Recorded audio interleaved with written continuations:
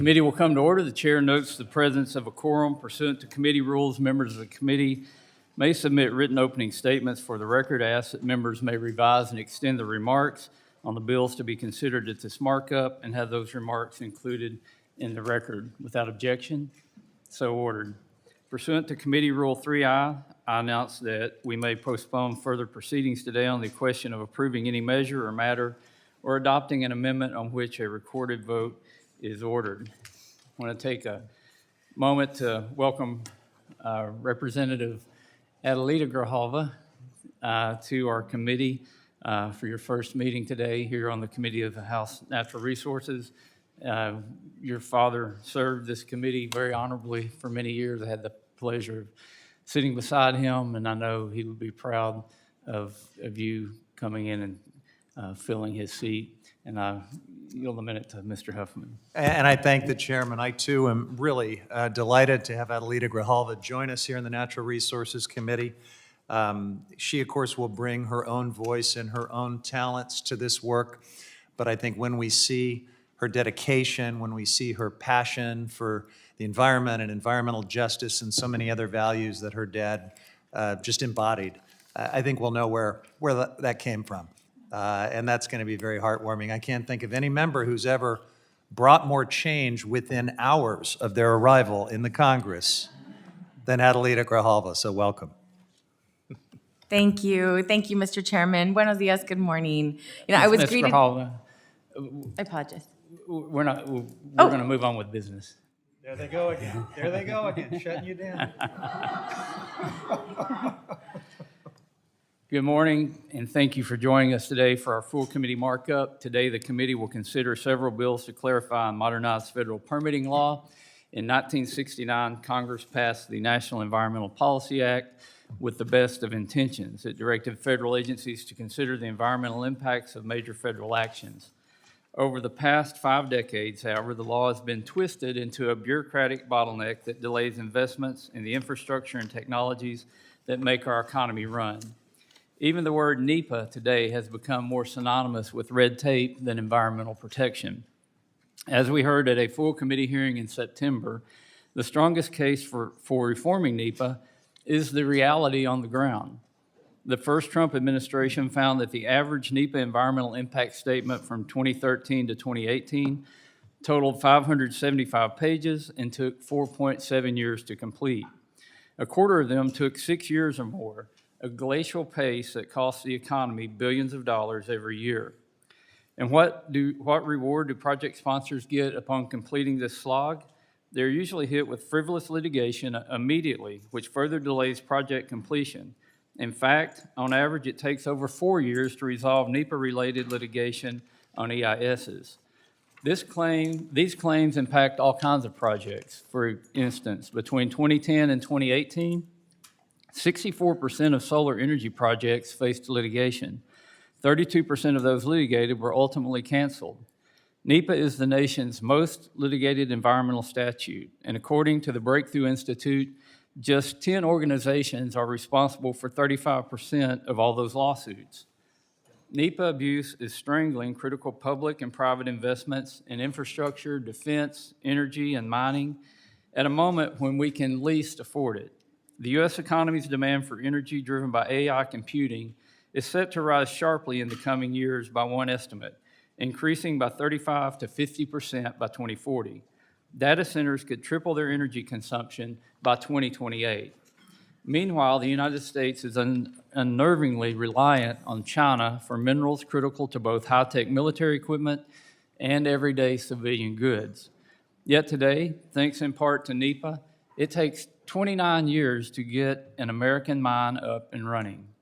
As committee members know, we have viable domestic deposits of the critical minerals that we need. Permitting delays cannot be the reason we fall behind our chief global rivals. And so, for the first bill we will consider today, we would restore NEPA to its original aim: robust, informed, and intentional decision-making that drives economic development. The Standardizing Permitting and Expediting Economic Development, or SPEED Act, would tackle a number of problems at the heart of NEPA dysfunction that is present today. It would restrict NEPA lawsuits to parties actually impacted by a project and establish reasonable filing deadlines. Additionally, it would codify key aspects of the Supreme Court's unanimous seven-county ruling clarifying judicial review in NEPA cases. It would align judicial remedies with the fact that NEPA is a procedural statute.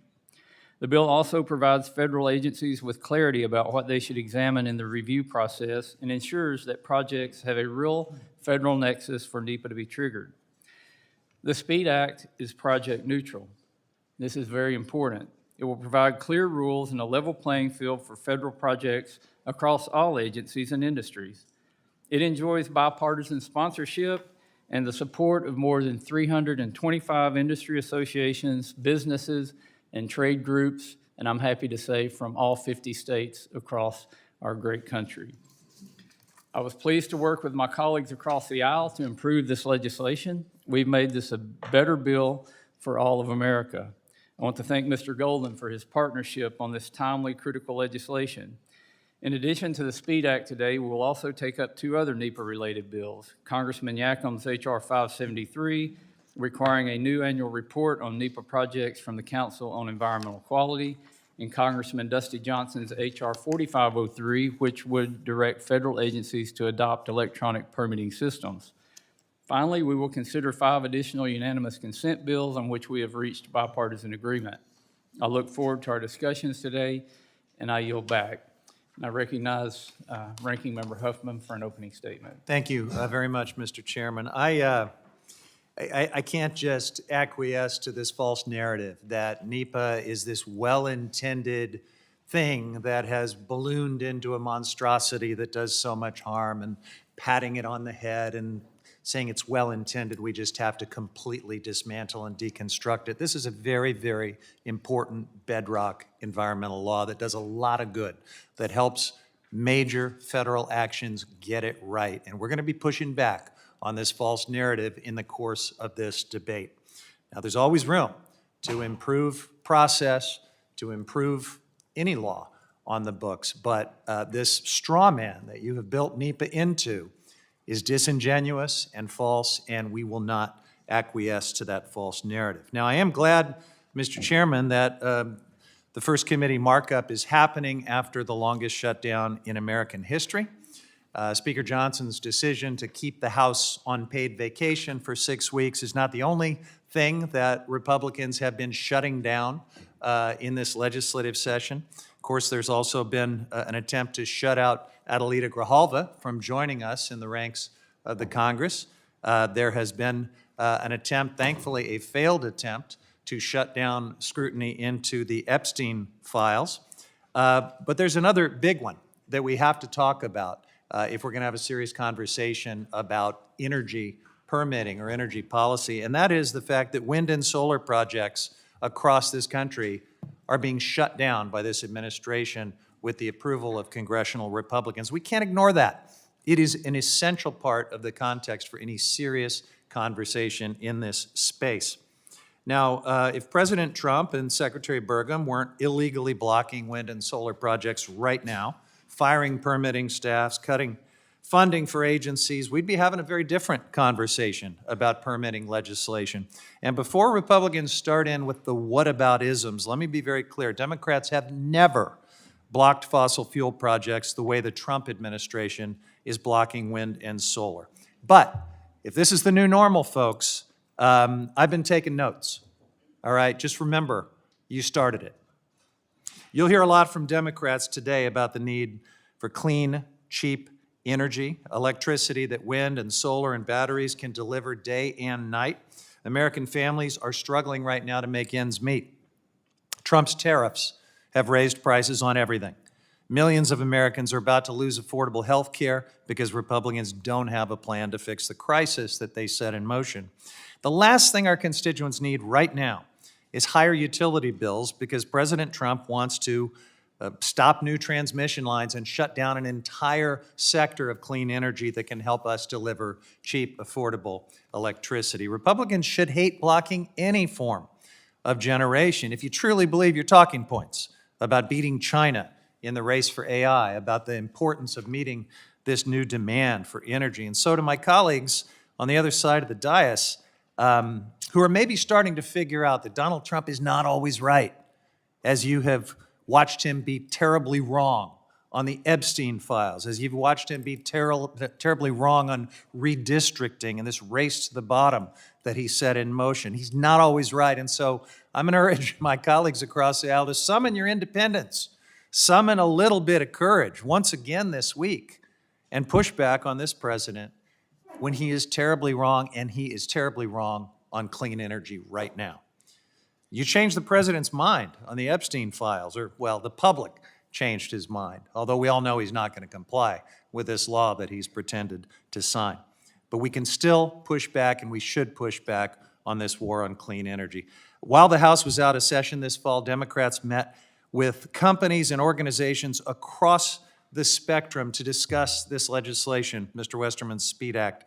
The American Petroleum Institute was probably surprised that I wanted to hear their perspective on this issue, but I believe in genuine engagement on issues, and it was helpful to hear that. Just as helpful to hear also from the views of fence line communities that live in the shadows of refining plants. And across these conversations, there was agreement that NEPA provides important benefits, benefits that force the federal government to take a hard look and carefully consider alternatives and impacts, benefits that provide transparency, benefits that provide community input and engagement. These are important pillars of NEPA that unfortunately are undermined in deeply disturbing ways by the legislation before us today. We'll be talking about it more as we go forward, Mr. Chairman, but unfortunately, the SPEED Act gets it wrong. With that, I yield back. Gentleman yields back, and pursuant to the markup notice, it is now in order to consider H.R. 4776, the Standardizing Permitting and Expediting Economic Development Act, or the SPEED Act. Without objection, the bill will be considered as read and open to amendment at any point. Does any member wish to be recognized for purpose of debate on the bill? Mr. Huffman, you're recognized. Thank you, Mr. Chairman. As I mentioned, over the last several months, my team and I have been meeting with all types of stakeholders, from clean energy developers and fossil fuel producers to mining companies, construction companies, environmental nonprofits, environmental justice champions, and tribal organizations. We've started these conversations in the same way I will start this one, by going back to basics and reminding everyone what NEPA actually is, what it does. NEPA is a tool that we use to ensure that federal decisions get it right, that they are grounded in science, transparent to the public, and protect and involve communities most impacted by those decisions. Pretty much everyone agrees with those principles. We talked to stakeholders about how over the last several years the landscape has been changing very fast. We have the Fiscal Responsibility Act, which implemented new timelines that are just now hitting the 2-year mark. Supreme Court, of course, with its 7-county infrastructure decision, and the Trump administration gutting CEQ and its unifying regulations, not to mention the firing and the forced retirements of permitting staff, some of whom are just coming back from furlough. So it is nothing short of chaos. And in the face of all that, Republicans on this committee have just refused to do any oversight. You should be asking, how is all that working? How's it playing out? So that we can have a clear-eyed understanding of what it means to move deeper into this so-called reform. But instead, you have us speeding ahead with a major overhaul of NEPA with repercussions that most members of this committee, let alone the public, don't even understand. Let's just take one example. Mr. Chairman, the SPEED Act would waive projects from review because they receive federal grants. Now, that may sound like sort of a modest, common sense thing. It's just money, right? But I wonder, Mr. Chairman, when I yield and you have your time, if you could tell us how many projects that would exclude each year, because that answer would surprise a lot of people. Maybe you could tell us what types of projects that would be excluded. That's very important. Would it, for example, exclude the Department of Transportation from being the lead agency for NEPA reviews of highway projects, since the action that currently triggers NEPA review for highway projects is funding, federal funding. There's lots of projects that would be exempted from NEPA if this seemingly innocuous rule took effect. we probably ought to understand those consequences and think about them. Because the experts that we've spoken to do think that this bill will upend the permitting review process that the Department of Transportation has honed over decades. I fear there may be more changes in the SPEED Act that might seem small, but have wide-ranging and detrimental ripple effects. And to the extent there are real problems to be solved, this bill doesn't get us there. In fact, it could make things worse for some developers, while also blinding the federal government to harms of bad projects. That's a lose-lose proposition. And it intentionally blinds agencies to the information they need to make durable decisions. It narrows analysis so severely that agencies could be forced to approve projects without any real understanding of the impacts or risks of those projects, setting developers up for legal vulnerability, community backlash, costly delays. It'll get you through or around the NEPA process, I suppose, faster. But what lies on the other side could be a train wreck. This bill's solution to all of these things is to simply let bad, erroneous, or even illegal projects just move ahead without any type of accountability. The judicial review section is so severe, I believe the federal government's analysis is going to be a little more than a checked box on an industry-branded DocuSign document that pretty much no one could ever challenge in a meaningful way. And so even if your lawsuit got through because you were smart enough and vigilant enough to demonstrate immediate harm on something that you had specifically commented about in this narrowed public review process, and you sued within 150 days, that action still can proceed and nothing can stop it under this bill as written. Now, in our meetings, we heard a real hunger for bipartisan permitting reform. This bill is not it. This bill is so extreme that there's simply nothing left in a meaningful way of NEPA if this were to become law. Now, Democrats are very interested in working constructively, in problem solving. We would love to have a meaningful conversation, but it has to start with ending the war on clean energy, which this bill does not do in any significant way. With that, Mr. Chairman, I yield back. Gentleman yields back. Mr. Stauber, you're recognized. Thank you very much, Mr. Chairman. I rise in support of H.R. 4776, which I am proud to co-sponsor. I want to begin by commending you, Mr. Chairman, as well as my good friend and Democrat colleague, Representative Golden, for developing a bipartisan, sensible, balanced permitting reform package that will allow us to build all kinds of important projects around the United States. I think we can all agree that our permitting system is broken and has been broken for a long while. It's almost as if our current permitting system is designed to block projects rather than build them. This is something that I think all my colleagues can agree with on both sides of the aisle. We should be able to agree on this bipartisan piece of legislation. The bill before us today is not designed to cut corners or weaken our permitting system. It doesn't weaken substantive environmental standards like the Clean Water Act, Clean Air Act, or Endangered Species Act, which are the basis of environmental protection here in the United States of America. This legislation is simply meant to address NEPA, which I would like to remind my colleagues is a process statute. NEPA has been weaponized for over a half a century, virtually from day one. In fact, the first lawsuit utilized to block a project under NEPA was filed a mere few weeks after the statute was signed into law.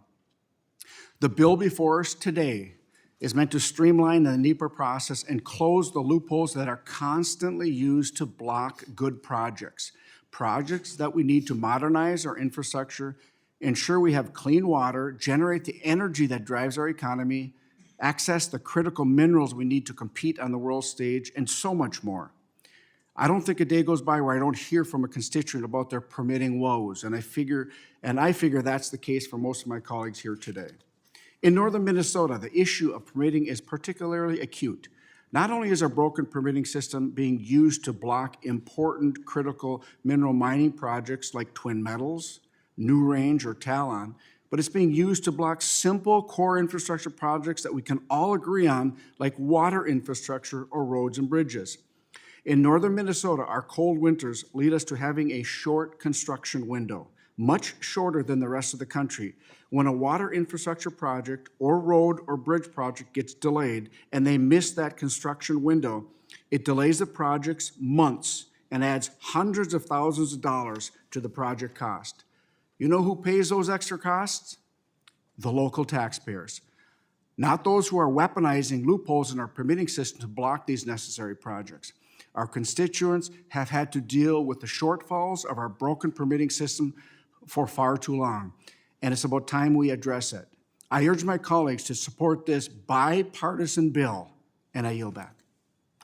Gentleman yields back. Is there further discussion on the bill? Ms. Hageman, or Ms. Randall, you're recognized. Thank you so much, Mr. Chair. I want to start by saying that I agree that a conversation about permitting reform is long overdue. Communities across the country, including those in my district, have felt the consequences of a permitting process that is far from predictable. Projects in my district have suffered from delays and uncertainty that undermines local development, infrastructure needs, and economic opportunity. That said, any conversation we have regarding the permitting process needs to be had grounded in a shared commitment to improving outcomes to the people we represent. I believe that everyone here wants to see permits processed more quickly so that our districts are able to receive the investments that they need and that they deserve. And I'm invested in engaging across the aisle with colleagues from every corner in the country to find a policy solution that addresses the concerns in my communities and in yours. But the Trump administration has not shown itself to be a good faith governing partner. This administration has recklessly decimated agencies. Tens of thousands of federal workers have lost their jobs for politically motivated reasons. And those who are still here go to work every day in fear that this could be their last day. Over $4 billion of congressionally appropriated funds illegally clawed back, including intentionally targeting clean energy projects, including in my state, and a levee project to keep 2 entire cities from flooding that is no longer the priority of this administration because FEMA would rather be rounding up people from the Department of Homeland Security would rather be rounding up people from the streets. The Trump administration has acted recklessly and dishonestly in revoking of permits and grants that would have helped much needed infrastructure be built in our districts. A hydrogen hub in my community, green energy projects in states like Wyoming and Oklahoma that would bring good paying jobs to the districts. Now the Trump administration's choices and decisions are driving up energy costs for everyone. In Washington state, families' utility costs have gone up by 13% under this administration, and gutting agencies that process permits while simultaneously gutting bedrock environmental policy does not bring us any closer to a genuine solution to our energy challenges, nor does advancing a bill that doesn't include safeguards to ensure clean energy will benefit from any proposed reforms. Tribes across the nation, including the 12 tribes in the district I represent, need people in this room today to increase government accountability and encourage more public input when it comes to decisions that impact their land, water, and natural resources. I'm committed to working on a real solution that addresses staffing shortages, tribal concerns, and does not favor oil and gas companies that continue to pollute our communities. Thank you, Mr. Chair. I yield back. Gentlelady yields back. The chair recognizes Ms. Hageman for 5 minutes. Mr. Chairman, as a proud co-sponsor of the SPEED Act, I urge all of my colleagues to support this important legislation. The bill before us today is a much-needed effort by Congress to modernize a statute, bringing it from the 1970s into the 21st century. In the absence of congressional action, our nation's permitting structure has been hijacked, morphing from what Congress intended NEPA to do and to mean, and being replaced by what agencies and courts want it to do and to mean. This situation has wreaked havoc on the U.S. permitting system, the very reason that 7 counties went to the Supreme Court for much-needed relief. It is very clear from the Supreme Court's decision that 7 counties was absolutely correct in the manner in which administrative agencies and courts had been misinterpreting and misapplying NEPA for literally decades. The modernization that we are pursuing adheres to the purely procedural nature of NEPA, to require project-specific focus and which provides reasonable judicial review, and it will move the United States much closer to a functioning permitting system, thereby ensuring that we are able to pursue development and projects to make everyone's lives better. To state it bluntly, there is absolutely no reason a much-needed rail project should fail simply because the project opponents don't like the commodity that would be shipped on that rail line. And the fact that NEPA could be distorted to actually further such an agenda tells you how far off the rails the courts have become. NEPA was never intended to be used that way, and it is time for Congress to act.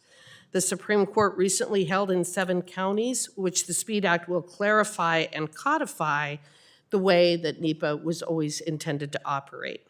This approach provides stability and certainty, both of which are needed to meet the ever-growing energy needs of our country, to win the AI race, to update and expand our infrastructure, and much more. The SPEED Act is designed to ensure that we can build the infrastructure and develop the energy we need to power this country. It is project agnostic, and one of the rare examples where Washington, D.C. is not selecting winners and losers, but rather making structural updates that bring benefits across every important sector that Americans rely on. While there are so many provisions in this bill of which I am supportive, I want to briefly highlight the reforms to the cooperating agency process. The provisions in here balance the need for speed with legitimate local cooperation, a balance that is strongly valued in the state of Wyoming. And just so everyone knows, Wyoming wants infrastructure projects and to pursue energy projects that actually work and that actually produce energy. We don't want our state to be turned into an industrial zone covered with windmills and solar panels. In Wyoming, our county commissioners and their joint association do an incredible job participating as cooperating agency. And this effort takes on even more importance when their participation shows how a rogue administration, such as the Biden administration, has manipulated locally and nationally applicable regulations for nefarious climate change agendas at the expense of the regulated community. I want to thank you, Mr. Chairman, for your leadership on the SPEED Act. We have a great work product here and one that is rightfully bipartisan, and I'm hoping that when it comes to the floor, we will have even more folks join us from the other side. I urge all of my colleagues to support modernizing NEPA through the SPEED Act, and with that, I yield back. Gentlelady yields back. Is there further discussion? Mr. Curry? Or Mr. Gray for California. Thank you, Mr. Chairman. The California State Water Project, remember, is one of the greatest water infrastructure accomplishments of the last 100 years. And it resulted in the development of the most productive and greatest agricultural valley in the world. Like many parts of the country, however, California has failed to maintain and expand a once remarkable system. If we funded every proposed water project in the Central Valley of California this year, we would be a decade away from seeing a final product. The current permitting process can take anywhere from several months to years as agencies sit on applications. This causes significant delays in not only approval, but initiation. In my district, water contractors and operators are investing millions of dollars in expanding water infrastructure projects to protect our farmers. A perfect example is the Los Banos Creek Detention Project in Merced County, which expands an existing reservoir to allow for storage, groundwater recharge, and conveyance. This non-controversial project is expected to take only 6 months to build. It was first proposed in 2012 when I was the first elected to the state legislature. Construction began this year in 2025. No project, especially one that is widely supported and non-controversial, should require over 10 years of paperwork. Some solutions are complicated, but some don't have to be. For example, no applicant should have to wait more than 2 months upon submitting an application to have the review process begin. The SPEED Act fixes this by setting a 60-day timeline to notify an applicant if their application is complete and to begin the process. Additionally, this legislation on the back end requires agencies to issue a final decision 30 days after completing an environmental document. Now, I know it sounds absurd that Congress needs to legislate agencies to move permits in such an efficient manner through the NEPA process. But this illustrates the seriousness of the problem. The process that we set up should ensure high-quality projects not be a tool to delay or stop projects. I want to thank Chairman Westerman for working with me to include common sense timeline language that would enforce agencies to move quickly on decisions and reviews. The SPEED Act is a good first step for accountability, transparency, and enforceable timelines. To actually deliver projects for the American people, we need similar legislation to address projects subject to other substantive reviews, including the Endangered Species Act, the Clean Water Act. If we fail to deliver on comprehensive, across-the-board permitting reform, the American people will continue to lose faith in our ability to govern and our ability to build. I look forward to working with the chairman and my colleagues in a bipartisan manner to ensure quality projects aren't held up by the bureaucracy and can be completed in a reasonable timeframe. Thank you, Mr. Chair. I yield back. Gentleman yields back. Is there further discussion? Mr. Biggett, you're recognized. Thank you, Mr. Chairman. Alaska may be the state with the largest landmass, but we also face some of the longest, slowest, and most unpredictable federal permitting processes anywhere in the country. And when permitting breaks down, it threatens our ability to develop energy, build roads, maintain critical minerals production, and even provide basic modern infrastructure for our rural communities. That's why meaningful permitting reform is not a partisan issue for Alaskans. It is a survival issue, and it is why the SPEED Act is so important. This legislation restores NEPA to what Congress intended, a procedural statute that requires agencies to take a hard look at environmental effects, but does not serve as a vehicle for federal agencies to impose policy preferences or de facto vetoes. Clarifying NEPA's purpose is foundational. It gives agencies confidence and direction, and it gives project applicants predictability. The bill also provides genuine efficiency by ending duplicative reviews. Alaska already has a strong state-level environmental set of laws, and when the federal government requires a second nearly identical analysis, it adds years to projects unnecessarily. The SPEED Act allows federal agencies to treat compliant state, tribal, or other federal processes as equivalent to NEPA when appropriate, saving time and taxpayer resources without sacrificing environmental protections. That matters immensely for Alaska's energy industry, our emerging critical minerals sector, and for major energy and transportation corridors in my state. Another critical reform in this bill is refocusing environmental documents on effects that are actually caused by the project, not speculative or far-removed impacts. Too often, agencies get pulled into issues that are separate in time or place, ballooning EISs into thousands of pages. That doesn't help the environment, and it certainly doesn't help the public understand what's truly at stake. The SPEED Act restores discipline to that process. Timeline certainty is another area where Alaska has been desperately seeking reform. The bill requires agencies to make completeness determinations quickly, to decide the appropriate level of review within 60 days, and to issue a final decision within 30 days of finishing the environmental document. And importantly, if agencies want to extend a review timeline, they now have to obtain the consent of the project applicant. That is essential in a state where missing a seasonal window can cost an entire year or more of progress on a project. The bill also strengthens the use of programmatic documents and previously completed environmental reviews.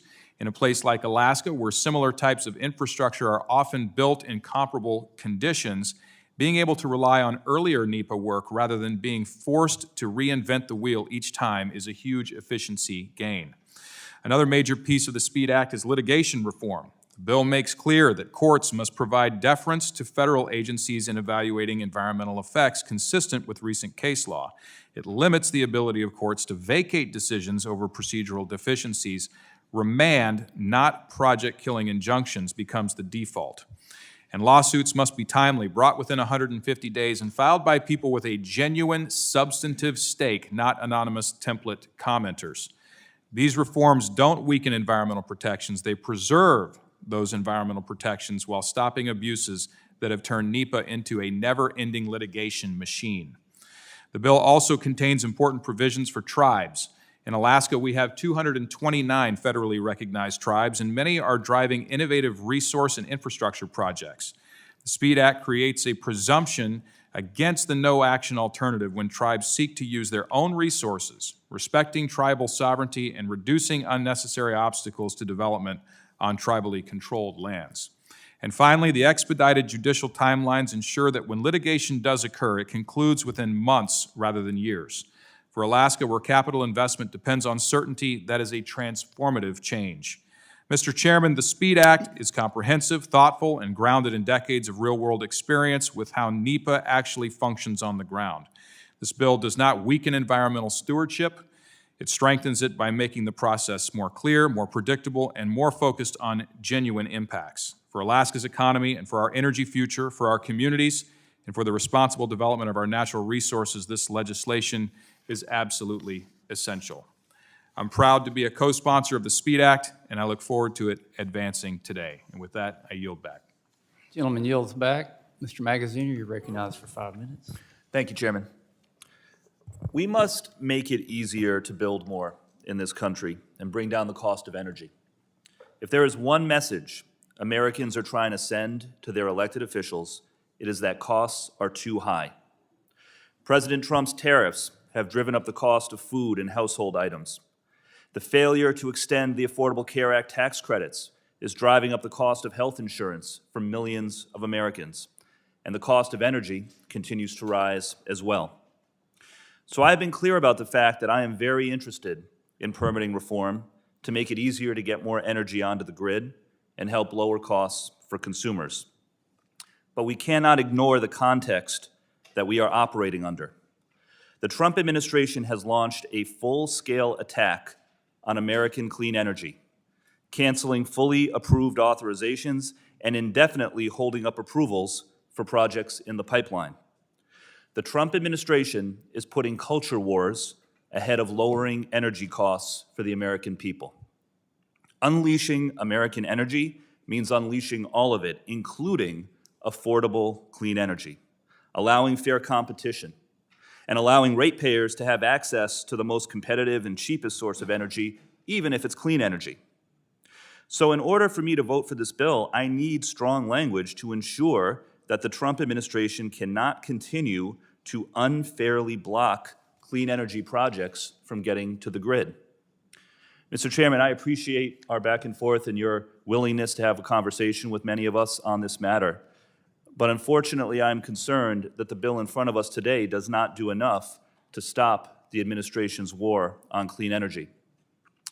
Today, I'll offer a series of amendments to restore the ability, to reverse the ability of the administration to discriminate against clean energy projects, to ensure that approved projects that have been revoked since the beginning of the Trump administration can get back on track, and to tighten up some of the NEPA reform language to ensure that environmental reviews maintain their integrity.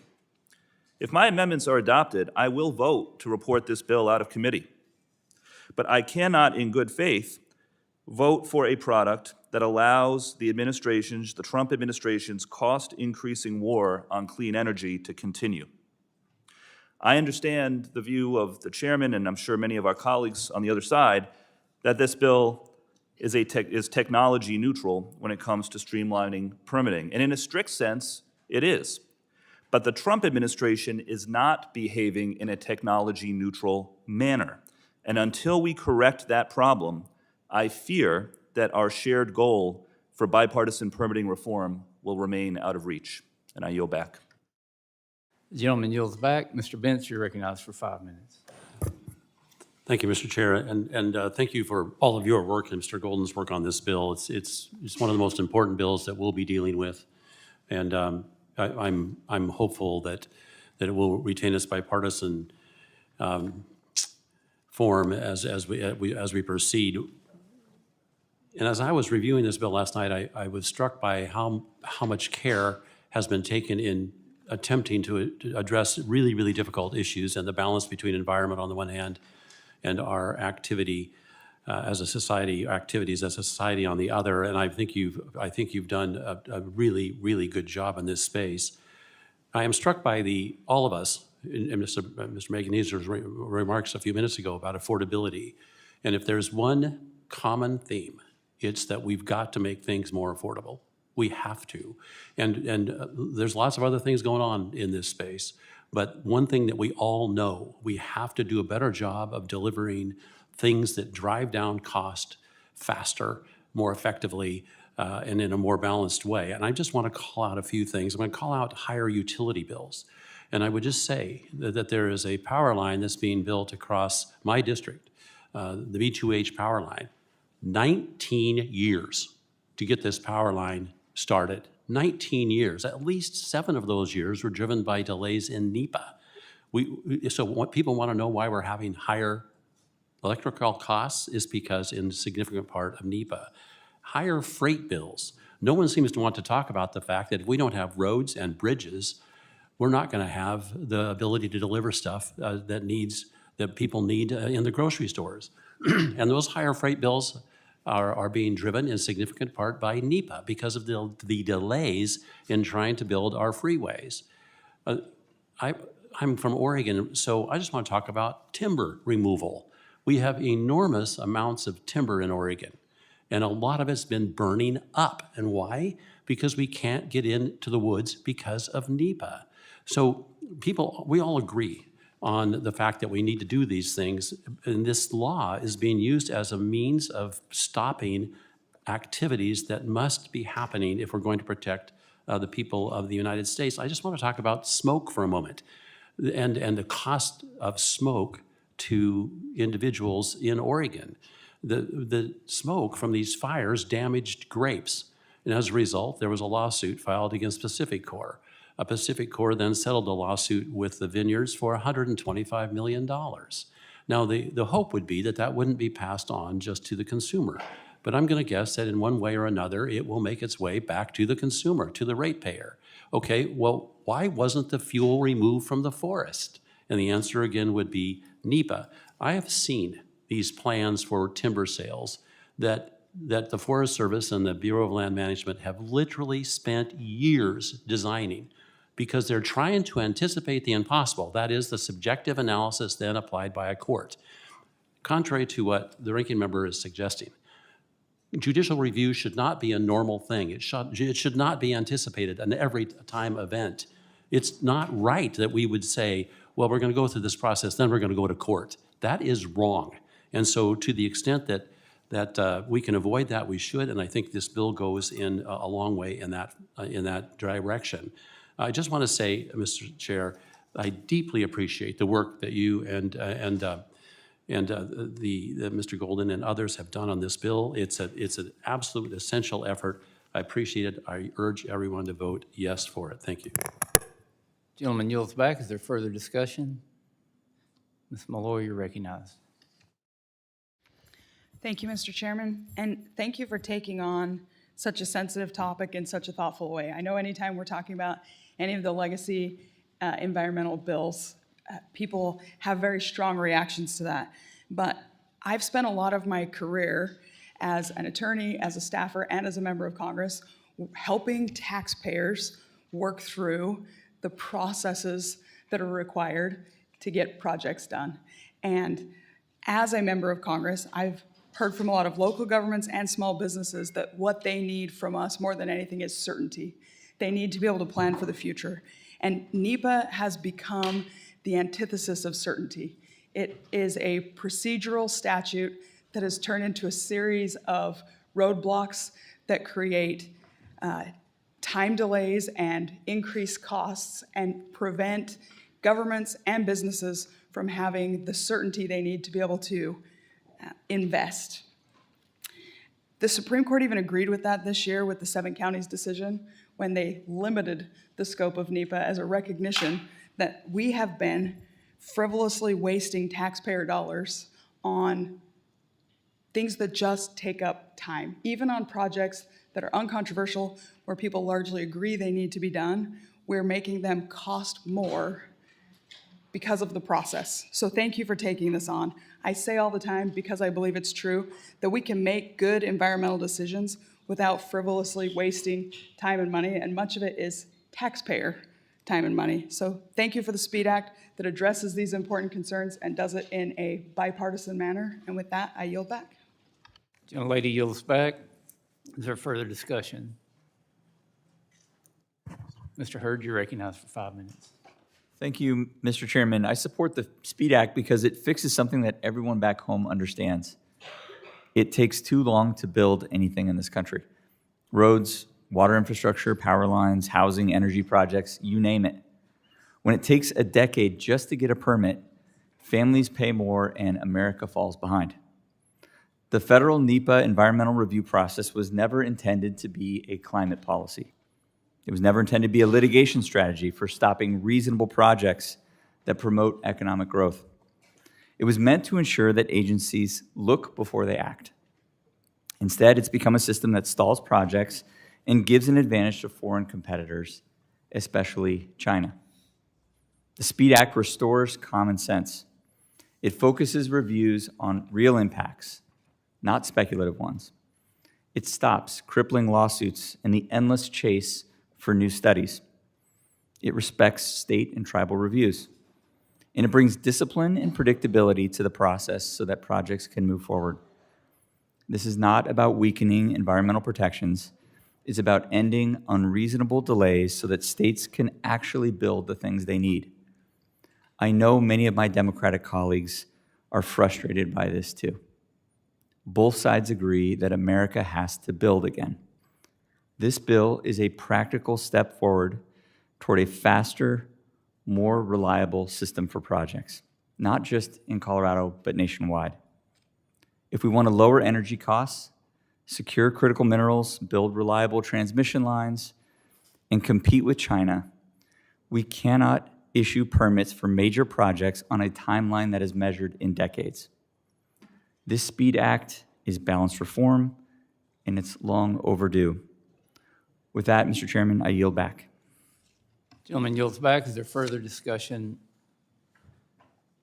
I recognize myself for 5 minutes and want to say that since this committee's legislative hearing on the SPEED Act in September, the momentum behind bipartisan NEPA reform has continued to build. And I want to say a special thank you to my colleagues on both sides of the aisle.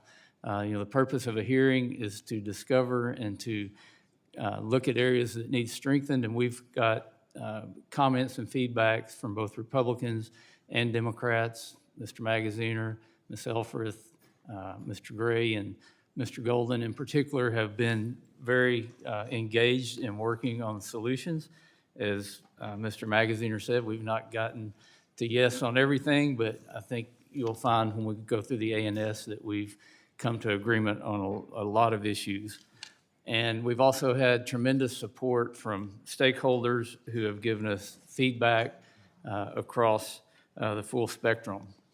As I mentioned, this is a bipartisan bill. When we started in September, we had 5 co-sponsors. Now we have 7 Republicans and 7 Democrat co-sponsors. It also has the enthusiastic endorsement of over 325 organizations, as I said, from every state in the union.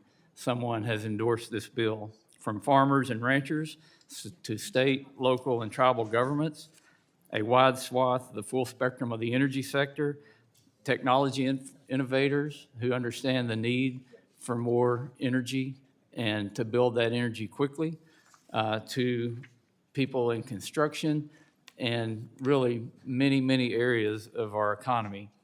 The broad support shows that NEPA presents a major challenge to nearly all sectors of our economy, hindering the priorities of Republicans and Democrats alike. I think we can say it hinders the priorities of Americans. As I've said many times, the NEPA process, while born of good intentions, has grown into a convoluted mess. Its modern characteristic results are not substantially improved environmental outcomes, but rather bureaucratic delays, excessive cost, and regulatory uncertainty.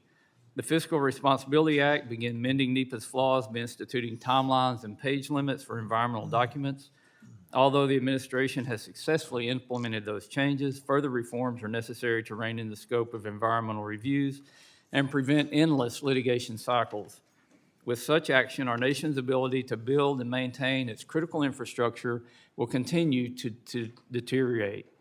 The SPEED Act, which I introduced alongside Congressman Golden, addresses these issues in a targeted manner to benefit projects across the board. First, the bill clarifies that agencies may consider only those environmental effects proximately caused by major federal actions, not those that are speculative or separate in time or place from the projects in question. This language codifies key holdings from the Supreme Court's unanimous 7-county decision, returning the scope of NEPA reviews to the statute's original intent. These reforms will shorten document lengths and project timelines and reduce frivolous litigation. Additionally, the legislation clarifies the definition of a major federal action by establishing once and for all that agencies cannot determine that an action is subject to NEPA solely because of federal funding. This will reduce the burdens on both private developers and agencies, allowing federal dollars to be spent more efficiently. The SPEED Act also helps ensure that the NEPA process is carried out fairly, regardless of the type of project seeking approval. Specifically, the bill prevents an agency from withdrawing an environmental document absent of a court order. H.R. 4776 will limit frivolous litigation under NEPA. The legislation tailors judicial remedies to reflect that NEPA is a purely procedural statute, a point repeatedly emphasized by the Supreme Court. Under the SPEED Act, courts can no longer block projects solely because of alleged procedural mistakes. The bill also requires NEPA claims to be filed within 150 days of the final action, and that claimant has meaningfully participated in the public comment process. Claimants also must prove that the challenged action will directly cause them harm. These reforms will prevent serial litigants from slowing projects with unfounded claims years after a permit has been issued. America is at a crucial point in history. We can either continue to lead the world in technology, in infrastructure, and in economic prosperity, or we can get overtaken by our adversaries. Our economy is suffocating beneath the mountains of red tape NEPA has heaped upon the nation over the decades. We must thoughtfully clear the way for America to unleash its vast natural resources and begin building again. With its bipartisan support and project-agnostic approach, the SPEED Act will create the stability and clarity needed to spur investments across the country. Again, I want to thank Representative Golden for his crucial work on the legislation, as well as all my other colleagues who have stepped across the aisle to shape this urgently needed reform. I urge my colleagues to support the SPEED Act, and I yield back. Is there further discussion? Mr. Kennedy, you're recognized. Thank you, Mr. Chair, for your leadership in pioneering NEPA reform through your SPEED Act. I've been in contact with our counties, local industries, and infrastructure coalitions throughout Utah and received staunch support for the changes proposed by the SPEED Act. Utah feels the weight of extended wait times, accumulated costs, and the frustrations that come from lack of progress with federal agencies. We've been one of the fastest growing states in the union, and we need to be able to keep up with this growth with an equal level of production. The SPEED Act would bring about the changes needed to streamline NEPA, emphasizing common sense solutions. This is not a question of party, but of meeting the needs of our ever-expanding, ever-growing nation. I urge my colleagues to vote in support of this bipartisan bill and yield back the rest of my time. Thank you, Mr. Chair. Gentleman yields back. Ms. Ansari, you're recognized. Thank you, Mr. Chair. I rise today in strong opposition to the SPEED Act. Let's just be honest about what this bill is: pro-polluter and anti-community, and completely disconnected from what Americans actually need right now. It guts environmental protections, cuts communities out of the process, and does not make life meaningfully better for American families. NEPA exists because communities demanded accountability after decades of environmental disasters. We have to be smarter about how we modernize, but this is just reckless. Democrats are not opposed to permitting reform. We've been asking for real, meaningful reform that reduces duplication, improves coordination, is more responsive to communities, and gets clean energy, solar, wind, transmission, built faster so that families can finally see relief in their energy bills. But that's not what this bill does, not even close. This bill shrinks the definition of a major federal action so drastically that entire categories of high-impact projects would escape meaningful review. It ties agencies' hands by restricting what science they're even allowed to consider. And it guts judicial review, leaving communities, especially low-income, rural, and tribal communities, with almost no recourse when the government gets it wrong. That's not streamlining, it's silencing. On top of all of that, not one provision will meaningfully address transmission bottlenecks or the backlog of affordable wind and solar projects waiting to come online that are being unfairly targeted by the administration just because the president holds a grudge. Instead of focusing on real solutions, Republicans are pushing a bill that fast-tracks polluters and leaves families paying the price with a worsening climate crisis, polluted air, and poisoned drinking water. The American people are already struggling with high costs. They don't need political theater. They need policies that actually lower their energy bills and strengthen our grid. When Republicans waste time on proposals that don't move the ball forward on clean energy, working families are the ones who suffer. They pay more at the pump, more for electricity, more for heating and cooling. We should be laser focused on getting affordable, resilient, clean energy deployed now, not distracted by partisan bills that make things worse. If we are serious about lowering costs, serious about the climate, and serious about strengthening American energy independence, then we need permitting reform that actually works. Reform that respects communities, uses science, speeds clean energy, and keeps polluters accountable. The SPEED Act fails all of those tests. For these reasons, I strongly urge my colleagues to oppose this bill and get back to work on reforms that actually deliver for the American people. I yield back. Gentlelady yields back. I ask unanimous consent to enter into the record support letters for the SPEED Act from the following groups: American Clean Power, the American Council on Renewable Energy, the Business Council for Sustainable Energy, C3 Solutions, Citizens for Responsible Energy Solutions, the Clean Energy Buyers Association, ClearPath Action, Geothermal Rising, and the Zero Emissions Transportation Association. The common theme between these organizations is that they all will benefit from this legislation due to its unbiased nature and all the above approach to permitting reform. Without objection, so ordered. Is there further discussion? Ms. Leger-Fernandez, you're recognized. Thank you, Mr. Chair. From oil in the Permian Basin to the wind blowing on our eastern plains, New Mexico is an energy-dominant state. I probably have one of the top, if not the top, energy-producing districts on this committee. So New Mexicans in my district know how critical it is for our economy to have the federal government process permits efficiently and fairly so we can get these projects built. And our permitting process is by no means perfect, and I want to make it faster and better. But we also need to make sure we get renewable projects built faster because they save money for American families. And what we are seeing across this country is people cannot afford their utility bills. We need to make sure we address these rising costs, and in doing so, we need to acknowledge that wind and solar are providers of affordable energy. They help bring the costs down. But under President Trump, our permitting process is complete chaos for renewables, and it's not because of NEPA.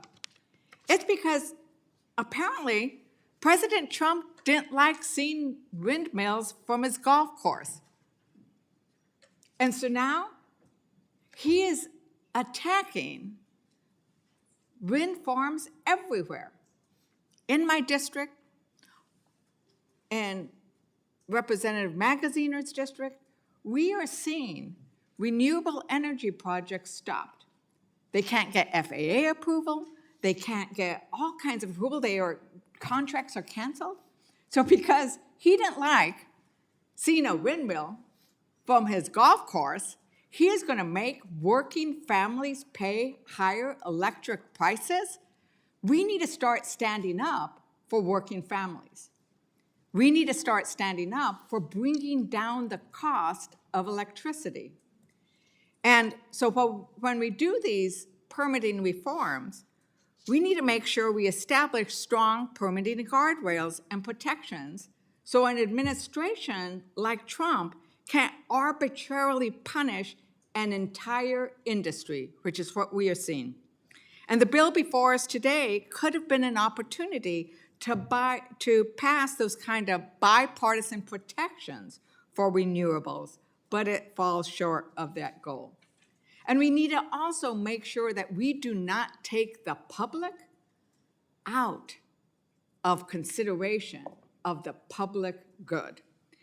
And so while I am in favor of increasing the speed of our permitting process and the efficiency of our permitting process, I want to make sure it is also fair and always puts the public first. And with that, Mr. Chair, I yield back. Lady yields back. For further discussion, Mr. Hernandez, you're recognized. Thank you, Mr. Chairman. As I've said before, one of my top priorities is reconstructing Puerto Rico's energy grid, and having that as a priority allows me to tolerate measures that I would not otherwise tolerate with regards to environmental protection. However, after consulting with our stakeholders related to the possible impact of this bill, they've let us know that it would not have much of an impact in accelerating the island's energy grid reconstruction. So I would prefer a more bipartisan bill that reflects a broader spectrum of bipartisan views. But I generally agree with the purpose that we need to accelerate the deployment of energy in this country while balancing the interests of environmental protection. And with that, I would like to yield the remainder of my time to Ranking Member Huffman. I thank the gentleman from Puerto Rico. As several of my colleagues have pointed out, that there's two major flaws in this legislation before us. The first is that it does nothing to end the war on clean energy, nothing at all to undo these arbitrary and reckless revocations of previously approved projects, all the different ways in which President Trump has arbitrarily and recklessly shut down clean energy projects that could bring huge amounts of energy onto the grid, affordable, clean, reliable energy. Until the bill fixes that problem, it's going to be hard to get very many Democrats at all to support it. The second problem is the way the bill goes way too far in constraining environmental reviews, in eliminating, in some cases, transparency and public input. And we don't have to wonder what it looks like when you take away transparency, when you take away public input, when you make it impossible to stop a wrong-headed project that the federal government just decides to do, even if it's illegal, even if it's a crazy idea, when you make it impossible to scrutinize or stop that. We have a perfect example, and it is the East Wing of the White House, right here. This is what happens when there's no transparency, when there's no scrutiny, when there's no input, when there's no way to stop a dumb idea from moving forward because you've done something like this to the NEPA process. And so, folks, as we go forward, we're going to offer amendments from Democrats that will fix both of these glaring deficiencies in the bill. We will give you an opportunity to push back on President Trump's war on clean energy, and we'll give you an opportunity to put some meaningful guardrails on this bill when it comes to transparency, when it comes to public input, when it comes to remedies to stop a really bad or illegal project from moving forward. We will help you fix this bill if you'll work with us and consider our amendments. But if you won't do that, if you've just got the partisan blinders on, if you fear that call from the White House, if you work with Democrats to make this bill better, then folks, you need to think about this East Wing reality coming to a project near you, coming to the next refinery or the next major freeway project, or the next LNG facility or petrochemical project in a place like Cancer Alley.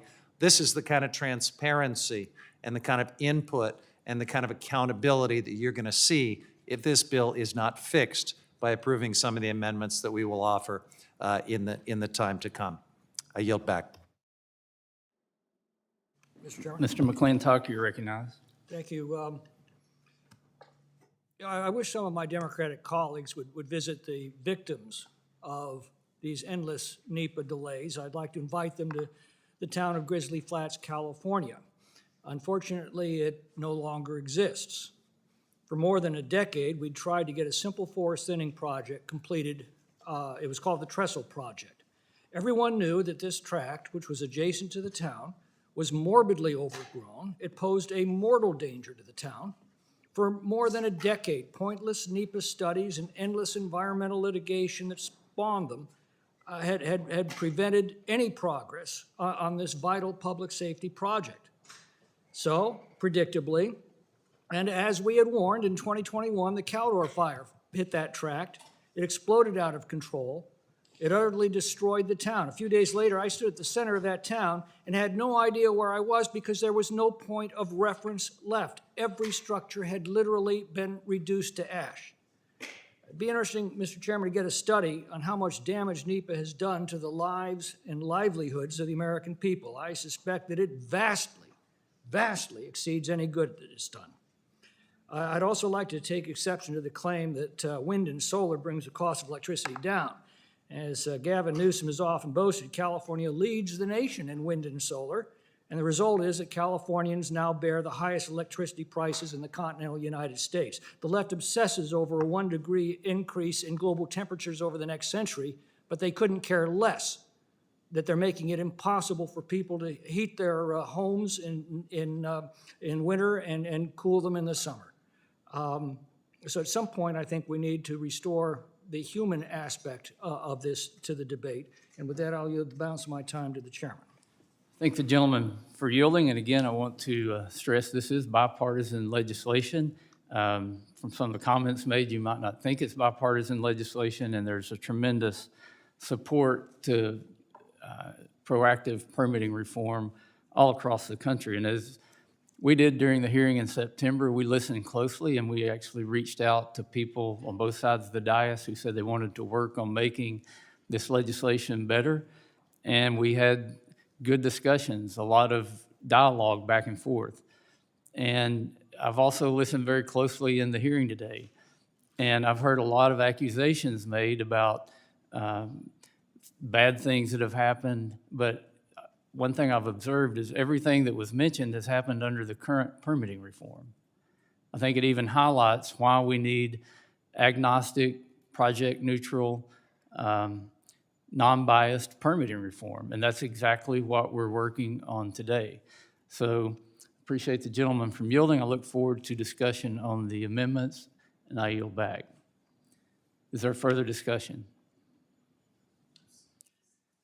If there's no further discussion, it is now in order to consider amendments to H.R. 4776.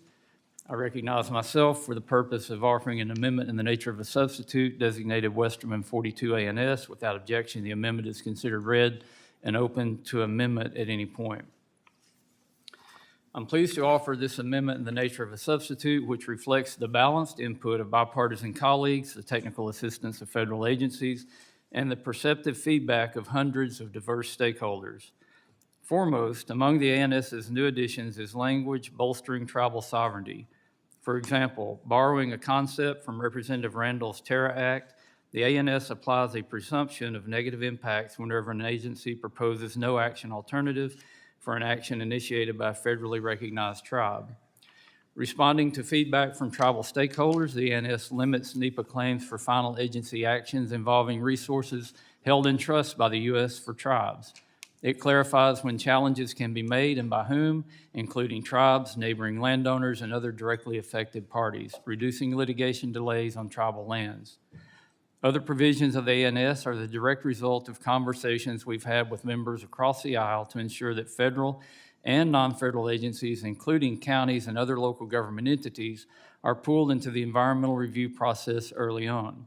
To that end, the ANS requires federal and non-federal agencies to meet right away to develop deadlines for NEPA review and all other necessary authorizations. But those are not the only streamlining features. To expedite projects involving multiple cooperating agencies, for instance, the ANS requires agencies to conduct concurrent reviews of all authorizations, thereby avoiding unnecessary delays. Additional bipartisan language in the ANS requires firm deadlines for agencies to respond to project applicants. Agencies are required, for example, to certify application completeness within 60 days and to ensure that the NEPA process begins promptly thereafter. Such changes address bipartisan concerns about pre-NEPA permitting delays that have been repeatedly raised in this committee. Similarly, the ANS requires final agency actions to be executed soon after the requisite environmental documents are completed. The ANS also codifies the practice of allowing agencies to utilize and tier off of previously completed environmental documents. This approach has been employed by both Republican and Democrat administrations over the years to simplify the permitting process. Additionally, the ANS includes improvements to the bill's judicial review section that incorporate feedback from both stakeholders and members across the aisle. Since our legislative hearing on this bill back in September, we have received considerable feedback from members of Congress, federal agencies, and other stakeholders. I again want to thank my colleagues on this committee, both Republicans and Democrats, for their willingness to engage constructively. This ANS reflects much of the input we have received, and I hope it will encourage more of my friends on the other side of the aisle to vote with us to fix our broken permitting system. For those reasons, I urge all my colleagues to support the ANS, and I yield back. Is there further discussion on the amendment? There's no further discussion on the amendment. It is now in order to consider amendments to the ANS to H.R. 4776. I recognize the gentleman from Colorado, Mr. Hurd, for the purpose of offering an amendment designated Hurd 32. Without objection, the amendment is considered read. Thank you, Mr. Chairman. I urge my colleagues to support this amendment. I am the chair of the Indian Insular Affairs Subcommittee here in House Natural Resources, and this was an issue that was brought to us by a number of our tribal stakeholders. This amendment adds clarifying language to the section of the bill that is titled Actions for Use of Tribal Trust Resources. This section is an important part of the SPEED Act's streamlining provisions. It provides relief for tribes while also respecting the unique status of tribal trust lands. The amendment that is in Hurd 032 makes a small but meaningful clarification. It simply specifies that this provision applies only to lands that are already in trust at the time of the final agency action. This helps the section function as intended and will help to clarify congressional intent. It's important to note that this amendment does not change the structure, mechanics, or policy direction of this section. It simply ensures that the text is precise and not subject to misinterpretation. By focusing the provision solely on projects that occur on existing trust lands, the amendment maintains the SPEED Act's core objective, which is preventing unnecessary or obstructive NEPA litigation, and it provides NEPA relief to tribal communities seeking to develop their own resources for the benefit of their people. As I mentioned before, tribal stakeholders expressed the need for this clarification, and this amendment simply reflects that input. This is a narrow and precise adjustment that would honor their feedback.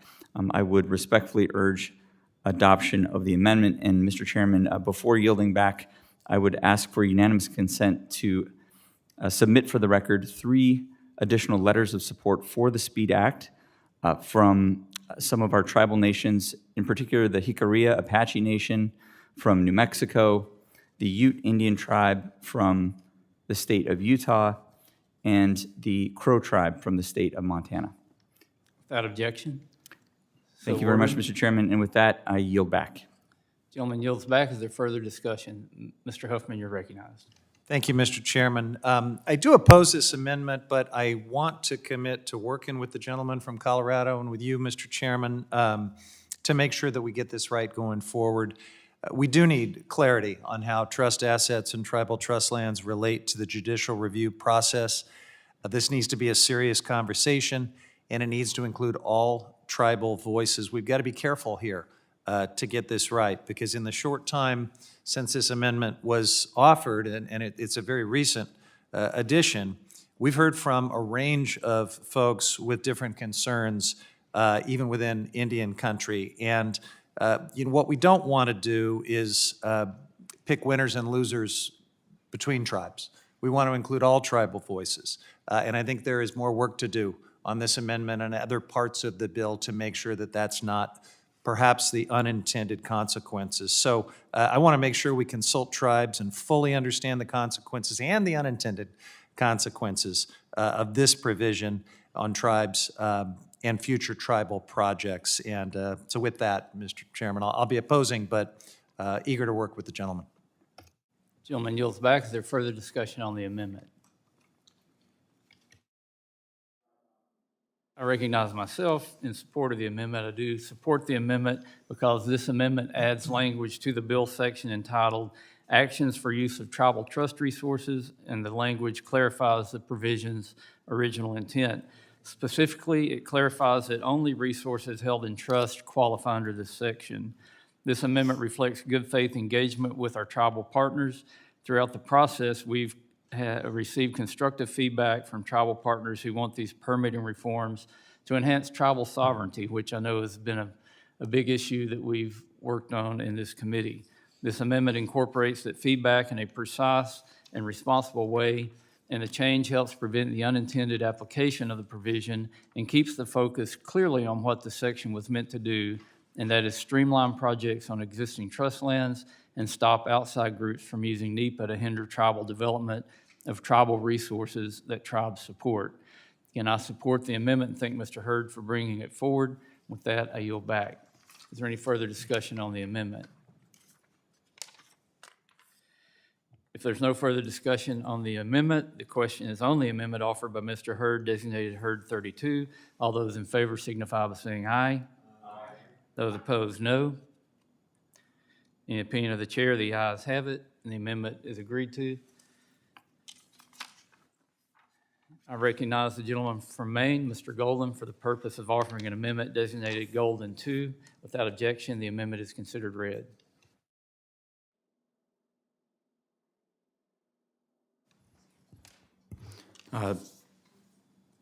Sorry, do I now have to do the procedural? I have an amendment at the desk. All set, ready to go. We're good. You're recognized for I the can speak amendments, on it. Bill. Thank you.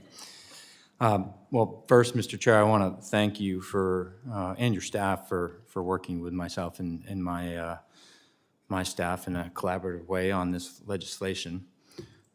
This is something that many of us here in the committee or in the Congress have talked about, permitting reform, talked about as essential to ensuring that we can build things at the pace that we need them. Most importantly for me is that this bill treats all projects equally, whether it be a solar farm or an LNG pipeline. However, in our conversations with stakeholders and other members on this panel, an additional need became clear. That is that we should do more to ensure that once a project is approved, it cannot later be revoked due to political disagreements or considerations or for reasons that are unrelated to the merits. We've seen this problem over several administrations, and projects that have previously won approval have at times later been rescinded or revoked by subsequent administration without clear, convincing, or objective reasons for doing so. This amendment will address that problem by preventing agencies from rescinding, withdrawing, or terminating authorizations without specific criteria that would justify such an action. So if the criteria are met and the agency takes such an action, the agency needs to be providing a clear and convincing, rational, or good evidence for the action. And there also needs to be prior notice to the project proponent. So any agency cancellation would also be subject to judicial review. The amendment here will continue to ensure that all projects are treated fairly and equally. And with that, I would yield back my time. Anyone that wants it can have it. Thank you. The gentleman yields back. Is there further discussion? Mr. Stauber, you're recognized. Mr. Chair, thank you very much. I rise in strong support of this amendment, which I am proud to offer with my good friend and colleague, Representative Golden. For well over a year now, Republicans on the Natural Resources Committee have sought to work with everyone to gather ideas and feedback on this permitting package, ranging from members on both sides of the aisle to project sponsors who are trying to build here in the United States and the communities where the projects are located. And that just doesn't include so-called Republican projects or so-called Democrat projects. It includes all types of projects. This bill is meant to be project neutral, not favoring one or the other. Especially since this bill was introduced earlier this summer, we have sought to work with Democrats to make this a truly bipartisan package that does not favor one party's priorities over the others. We've had good conversations, constructive conversations with our colleagues on the other side of the aisle, and I genuinely want to thank those who were willing to sit down with us and engage. In these conversations, one of the biggest points we have been able to agree on is the need to provide certainty to project sponsors who are trying to build here in the United States of America and protect against political swings when control of government changes from one party to the other. The amendment before us today reflects those conversations. This amendment seeks to build upon and protect certainty by preventing politics from getting in the way of good projects. It provides safeguards that projects approval, once granted, will not be pulled back for arbitrary reasons. It helps take politics out of the permitting system. This is something both Republicans and Democrats alike can agree on. Once a project is approved on its merits, it should be able to move forward, plain and simple. If we don't have this certainty, how are we to expect that project sponsors will want to spend millions or sometimes even billions of dollars to build here in the United States? I believe this amendment reflects a good faith effort by the majority to work with our colleagues on the other side of the aisle. And I truly want to thank not only Representative Golden, but all of my Democrat colleagues who were willing to engage in this discussion. I urge all my colleagues to support this amendment, and I yield back. Gentleman yields back. Is there further discussion? Ms. Elfreth, you're recognized. Thank you, Mr. Chair. I want to thank the makers of the amendment as well. There are two things I think that are clear from the opening remarks and everybody's contributions today. NEPA is the bedrock law for environmental protections and government transparency, but there are also severe inefficiencies in the current process, inefficiencies that have led to unacceptable delays in critical projects in every one of our communities that simply must be addressed. And we should not, any of us, settle for a permitting process that drags on for years or decades. We should not accept federal permitting done entirely on paper in the year 2025. We can and must reform the permitting process to both meet environmental standards and get big projects done faster. And I agree with what's been said on both sides of the aisle today. We have to be a nation that can do big things again. That's why myself and several of the Democratic colleagues on the dais today have been earnestly negotiating with the chair ahead of this markup. Our offices worked in good faith, drafting language to address quite a few concerns. We had a long list. And Mr. Chair, I want to thank you sincerely and your staff for working diligently to try to address those concerns. This manager's amendment does get to the heart of one piece of that, which is certainty. And as Mr. Stauber said, that's a critically important piece of this reform package, certainty for our communities and certainty for the industries that it impacts. Our goal is to shape language to ensure all projects, regardless of industry, have a fair shot at being considered for federal permits. The language in the manager's amendment is reflected of those weeks of negotiation, but I want to make clear that there are still some outstanding pieces that have yet to be resolved. The language in the manager's amendment on permit certainty makes clear that agencies are not allowed to unilaterally and retroactively cancel permit authorizations without judicial recourse. And that's important, and I want to thank the makers of the amendment. But there are still questions surrounding the beginning of the permitting process. Who decides what permits actually get reviewed, and what powers do agencies or presidents have to unilaterally ban consideration of permits from certain industries? For instance, a new policy set by the Department of Interior this summer effectively stops renewable energy applications from even being considered. A July 15th memo from Interior directs permitting offices to change their application review processes for only renewable energy projects. The memo requires an additional 3 levels of review, including from the Secretary of Interior himself, for every step of the permitting process. Permitting staff can't even post a notice on the Federal Register without the Secretary's permission under this new guidance. Experts have confirmed that these requirements would ostensibly halt all consideration of renewable energy permits. These reckless decisions by the Trump administration have resulted in the cancellation of critical renewable energy projects across this nation, including projects that are 80% complete, like in Mr. Magaziner's district. But it's important to note that not just clean energy, the clean energy industry is concerned about this issue of parity. Both the oil industry and gas industry and the clean energy industry are asking for language and speed to ensure tech neutrality.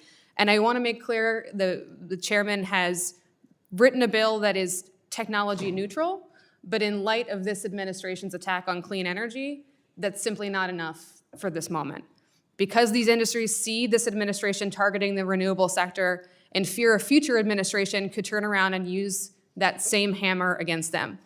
That's why the language to address parity across industry is so critical. And while we have not yet landed on final language, we continue to make progress. I look forward to continue to work with the chair and his staff, our staff as well, to make sure that we get not just the certainty that's addressed in this manager's amendment, but also parity across industries into the final product of the bill. And this collaboration is an opportunity for real progress on an issue that's plagued many of us in gridlock Congress for too long. And I support the amendment. With that, I yield back. The lady yields back. Is there further discussion on the amendment? Mr. Chair. Ms. Leger-Fernandez. Mr. Chair, we're all quickly reading the amendment now, and I think we're all realizing that it is right in the, it is moving in the right direction, because that's what we need, is we need certainty. And especially in a place, as I described earlier, like my district, where I have all forms of energy production, and all forms of energy production are important to our state and to our consumers. But we also need to recognize that when we interfere with renewable energy projects in a manner that is apparently vengeful, or we don't really understand why, right? And my colleague has set out the record of where they are actually targeting these. And for those of us who are doing everything we can to lower the cost to consumers, we need to make sure we continue to move these renewable energy projects forward. And rather than relying on anecdote of what somebody pays or not pays in California, and the reasons for that, I would seek unanimous consent to enter into the record a June 17th, 2025 article with the title, "Wind and Solar Energy Are Cheaper Than Electricity from Fossil Fuel Plants," that is in the Scientific American, which is based on data. That objection, so ordered. And I think a key statement in here is that, you know, it talks about the need for most competitive form of generation, and that renewable energy, open quote, will continue to play a key role in the build-out of new power generation in the U.S. This is particularly true in the current high power demand environment, where renewables stand out as both the lowest cost and quickest to deploy generation resource, close quote.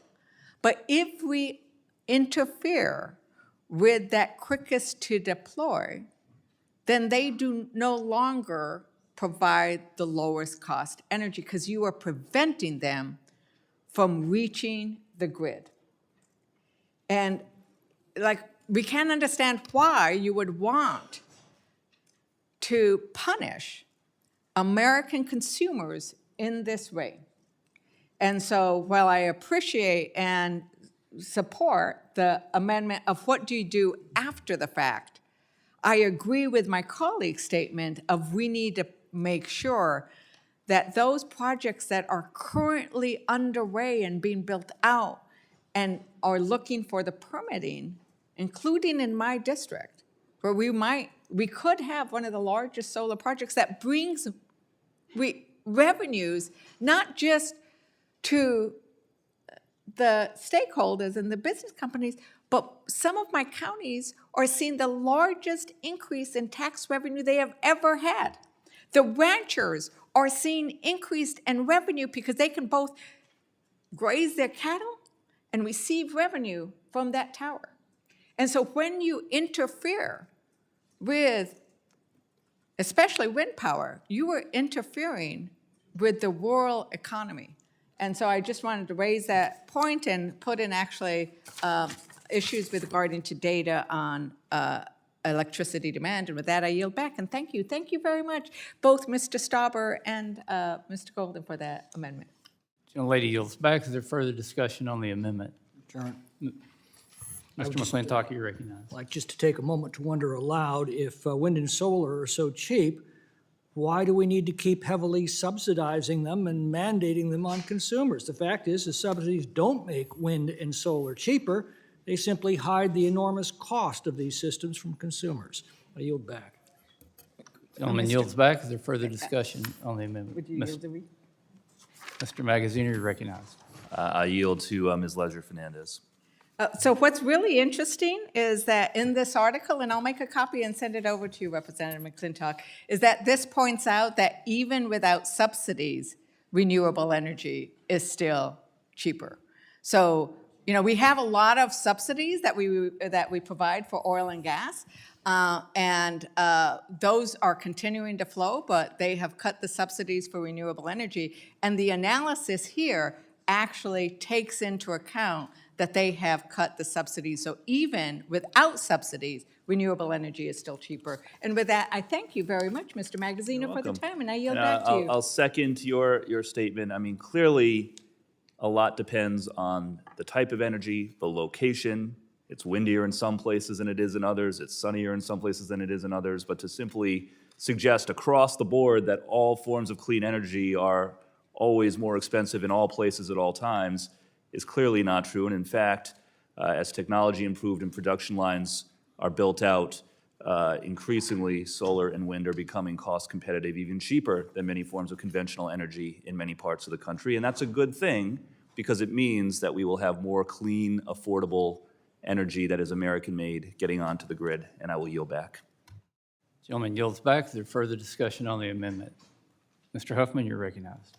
Thank you, Mr. Chairman. It is always a little bit rich to hear, the selective concern about subsidies from folks who just voted to massively discount the royalties, the already low royalties on coal, and voted to give away millions of acres of land to the dying coal industry that can't even compete economically on its own. So let's take that at face value.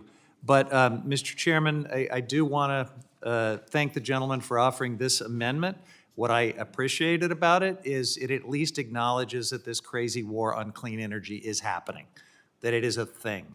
Now, I have questions and concerns about this amendment, and I feel like it's in no way adequate to address the crazy war on clean energy.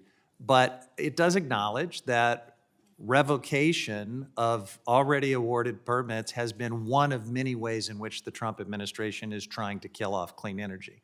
And that's hurting consumers in places like New England. It is costing thousands and thousands of jobs. It is trying to kill off an entire sector that will make us more competitive globally. It just makes no sense. And so it is a good thing, I suppose, to say that you should not do this anymore going forward, but it doesn't do anything to undo retroactively all the damage that's been done from these revocations to projects all over the country.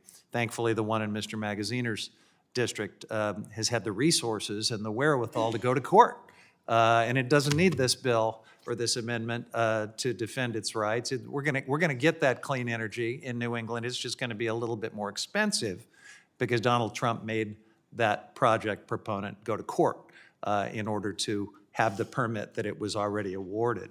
But the problem is not stopping future retroactive revocations. The problem is ever getting clean energy projects to the permitting process under this administration. They're just categorically, as Ms. Elfreth said, saying, no, we won't even consider you. That's the problem, and that continues to be the glaring deficiency in this bill. It does nothing to stop the myriad ways in which the Trump administration is not even allowing clean energy projects to get into the queue and to move forward and have a fair chance at getting that permit. So, retroactive revocation is just one small part of the problem. We will never get permits to be revoked unless we confront the bigger problem of the Trump administration's crazy war on clean energy. With that, I yield. Gentleman yields back. Is there further discussion on the amendment? I recognize myself, and I support this amendment. And again, want to thank my colleagues on the other side of the aisle for bringing it to us and working with us to craft it into a workable provision. Mr. Golden, thank you so much for your efforts on this. But it wasn't just Mr. Golden by himself. This came out as a major issue, and I was told it was the issue. If we could get certainty in the bill, then people would be much more comfortable with the bill. And if at one point I assumed that if we got this certainty provision in the bill, it would bring on a lot more support for the bill. And I think it will, not only in this committee, but in our conference or in the House as a whole and across the country. And there's a couple of things being debated here, the idea of certainty and the idea of parity. This amendment is about certainty. Now, I'll contend that the bill is all about parity. And there's a lot of talk about different forms of energy, mainly wind and solar, saying this bill doesn't have parity for wind and solar. This bill is tech neutral, it's project agnostic, and I contend it is the most fair bill and language with parity that we've had in this committee. When we talk about certainty, this is something I think everybody should agree on. The opposite of certainty is obviously uncertainty, and that's the world we live in right now, the world of uncertainty. If I have a good idea and want to build something in this country, will I be able to build it? Not only will I be able to build it, will I be able to build it on a timeline where it actually has a financial return to it?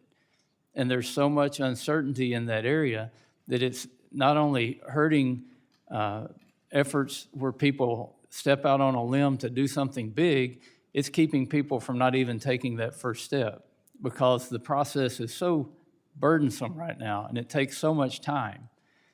When we're talking about an average of 4 to 5 years, and then on a lot of big projects, we're talking about decades to get the permit, this far surpasses the length of any one presidential administration. This is Congress's duty to put laws in place that give investors, that give innovators the certainty to build again in America. There was a tremendous amount of work that went into this amendment. And on both sides of the aisle, Mr. Stauber, Mr. Golden are the ones that are leading this. But I can tell you there was a tremendous amount of effort in the staff. I'm not even sure they've slept this week, but they've done a tremendous job of getting this certainty provision here so that we can amend it into the bill today. Hopefully, after we pass this bill out of committee and people realize how strong the bill is, how it does provide parity, and it's going to provide certainty, that we can get many more people on board to support it, and even maybe get the Senate to set up and take notice that we need to do permitting reform, and we need to do it quickly because the stakes are high, and we need to have certainty as we move forward in the process. Again, I support this amendment. I urge my colleagues to support it, and I yield back. Is there further discussion on the amendment? Mr. Magaziner, you're recognized. I'll just be briefly, thank you to the chairman and to the sponsors. I'm very glad that this language is going to be in the bill. It's something that we've discussed quite a bit, and you're absolutely right. Having that certainty is essential for sending a message to developers, to investors, that they can build in America again. My concern is that it's only prospective, and so it does not do anything to address the projects that have been blocked by the Trump administration so far this year, or projects that it will block between now and final passage, whenever that occurs. Now, I want to vote for the amendment. I support the amendment. I'm glad that it's in here. I think it's a positive step forward. But later today, I'll be introducing an additional amendment to make the provisions of this one retroactive to the beginning of this year to capture those projects that have already been unfairly and unjustly blocked. But a big thank you to you, to the staffs, and to the sponsors for for moving this piece of it forward. I thank you. Will the gentleman yield? Yes. So when we talk about retroactive, how retroactive do we want to be? How far back in history do we want to go and resurrect projects that have been stopped or canceled by administrations on both sides of the aisle? I think that's the problem when we talk about writing retroactive legislation, because a lot of these projects were killed and buried many years ago. And that's why we need to focus forward. We need to look at what's best for the country and how do we make it better going forward. I yield back. Yeah, I just suggest to the chairman, I mean, if there was a willingness to have that conversation, I'm happy to have it. I just make 2 points. The first is, if your concern is projects that may have been blocked, for example, during the Biden administration, I am sure that the Trump administration is moving quickly to reverse those decisions, and so I would suggest it's likely a non-issue. But if there's a conversation to be had about going back further than January of this year, I think that's a conversation that's worth having, with the understanding that the further back you go, things change, right?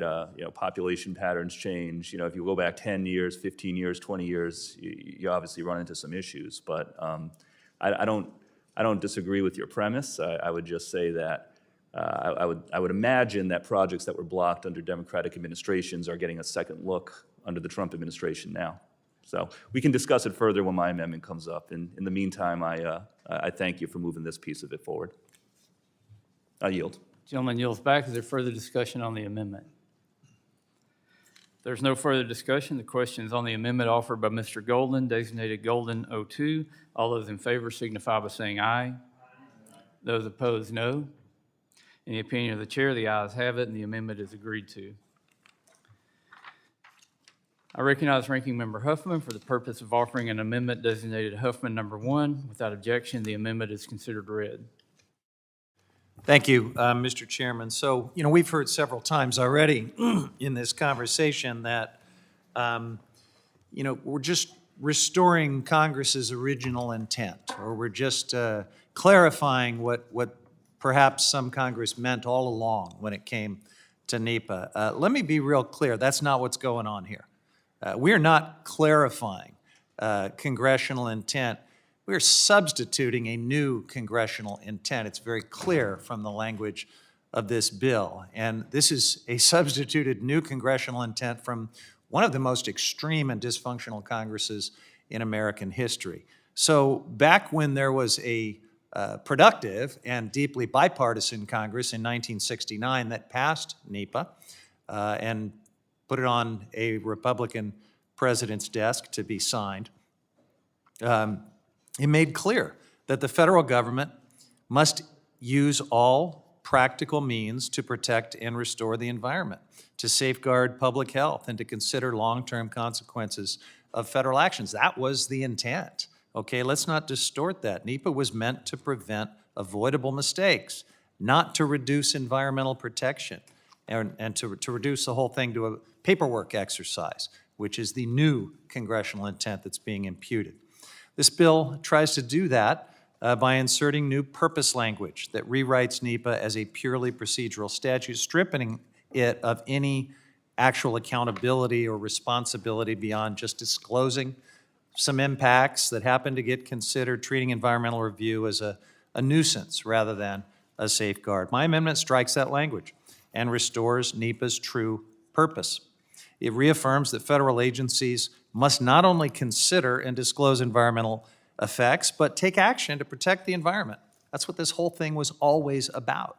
Meaningfully engage with the public, avoid or minimize reasonably foreseeable harm. For years, opponents of NEPA have tried to narrow it down to a box-checking exercise. That view is now embedded in the SPEED Act, which treats environmental review as a nuisance, again, rather than a tool to prevent costly, harmful mistakes.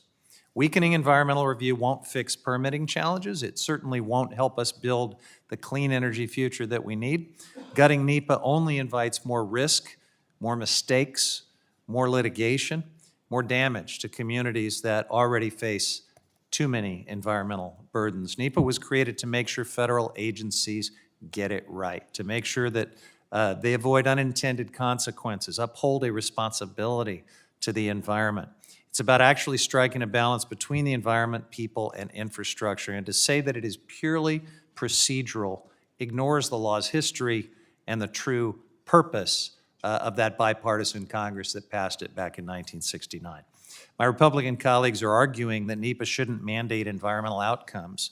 Well, there's a news flash. That was never the intent, and it's not what the bill even does. That's a straw man argument. The law was designed to ensure that the federal government have a meaningful process that includes the public, that we prevent and mitigate environmental harm where we can, not shrug it off like this legislation does.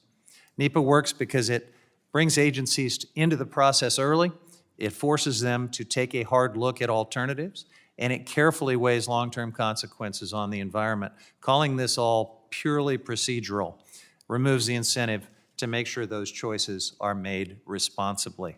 And if we're serious about responsible permitting reform and environmental accountability, we should be reinforcing NEPA's purpose rather than stripping it away. I urge adoption of this amendment and yield back. Gentleman yields back. Is there further discussion on the amendment? I recognize myself. I oppose the amendment. The amendment strikes language in the SPEED Act clarifying that NEPA is a purely procedural statute and inserts text mandating substantive environmental outcomes. This amendment defies the Supreme Court precedent, including the unanimous 7-county decision issued earlier this year. I believe the amendment could invite even more NEPA litigation by adding new and undefined terms to the statute. Also ask unanimous consent to enter into the record the Supreme Court's decision in 7-County Infrastructure Coalition versus Eagle County, Colorado, in which the court clarifies that NEPA is, quote, purely a procedural statute, end quote. Without objection, so ordered. I urge my colleagues to oppose this amendment, and I yield back. Is there further discussion on the amendment? If there's no further discussion on the amendment, the question is on the amendment offered by Ranking Member Huffman, designated Huffman number 1. All those in favor signify by saying aye. Aye. Those opposed, no. In the opinion of the chair, the noes have it. A recorded vote has been requested. Further proceedings on this amendment will be postponed. I recognize Ranking Member Huffman for the purpose of offering an amendment designated Huffman number 3. Without objection, the amendment is considered read. Thank you, Mr. Chairman. So we cannot move forward with a serious permitting reform conversation while President Trump and congressional Republicans are waging an all-out war on clean energy. That is why my amendment would prevent this bill from taking effect until every rescinded clean energy grant and funding award for wind, solar, storage, and transmission is fully reinstated. It also requires agencies to adopt clear limits on future withdrawals of funding so that once an agency has allocated or approved funds and notified the recipient, those dollars can't be arbitrarily yanked away. Over the past few months, the Department of Energy has terminated $7.6 billion in clean energy awards. Reports show that nearly $23 billion more is on the chopping block right now. Projects that would lower energy costs, strengthen the grid, and provide thousands of jobs. These are straightforward, beneficial investments that serve only to benefit the average American, and there's no rational explanation for targeting them. The only people benefiting are big oil billionaires as Trump wipes out their competition. It doesn't stop there. The United States has 73 gigawatts of planned offshore wind capacity, enough energy to power 30 million homes, but this administration has recklessly stalled permitting and slashed the Bureau of Ocean Energy Management's budget for anything other than oil and gas. This has put major projects in limbo, forced developers and workers to pick up the pieces while my Republican colleagues just look the other way. These delays and cuts to clean energy are not just counterproductive, they're downright illegal.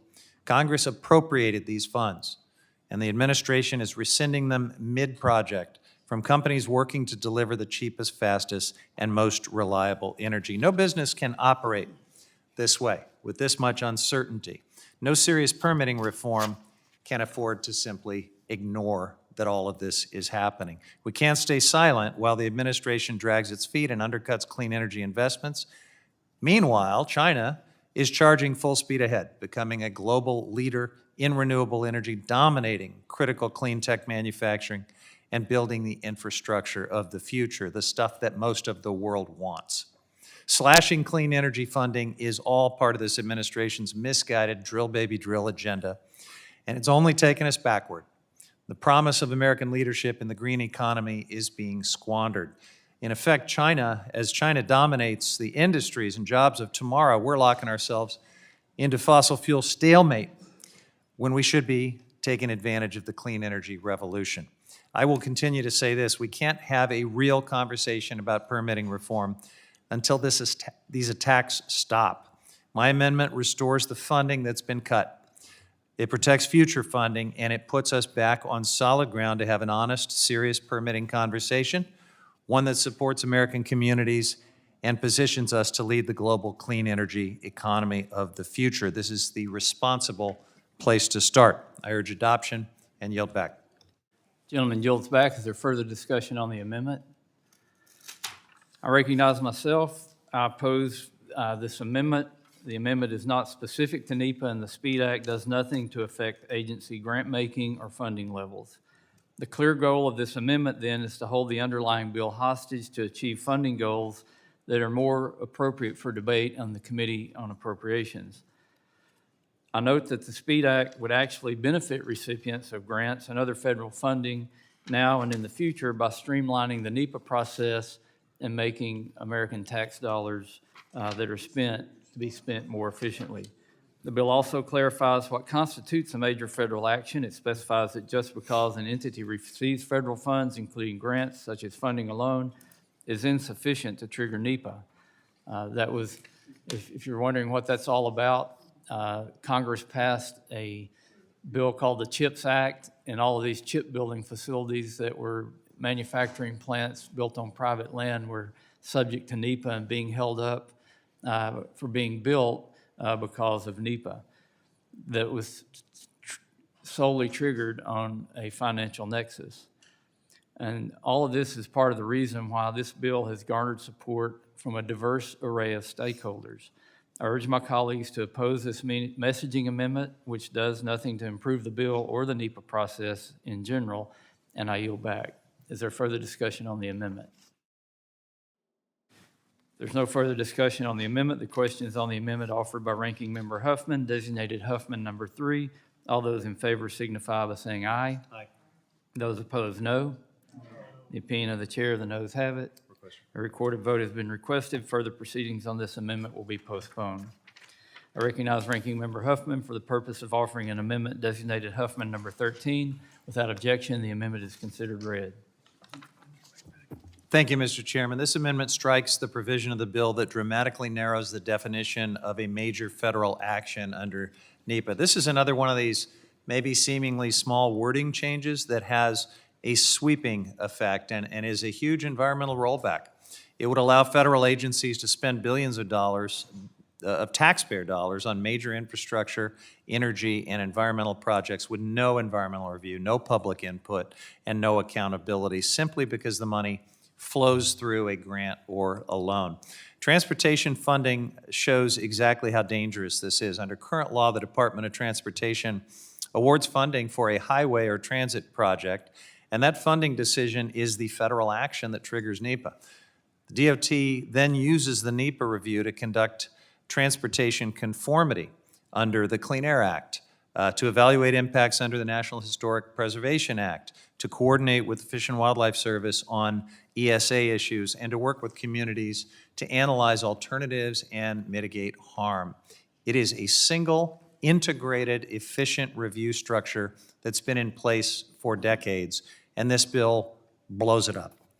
By declaring that grants, loans, loan guarantees, cost share awards, and almost all forms of federal financial assistance are not major federal actions, the bill would exempt most federally funded highway and transit projects from NEPA altogether, unless a river crossing drags in the Army Corps of Engineers or an endangered species happens to be nearby.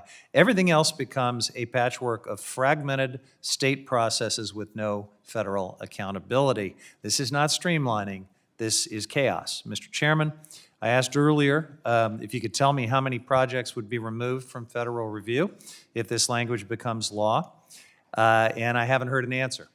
But it does not stop at transportation. EPA, DOE, other federal agencies would face the same problem. EPA uses NEPA for major water infrastructure, brownfields redevelopment, air quality projects. DOE uses NEPA to evaluate transmission lines, loan guarantees for energy projects, clean grid modernization, industrial demonstrations, and a lot more. And if Congress tells these agencies that financial assistance is no longer a federal action, they lose the very tool they rely on to identify impacts, to coordinate with other agencies, and to fix problems before they occur. Additionally, current law requires agencies to conduct NEPA analysis when they have sufficient control over the environmental effects of an action. This bill replaces sufficient with complete, which is an impossible standard for agencies to ever meet. Federal agencies share responsibility with states, tribes, and local partners. They almost never have complete control over anything, and that means almost no grants, loans, or federally assisted projects would ever trigger NEPA. It is effectively a NEPA repeal for many infrastructure programs. This single change guarantees more litigation, more uncertainty, inconsistency, and delays.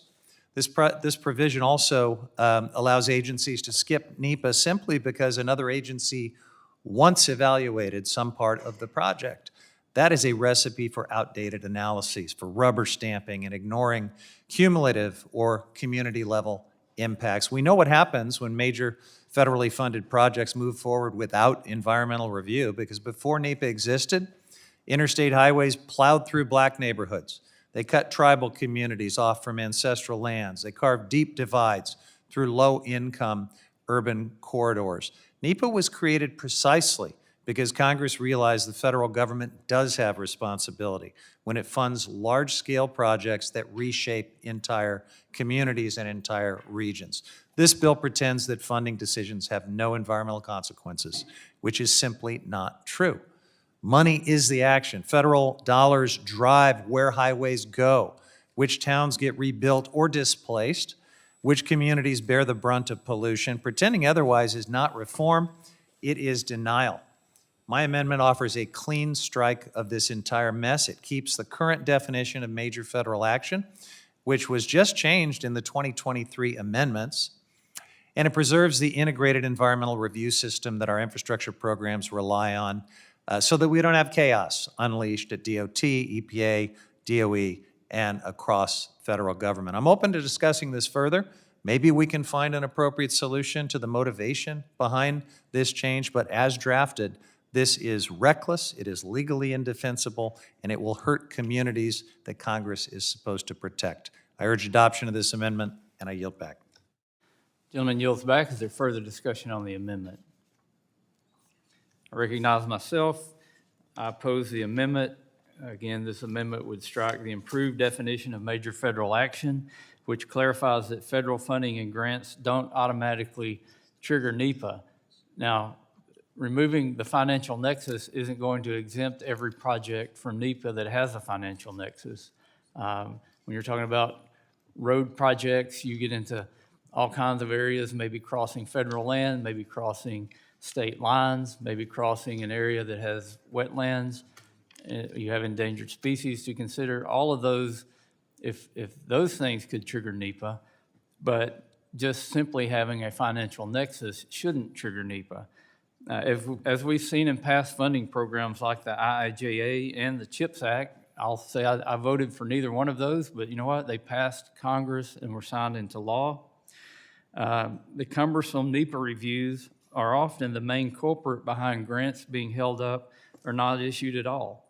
As I mentioned earlier in the CHIPS Act, you had manufacturing companies, microchip companies that wanted to bring that technology back to the U.S. and build it here. They received massive federal grants.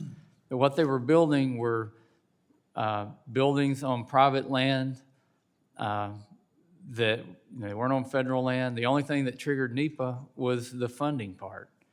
Now, they still had to go through permitting processes at the state and local level, but there was no reason to have to do NEPA on a manufacturing plant in the middle of Texas or Georgia or the many places that these were being built. And the SPEED Act fixes this issue, and it requires agencies to focus NEPA reviews on projects with genuine federal connections.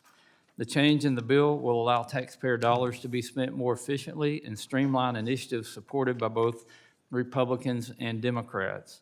This amendment is a move in the wrong direction.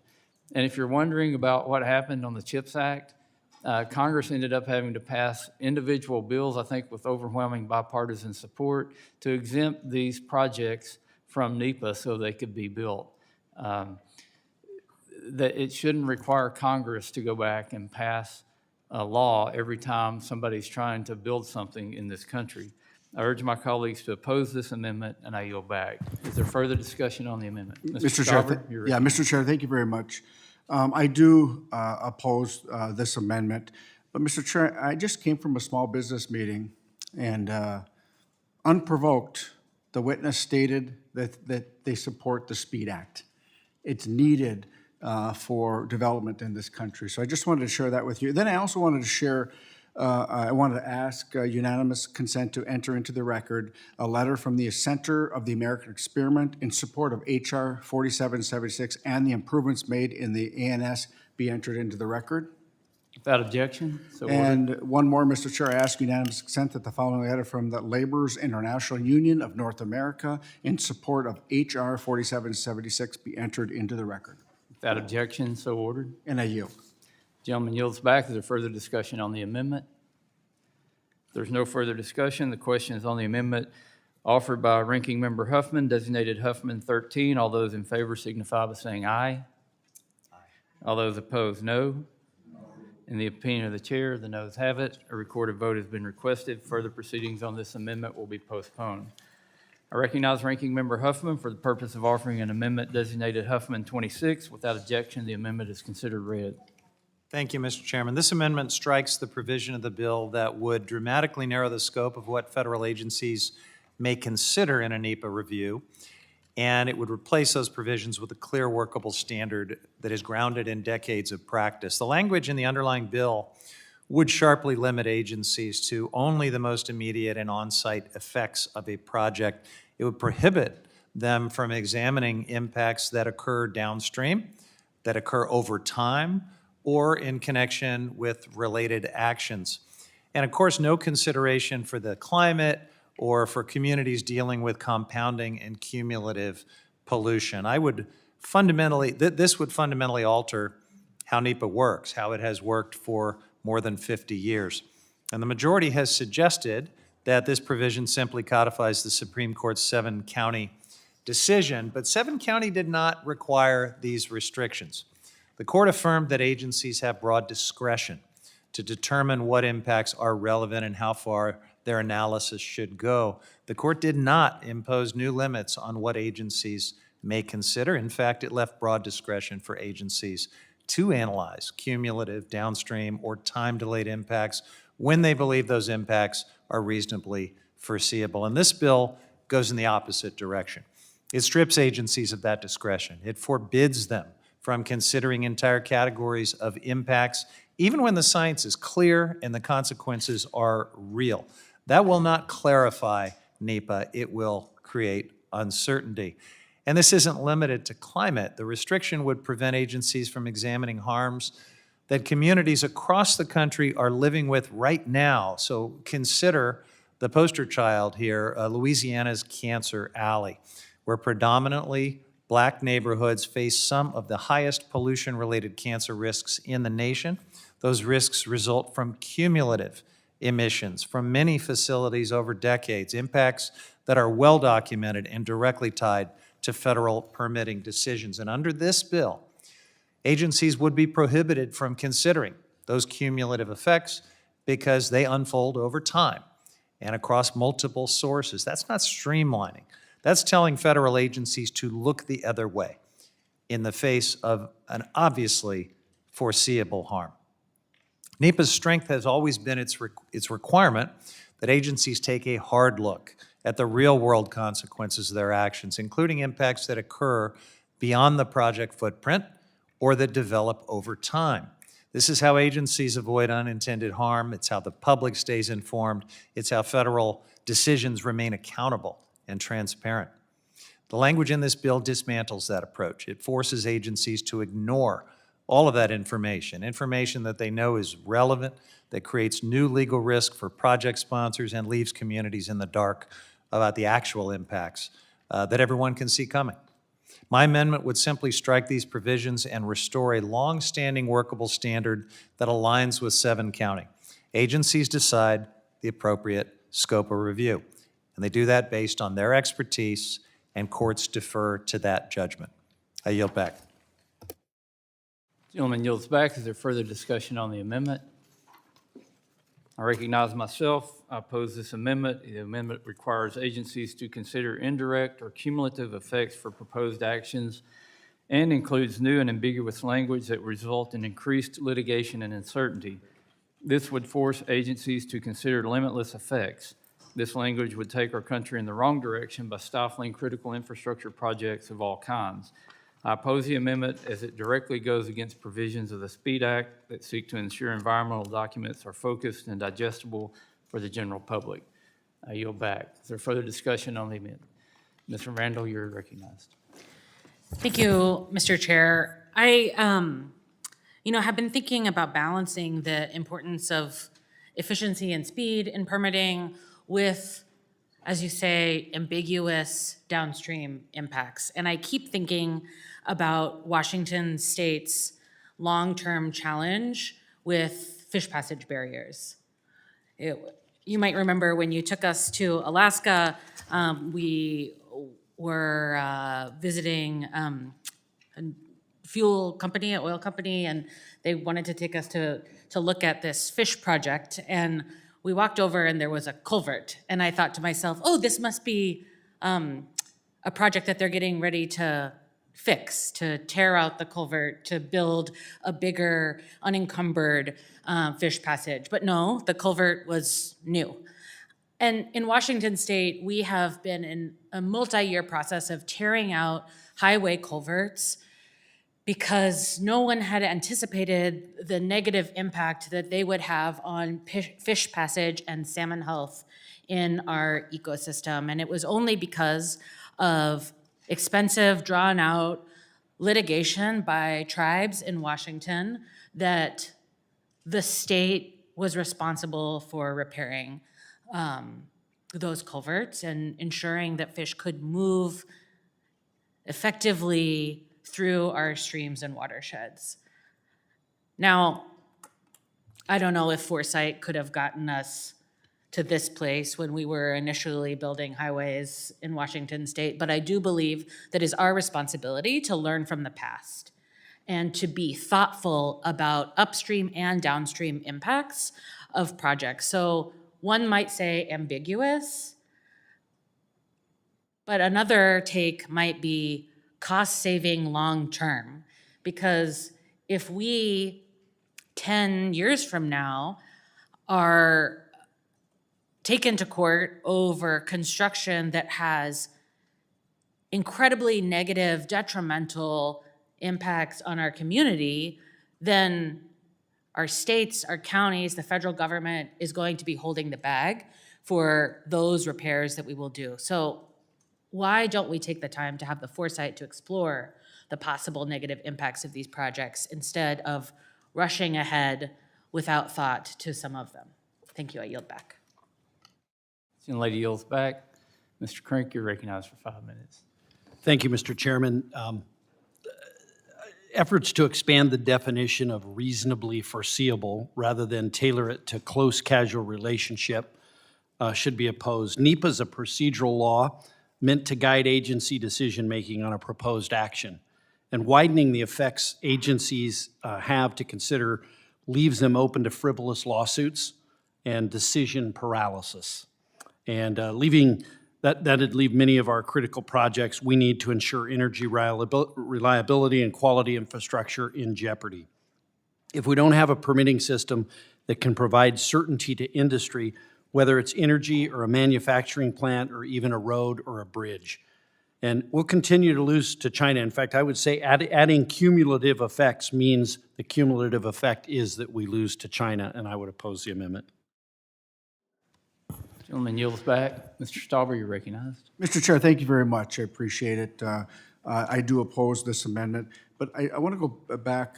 Ms. Randall brought up a very, very good point because she and I went on that bipartisan trip to Alaska, and the culvert that she's speaking of, that culvert was supported by the tribal community, the community itself, Alaska Fish and Wildlife, Alaska DNR, the industry, and that culvert will be continuously monitored for the trout and species that go through that. And as it sits, Mr. Chair, it's in the oldest well, or next to the oldest well in Alaska, in the middle of a designated wilderness. And I yield back. Gentleman yields back. Is there further discussion on the amendment? There's no further discussion.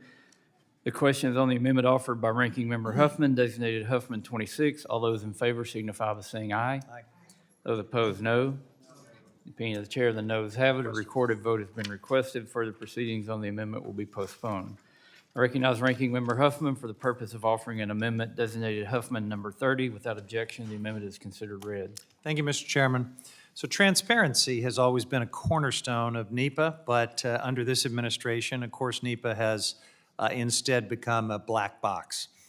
For projects that benefit Trump's polluter pals, that means rushed reviews with no chance for the public to weigh in or even know what actions an agency is contemplating before a project gets an approval, like the 14-day permitting of a uranium mine near the Navajo Nation with no draft environmental impact statement and no public comment at all. But if it's a clean energy project, it goes into the black box and never comes out.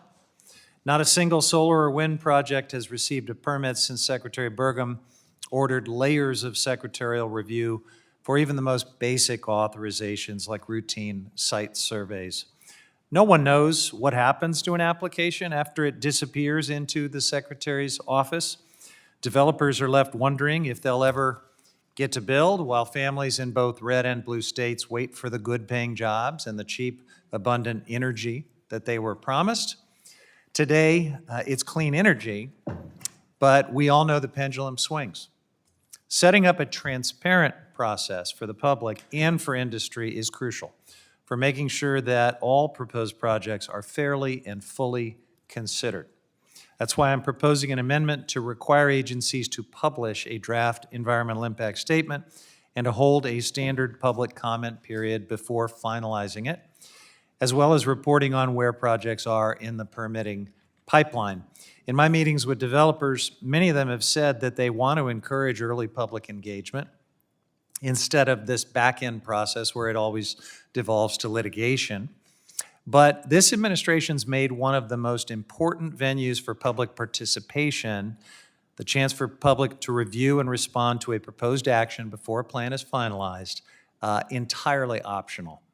And that leaves affected communities with no choice but to sue to make sure their voices are heard. My amendment restores this crucial step, giving everyone a chance to take a hard look at government actions before they're approved and make any needed changes in the project's planning stage, not just in the courtroom.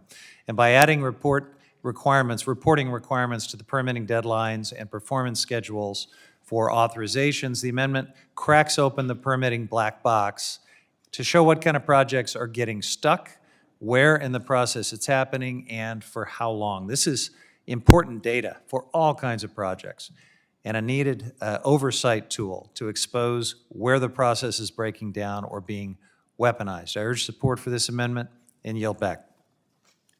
Gentleman yields back. Is there further discussion on the amendment? Mr. Stauber, you're recognized. Thank you, Mr. Chair. I oppose this amendment. NEPA's original intent was to ensure that environmental impacts are considered, not to create endless red tape that delays vital infrastructure and critical energy projects. Additionally, permitting reforms will help all forms of energy. And I would like to submit, without objection, I would like to submit, for the record rather, a green tape post titled NEPA Stats that highlights how transmission projects undergoing NEPA see a 31% litigation rate and a 12% cancellation rate, and solar projects undergoing NEPA see a whopping 64% litigation rate and a 32% cancellation rate. Without objection, so ordered. Thank you very much. And lastly, I just want, Mr. Chair, my comment is 64% of California's oil and gas comes from foreign sources. Now yield back. Gentleman yields back. Is there further discussion on the amendment? Recognize myself. I oppose the amendment, and I just want to say I don't oppose the spirit of the amendment, but later in the markup, we've got a UC bill by Mr. Yackham.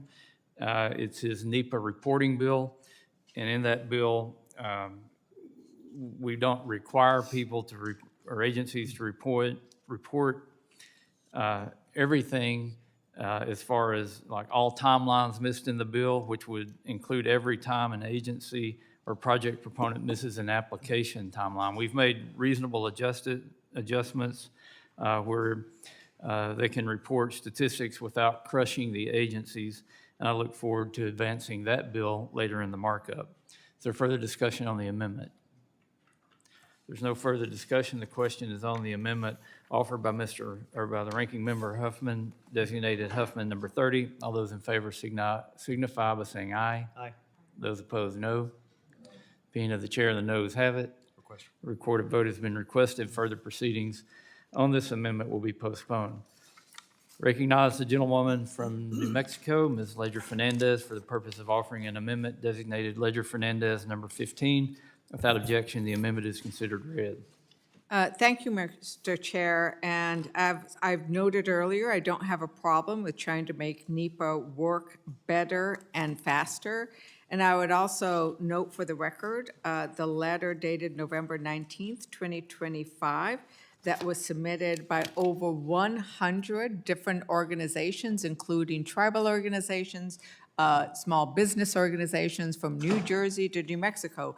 And they also note in this letter that they are interested in making the permitting process move quicker. I assume this was already entered into the record. Is that correct? Yeah. So I think that this concept of needing to make sure NEPA works better and faster and achieves its goals is important. My concern is how we make sure that those goals always keep the public at the forefront. And as part of the federal agency's environmental reviews under NEPA, agencies must consider the, open quote, purpose and need of the proposed action. And that's whether they're evaluating a new water pipeline or coal mine. And that's what the NEPA statute says. Each environmental document shall include a statement of purpose and need that briefly summarizes the underlying purpose and need for the proposed agency action. However, the SPEED Act changes that and says, the statement of purpose and need shall meet the goals of the applicant. So we've changed it to say what the need is, and then let's evaluate it, to switching the focus so it becomes the goals of the applicant.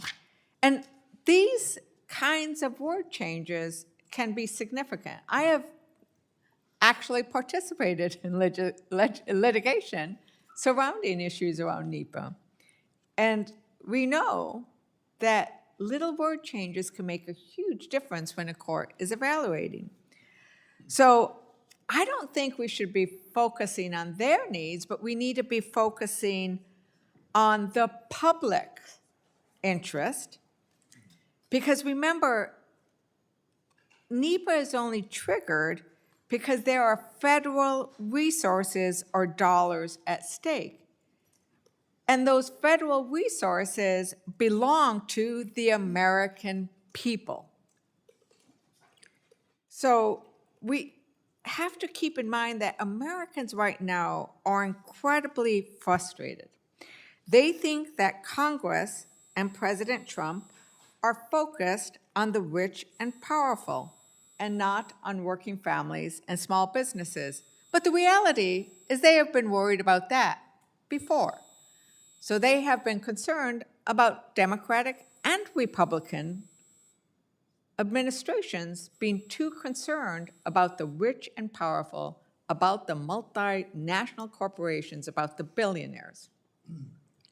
We need to show them that we are concerned about the people first and foremost.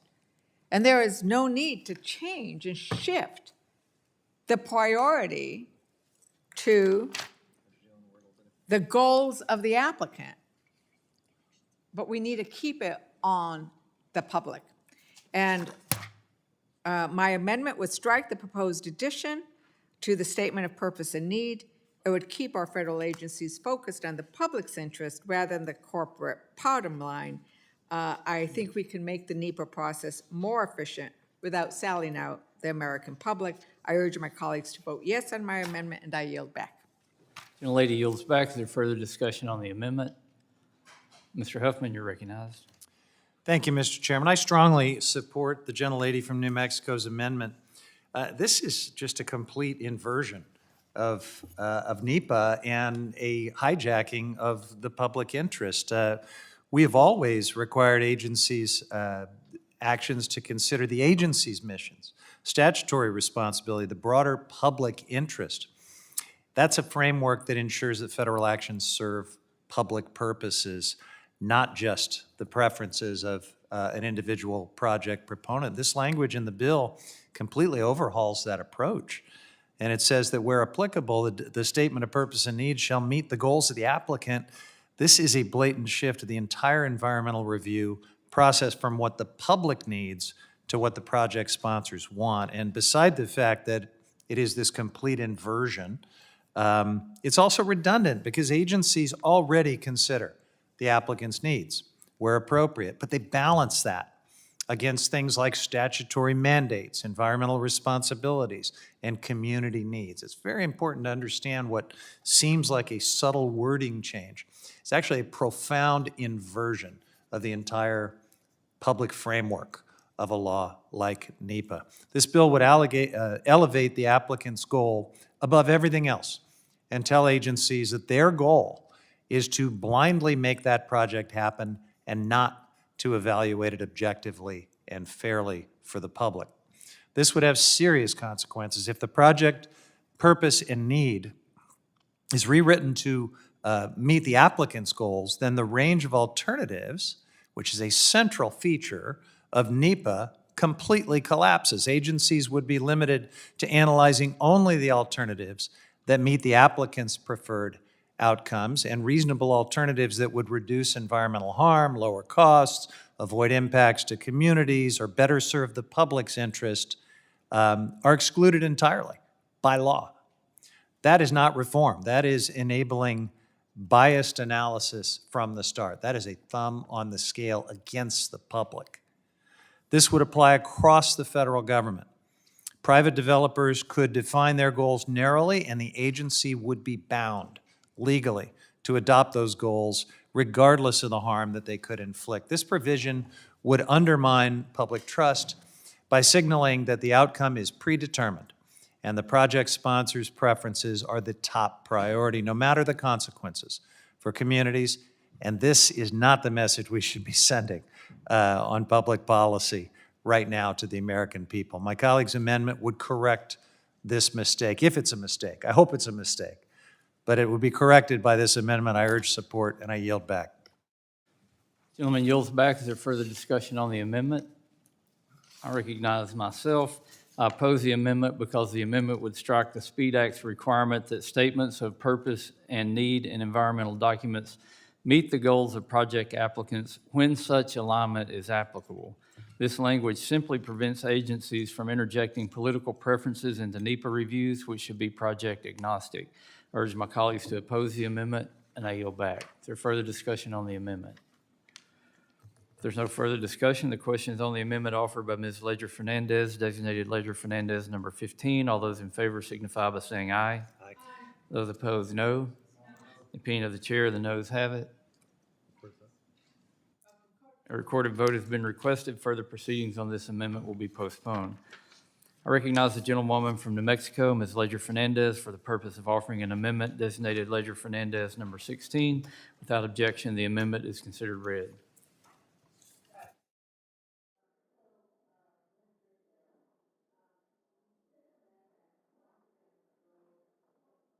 Thank you so very much. Staffers on both sides are always so helpful on this committee. So again, I have to ask, and what my amendment seeks to do is clarify the question of who are you trying to serve in this bill, and look at some of the language choices that may have unintended consequences. It might not be what you intended with regards to some of the purpose that you have stated out about this bill. And that goes to who could have standing to sue. Because the bill right now requires that you have a unique comment in order to have standing. So imagine this. Let me describe to you a case that I am very concerned about.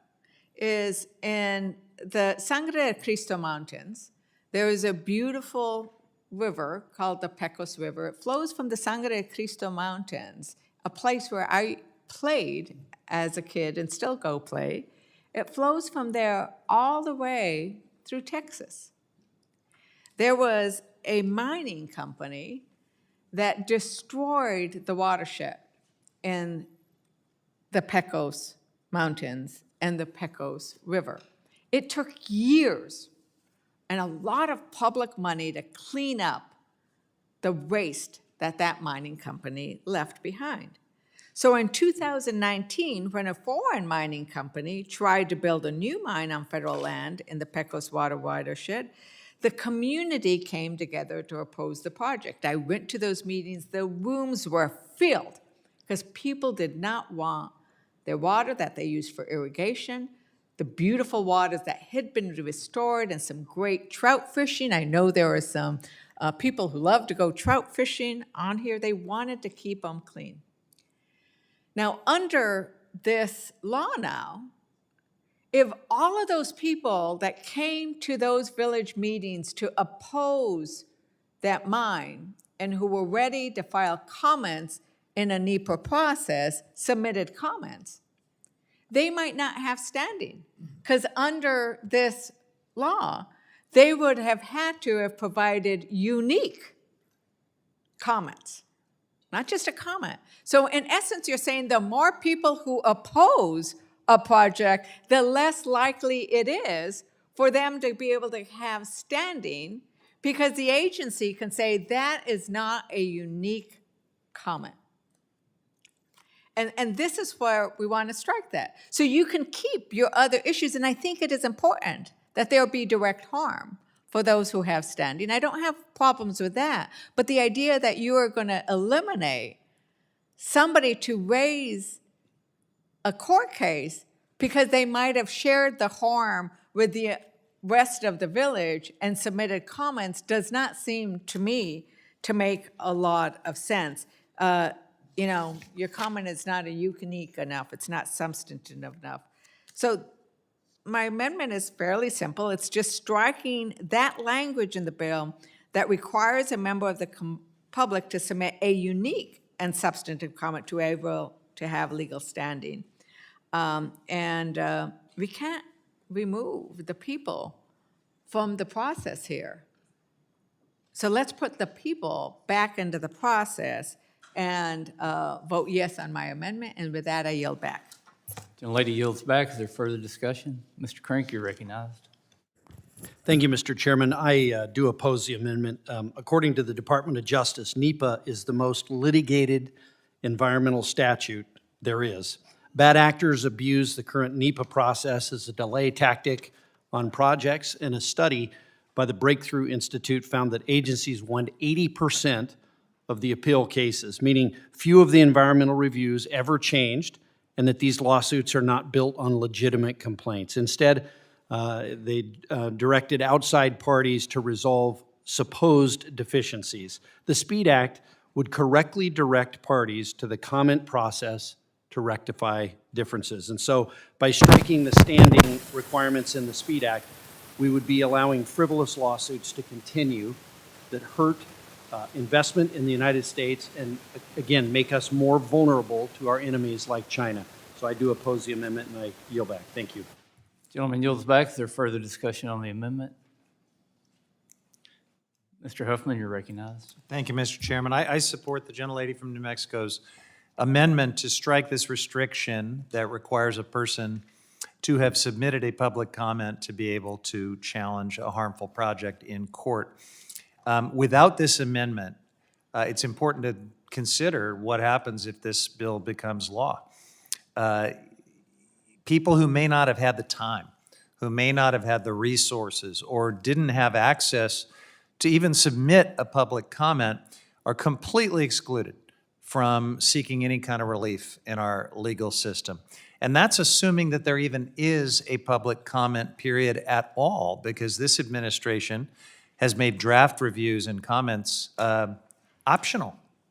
So, you know, this just sort of speaks to what a cruel joke it is right now to shut the door on public participation and then turn around and say you can't challenge government decisions made behind that closed door because you didn't participate. This is just another of the ways in which this bill, and let me be clear, the guy to my right is a reasonable guy. We all like him, all right? He's a good guy. But this is an extreme and radical bill. When it is just chock full of these things that create an impossible gauntlet for people who are really hurt by bad projects and even illegal projects from having any chance to challenge them. That is not an honest process. That is not a fine-tuning of NEPA. It's a dramatic, radical change to a law that protects the public. We should support this amendment as one way to fix part of it. I yield back. Gentleman yields back. Is there further discussion on the amendment? Ms. Hageman, you're recognized. Yes, having had personal experience dealing with NEPA projects and the abusiveness of NGOs and various environmental groups that have literally made hundreds of millions of dollars over the years filing lawsuits against projects, not because the projects are bad or that they're not beneficial or that they aren't wanted by the community, but as a mechanism for making money. I think it's absolutely imperative that we find a way to limit the types of organizations that can file a lawsuit challenging projects that have absolutely nothing to do with them. I consistently hear this terminology of environmental justice. I don't know what you're referring to there, but from what I can see, the way that the Equal Access to Justice Act has been abused over time, the way that these lawsuits have been abused over the time to further the interests of NGOs, but nobody in the communities themselves for actually benefiting from the projects that are going forward. It's wonderful to sit here in Washington, D.C. and have these ideas bouncing around in your head about how horrible pipelines are or mines are or oil and gas development is. But it isn't for the communities where those projects go forward. The people who live in those communities want those projects. They create jobs. They produce, they make it so that people can stay in the communities, so that their kids can stay in the communities.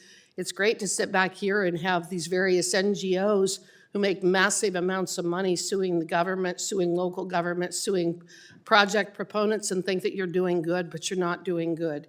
You're destroying the communities where these projects are needed. And it's important that the people there have their voices and are able to participate, and they will participate. The ones that are going to be affected by this are really the ones that don't have a dog in the hunt in the first place, or else they would have known about the project and participated in the process from the very beginning. So requiring that they participate from the beginning because the project actually affects them personally, I think is an incredible improvement and absolutely necessary for modernization of NEPA and these kinds of statutes. Anybody who would be affected by the project would have participated from the beginning. It provides them standing. An organization that is headquartered 1,000 miles away is in it for the bucks. So I think that this is a fabulous addition to NEPA, and I oppose the amendment. Thank you. Gentlelady yields back. Is there further discussion? Mr. Stauber, you're recognized. Thank you, Mr. Chair. I oppose this amendment as well, but there's always a first. In this committee, I've never heard the work product from Jared Golden or you, Mr. Chair, be considered, quote, extreme and radical, end quote, and I yield back. Gentleman yields back. Is there further discussion on the amendment? I recognize myself. I yield to hold on. the gentlewoman from, hold on a I asked to second. be recognized. I apologize for my total ignorance of the rules of this committee. Okay, Mr. Mann, you're recognized. Ask permission to yield to my colleague from New Mexico. Gentleman yields. Thank you, although I would have probably preferred to listen to what you were going to say and again. So I just want to respond to a couple of things. One is that my amendment only seeks to strike Section B. It doesn't, so with regards to the comments about you need to be from that community, you need to be impacted by that community, that's Section C.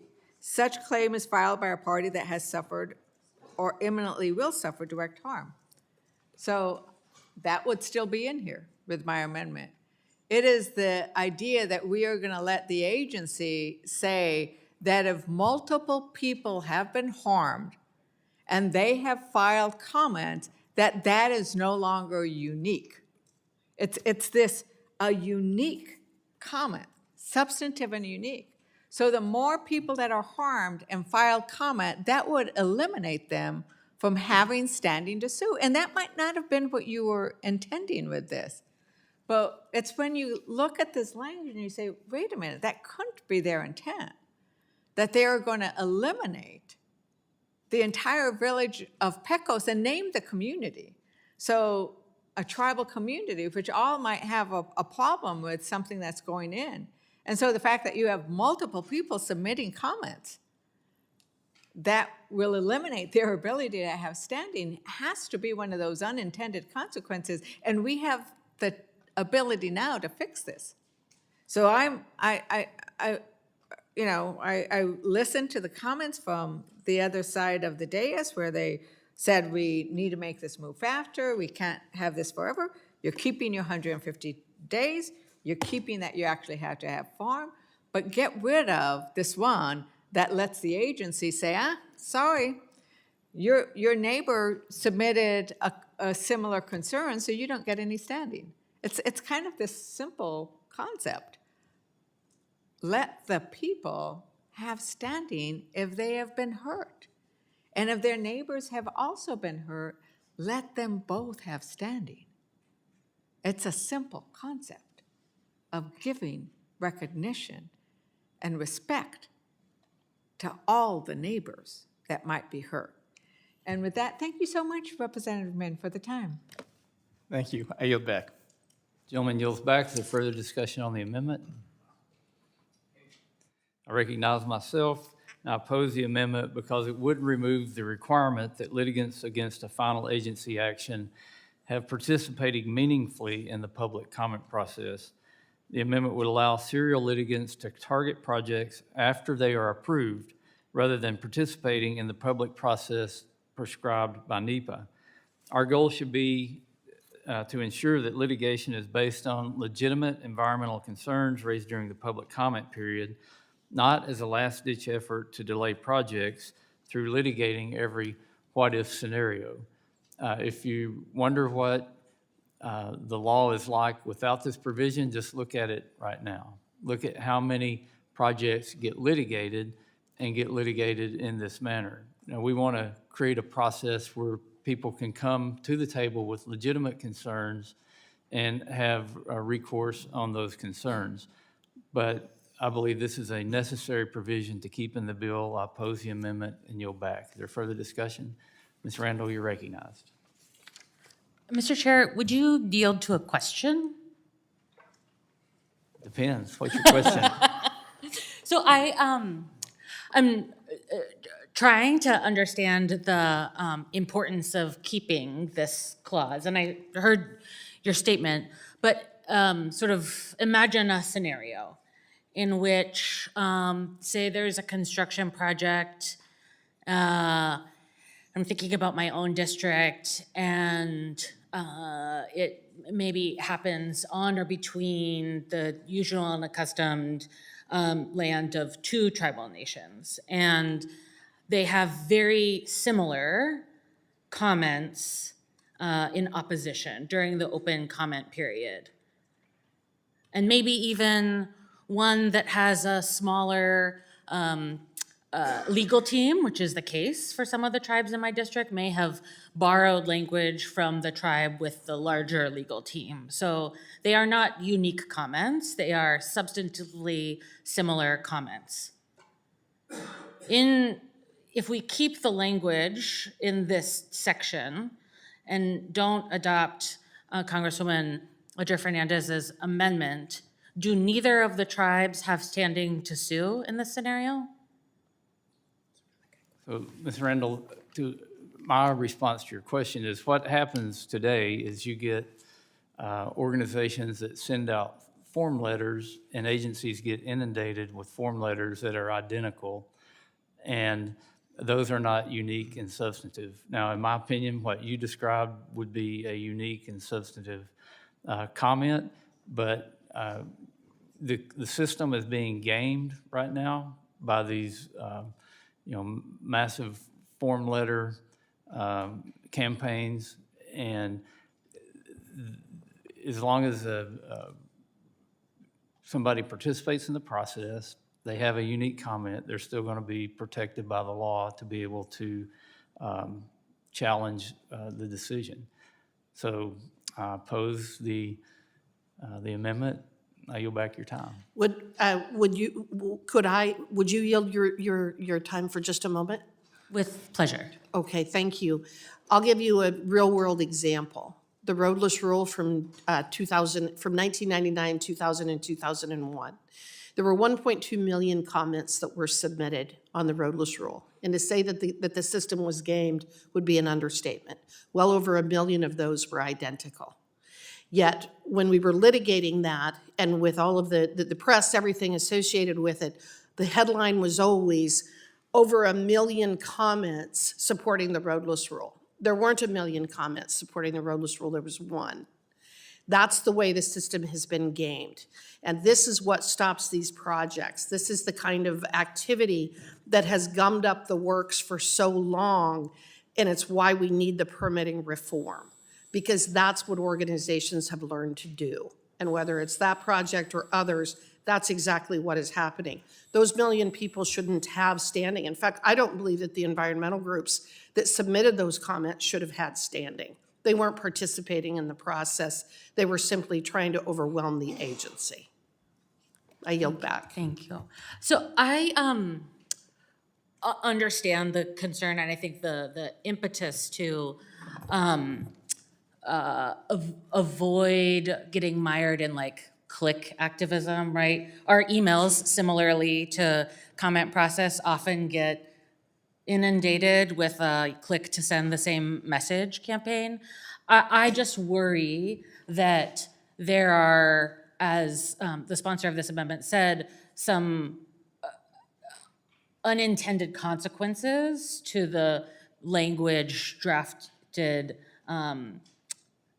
in the underlying ANS that would impact like real people, real tribal nations, real folks who have comments that aren't just somebody clicking a box, but that are folks who have similar and shared and meaningful complaints and considerations that we should be listening to. I do think there's a problem in saying, oh, 5 people have the same concern, it must not be a real concern. If you would yield again and again from personal experience, the courts aren't going to grant both of those people standing or both of those organizations standing because they will have participated in the process. But that's not the language in the ANS. But it is. It is because No, it's not. they would, if there were a motion to dismiss filed saying you don't have a unique comment, that's going to be heard before the court. And they're going to be Ms. able to go Hageman, in. I'd like to reclaim my time. Thank you. I think that that's not the language that's in the ANS, and Speaking this of your is time, a clarifying. it Yeah, has thank you. expired. Thank you. Is there further discussion on the amendment? You're recognized. Thank you, Mr. Chair. I'd like to yield my time to Congresswoman Leisure Fernandez. Thank you, and I don't know if my colleague had finished. And I think that what's interesting is in response to my colleague's very sort of simple question, well, the response was, well, we don't like X.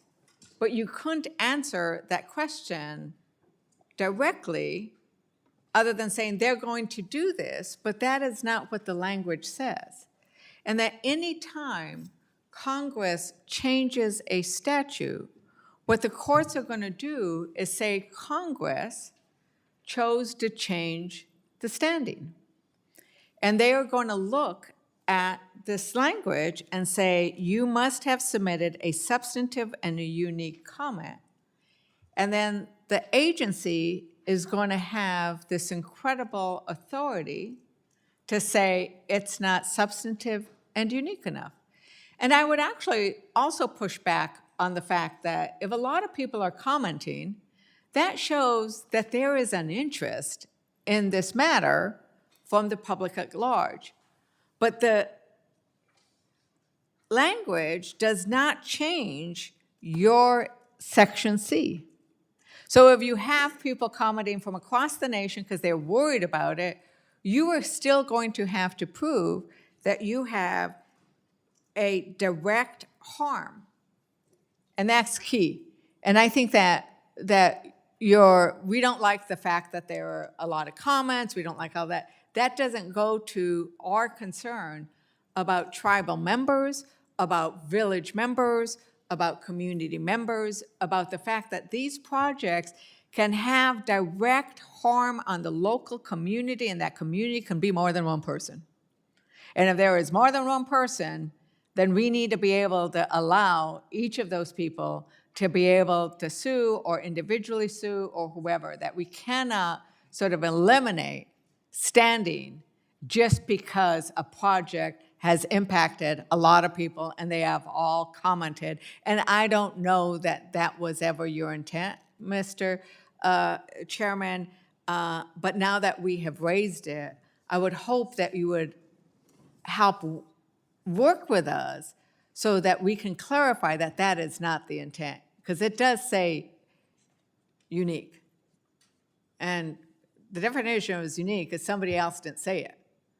So if somebody else said it, it's no longer unique. You have eliminated the unique part. And that's all that we're trying to get at. I'm not changing your A or C or D. So with that, thank you very much, Representative Dexter, and I yield back. Mr. Chair, I yield. The lady yields back. Is there further discussion on the amendment? There's no further discussion on the amendment. The question is on the amendment offered by Ms. Leisure Fernandez, designated Leisure Fernandez number 16. All those in favor signify by saying aye. Aye. Those opposed, no. No. The opinion of the chair, the noes have it. A recorded vote has been requested. Further proceedings on this amendment will be postponed. I recognize the gentleman from California, Mr. Min, for the purpose of offering an amendment designated Min number 17. Without objection, the amendment is considered read.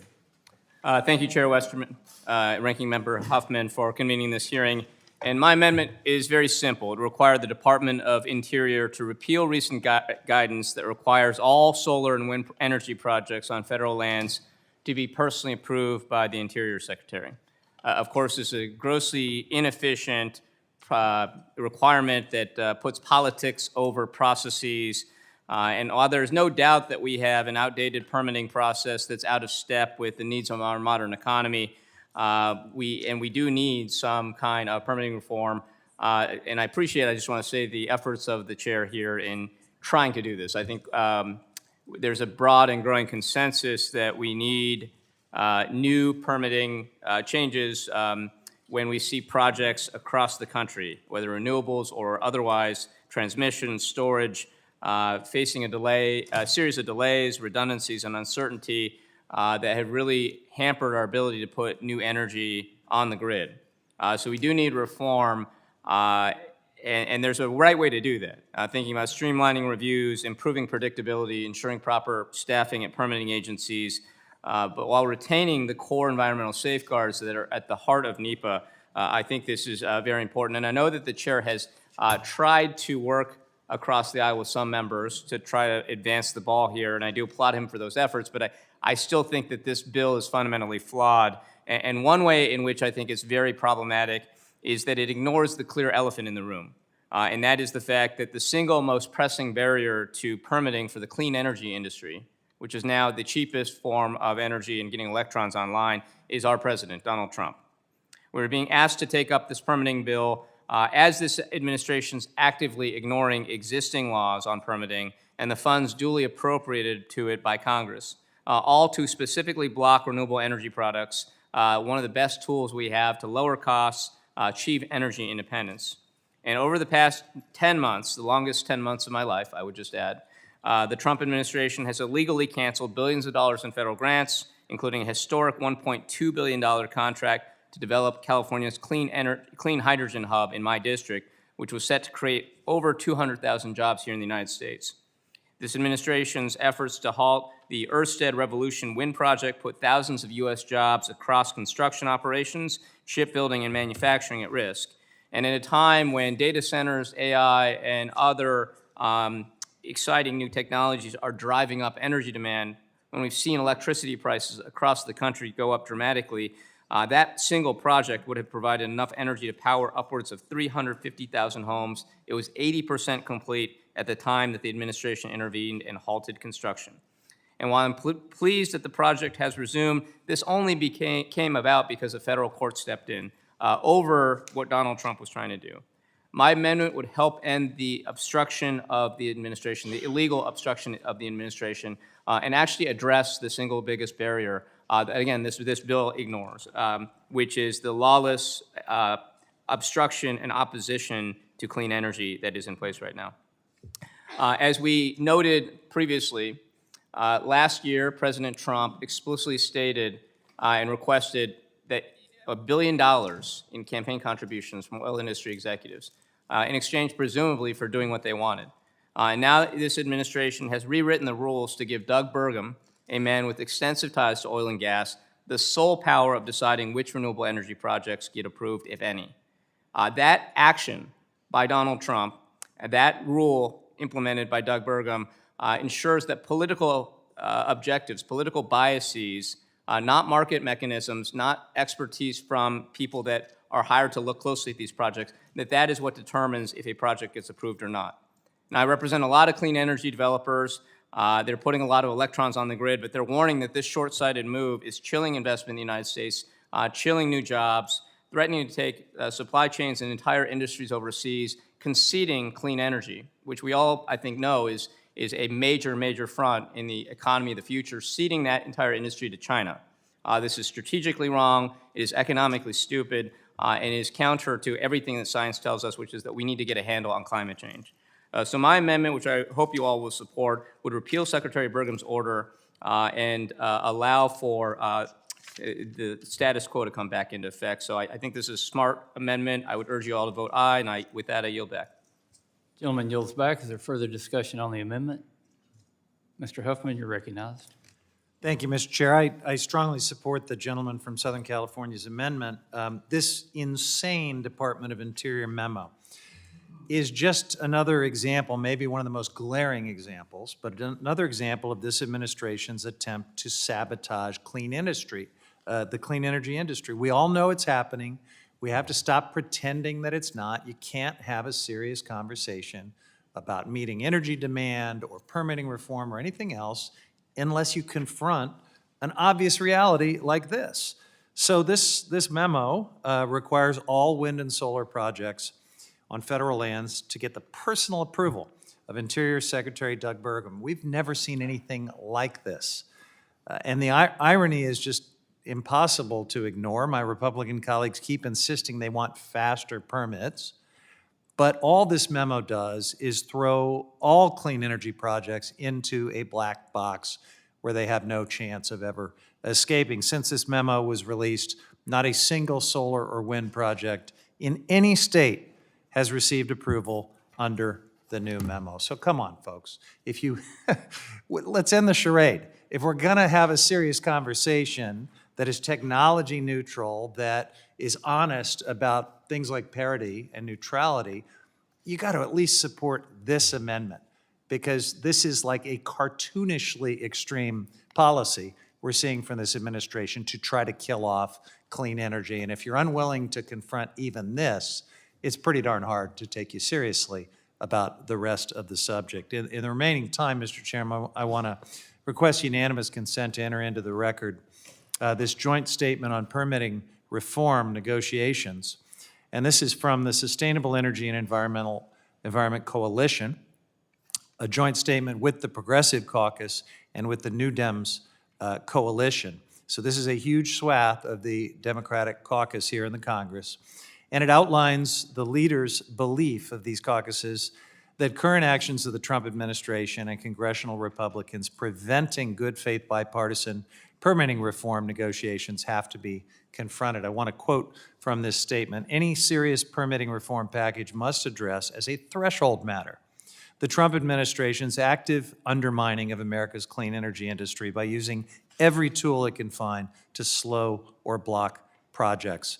And you can burn off my time on this unanimous consent request. I'm going to go ahead and give you another quote from this joint statement. "Ensuring that clean energy projects are treated fairly and can move forward where appropriate is the prerequisite for serious practical negotiations on a reform package capable of meeting the nation's energy needs. Additionally, to be comfortable with any sort of agreement, we need to be able to trust that this administration is going to follow the law that we write." So that's from these three major caucuses within the Democratic caucus. Democrats are interested in working with you on these subjects, Mr. Chair, but we've got to start with a serious conversation about this absurd fatwa on clean energy that's being carried out by the Trump administration. I yield back. Without objection, so ordered. Is there further discussion on the amendment? I recognize myself. I oppose the amendment. I'm going to say once again, the SPEED Act is project agnostic and it is specific to NEPA. This amendment would go beyond the bill's scope to advance top specific energy policy. Nowhere in the bill will you find any kind of top specific energy policy reference. This amendment would change that. The ANS text includes language that provides clear timelines for environmental reviews and accompanying authorizations for all forms of energy, all forms of infrastructure, and every project that comes before the NEPA process. Instead, we have worked with Mr. Golden on an amendment that bolsters the project certainty language in the bill to protect previously approved authorizations from being improperly revoked. I urge my colleagues to oppose this amendment, and I yield back. Is there further discussion on the amendment? If there's no further discussion, the question is on the amendment offered by Mr. Min, designated Min 17. All those in favor signify by saying aye. Aye. All those opposed, no. Opinion of the chair, the noes have it. I request a recorded vote. A recorded vote has been requested. Further proceedings on this amendment have been postponed. Recognize the gentlewoman from Morgan, Ms. Dexter, for the purpose of offering an amendment designated Dexter 23. Without objection, the amendment is considered read. Thank you, Mr. Chair. We all recognize that categorical exclusions are an efficient way to permit routine actions with minimal environmental impact. But we also know that there have been far too many instances where they've been misused or expanded without appropriate oversight. My amendment restores one of the most basic elements of good government permitting: transparency. It ensures that agencies notify and involve the public when they create or adopt new categorical exclusions, apply extraordinary circumstances when using them, and report to Congress each year on how often they rely on this tool. As ranking member of the Oversight and Investigations Subcommittee, I know how critical it is that we have safeguards in place to protect our constituents and the places where they live, work, and play. Transparency and accountability are not roadblocks. They are fundamentals of responsible governance. Categorical exclusions, or CEs, are useful for everyday low-impact work, such as repairing a fence, replacing a sign, or performing minor maintenance. But this bill dramatically expands their use, and we must pair that with expansion and with basic transparency. First, The public deserves to know how agencies plan to use CEs. Under the bill, agencies could use another agency's CE procedures or create a new CE with no public notice at all. Communities would have no idea a CE is being created, borrowed, or applied. My amendment fixes that. It simply requires agencies to notify the public and accept feedback before adopting or establishing a CE. This gives the public, tribal nations, and local communities a meaningful chance to identify concerns early before harm occurs. It's straightforward, common sense, and democratic. This amendment also improves consistency and practicality. Today, some agencies have strong public processes for CEs. Others provide no transparency whatsoever. This amendment standardizes CE adoption across the federal government and creates a clean, unified process. We also need to know how often agencies rely on CEs. Annual reporting to Congress gives us the data we need to detect patterns, catch misuse, and conduct real oversight. This protects our landscapes for future generations and strengthens the integrity of the permitting process. Finally, it is important to recognize that even routine projects sometimes have unusual environmental circumstances. For example, routine tree trimming around transmission lines usually has a very limited and well-understood impact, so staff can quickly process a CE to let that work move forward. But if an endangered bat roosts in those trees, the situation changes. In that case, agency staff need to take a closer look to avoid harming a protected species. These situations are what NEPA calls extraordinary circumstances. Every agency already has procedures for evaluating them. They ensure that CEs are used appropriately and that a routine action doesn't inadvertently cause significant harm. My amendment does not add any new reviews. It just clarifies that agencies should do extraordinary circumstances checks before using a CE, whether the CE is in their own agency or one they've adopted from another agency. Transparency shouldn't be partisan. It strengthens public trust and improves outcomes for everyone involved. I urge my colleagues on both sides of the aisle to adopt this amendment. Thank you. Is there further discussion on the amendment? Ranking Member Huffman, you're recognized. Thank you, Mr. Chairman. I support the gentlelady from Oregon's amendment. So categorical exclusions are a really important tool. They're used thousands of times a year. It's a great way for federal agencies to approve quickly low-impact projects and authorizations. The underlying bill, however, fundamentally changes processes for categorical exclusions in a few ways. It makes it so that no one can ever sue to challenge the establishment of new CEs. And it says that a federal agency, this is a kind of a nifty trick, a federal agency can actually grab categorical exclusions that are created for different agencies. So these are huge fundamental changes. It has the potential to dramatically expand the scope and use of categorical exclusions far further than it should if we're concerned about abuse, if we're concerned about protecting the integrity of the process. So I strongly support my colleague's amendment, which would just add a simple common sense transparency provision. It would require agencies to publish proposed new CEs for public comment and to provide notice wherever a CE is used, report annually to Congress so we can make sure that this is all working appropriately, and ensure that agencies apply their extraordinary circumstances safeguards before relying on a CE, including when adopting one from another agency. This is just common sense guardrails.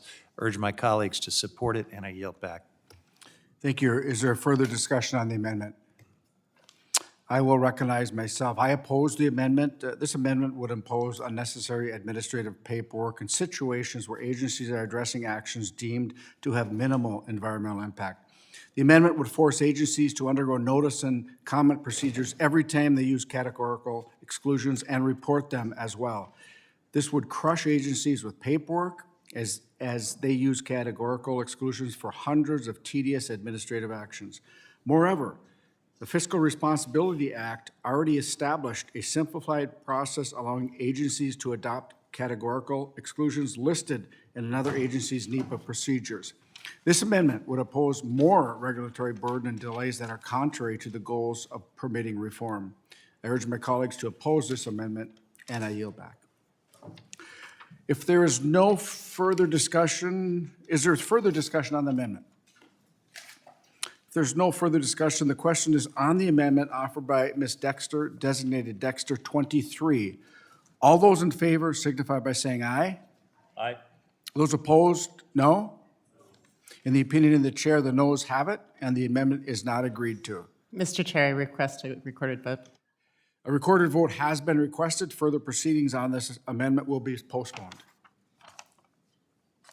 I recognize the gentlewoman for Oregon, Ms. Dexter, for the purpose of offering an amendment designated Dexter 29. Without objection, the amendment is considered read. Thank you, Mr. Chair. If this committee is serious about improving and accelerating federal permitting, then we have to be honest about one of the biggest challenges facing our agencies today. They do not have the staffing to do the work that Congress is asking of them. Let me be very clear about what this amendment does. It requires federal permitting agencies to determine whether they have enough staff, including in each field office, to carry out permitting processes. If they do not, it directs the Office of Personnel Management to develop and execute a plan to increase their staffing capacity. And once that is in place, it gives agencies targeted direct hire authority so they can quickly bring on highly qualified personnel to fill in those gaps. This amendment is simple, practical, and absolutely essential if we want permitting to move faster. Permitting is a complex issue, but the process is often slowed down because there simply aren't enough staff to complete these reviews. In a recent survey of over 200 industry experts, 49% of respondents cited insufficient agency staffing as a major source of delay. GAO has repeatedly found that agencies report limited staff and expertise as major barriers to completing environmental reviews and meeting project schedules. This is basic accountability. We cannot demand more from federal agencies while refusing to give them the people needed to carry out the law. My amendment addresses that problem directly and responsibly. Requiring each major permitting agency to assess whether they have enough staff to meet the obligations we are placing on them is the first major step in solving this issue. We cannot solve the problem if we don't know the extent of it.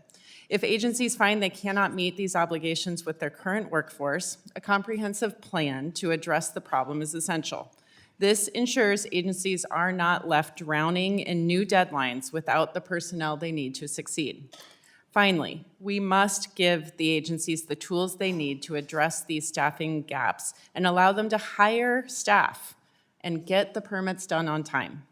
This amendment does not grow bureaucracy. It does not add new layers of review. It simply ensures that the people responsible for permitting processing are not set up to fail. If we mandate faster timelines, we also must give them the workforce to meet them. If we want permitting to be predictable and efficient, Congress has a responsibility to resource the system appropriately. This amendment will improve efficiency, accountability, and practical implementation. And as a complete recognition that this amendment is likely to be ruled non-germane, I will proactively withdraw the amendment at this time, but I am optimistic that we will work through an acceptable pathway to addressing the issue with the majority as negotiations move forward. Thank you, Mr. Chair. I yield back. Thank you. Is there further discussion on the amendment? Mr. Chairman. The amendment is withdrawn, so there will be no further discussion. Thank you, Ms. Dexter.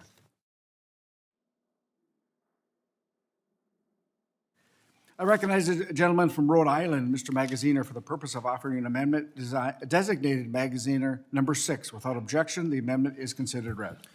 Mr. Speaker, I reserve a point of order against this amendment. Point of order reserved. Mr. Magaziner, you're recognized. Thank you, Mr. Chairman. As has been discussed, the Trump administration is taking a whole-of-government approach to block clean energy projects from getting affordable, American-made clean energy to the grid. This includes abusing the Federal Land Policy Management Act, or FLPMA's multiple-use mandate, to require bogus math, which it calls capacity density, to disadvantage solar and onshore wind projects in the approval process. An order from the Secretary of Interior in August instructs agencies to evaluate renewable energy development based on so-called capacity density, which is calculated by how much space solar panels and wind turbines take up because they're not drilling into the ground. This policy is ridiculous, it's discriminatory, and it does nothing to make energy more affordable for consumers. In fact, quite the opposite. It is just a mechanism in the Trump administration's culture war against clean energy that is doing nothing to address rising costs. The administration is also claiming that the deployment of offshore wind farms, which we have experience with in Rhode Island, is inconsistent with the Outer Continental Shelf Land Act's multiple requirements for offshore activities. The administration has issued a stop work order for offshore wind projects, citing unsubstantiated OXLA requirements with no clear or convincing evidence. I come from a state where offshore wind is an essential part of how we are going to make electricity more affordable. I know my colleagues have heard me talk about this before, but the Revolution Wind project, which the administration has tried to block, an offshore wind project that is 85% complete, is contracted to deliver electricity to the grid at 2/3 of the market rate. This is American-made clean energy that will provide much-needed relief to consumers, and this is just one example. These projects have already been studied to death. They have already had to go through significant reviews, and there is no reason for the administration to arbitrarily block them now that they have been approved. And just to be clear, we can fix the NEPA process, and we should, but if the administration continues to use OXLA and FLTMA to block these projects, then the effect will be the same. My amendment prevents the administration from discriminating against clean energy projects at every opportunity for approvals, authorizations, or permits. This amendment amends the definition of multiple use to make it consistent with the deployment of conventional energy, instructs the Secretary of Interior to proactively manage public lands to facilitate renewable energy resources in addition to conventional energy, requires the Secretary to take into consideration the energy generation of offshore renewable energy leases and renewable energy mandates when granting authorizations on the Outer Continental Shelf.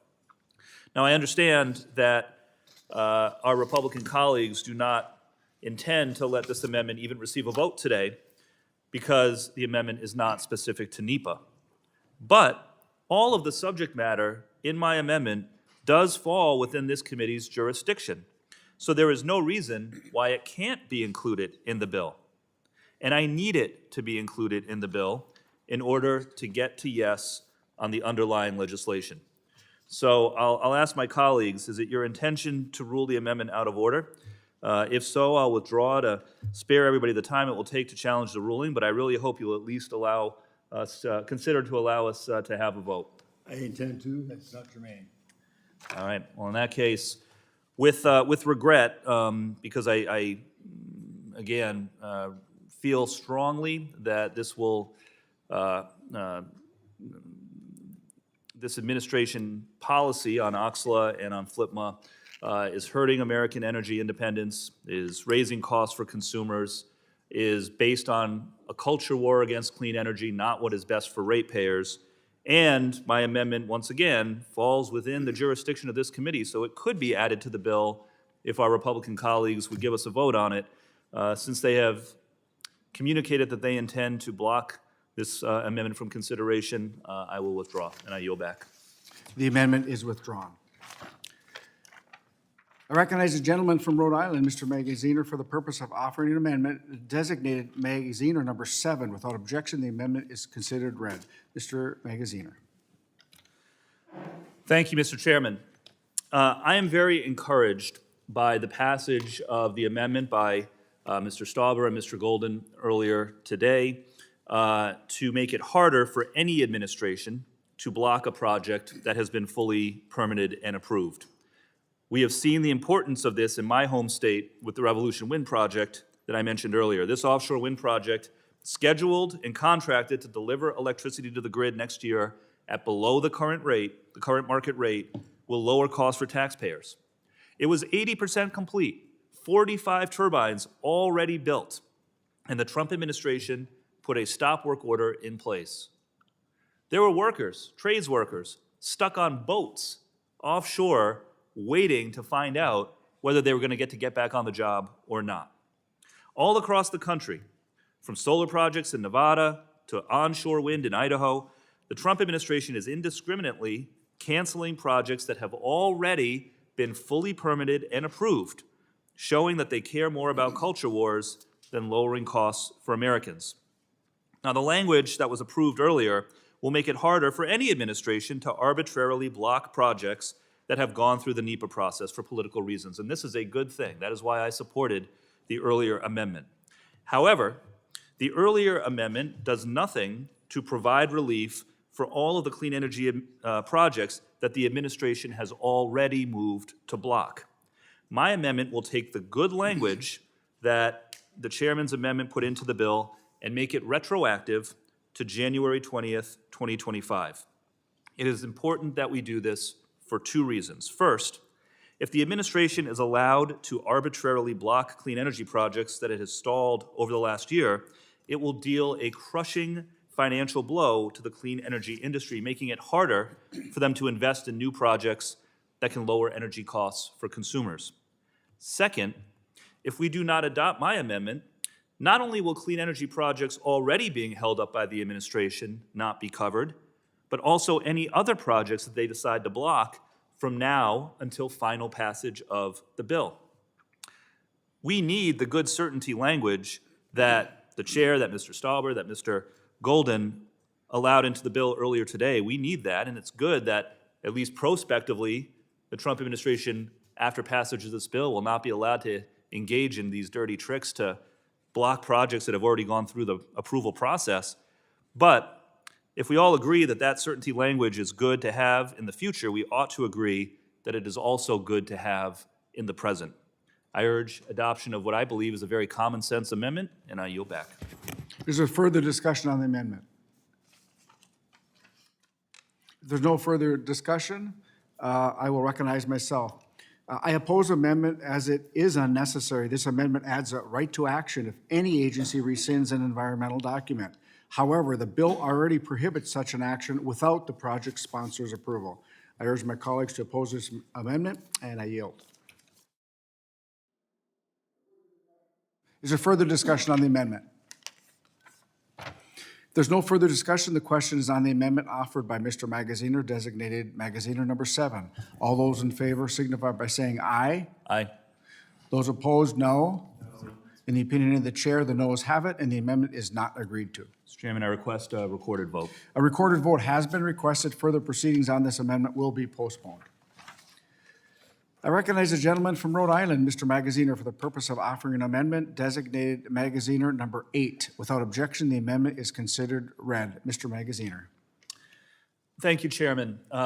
This amendment addresses the same issue that Representative Dexter attempted to address with her amendment that was ruled out of order, and that is that if we are going to have faster, more streamlined permitting, then agencies need to have adequate staffing to do that work quickly and efficiently.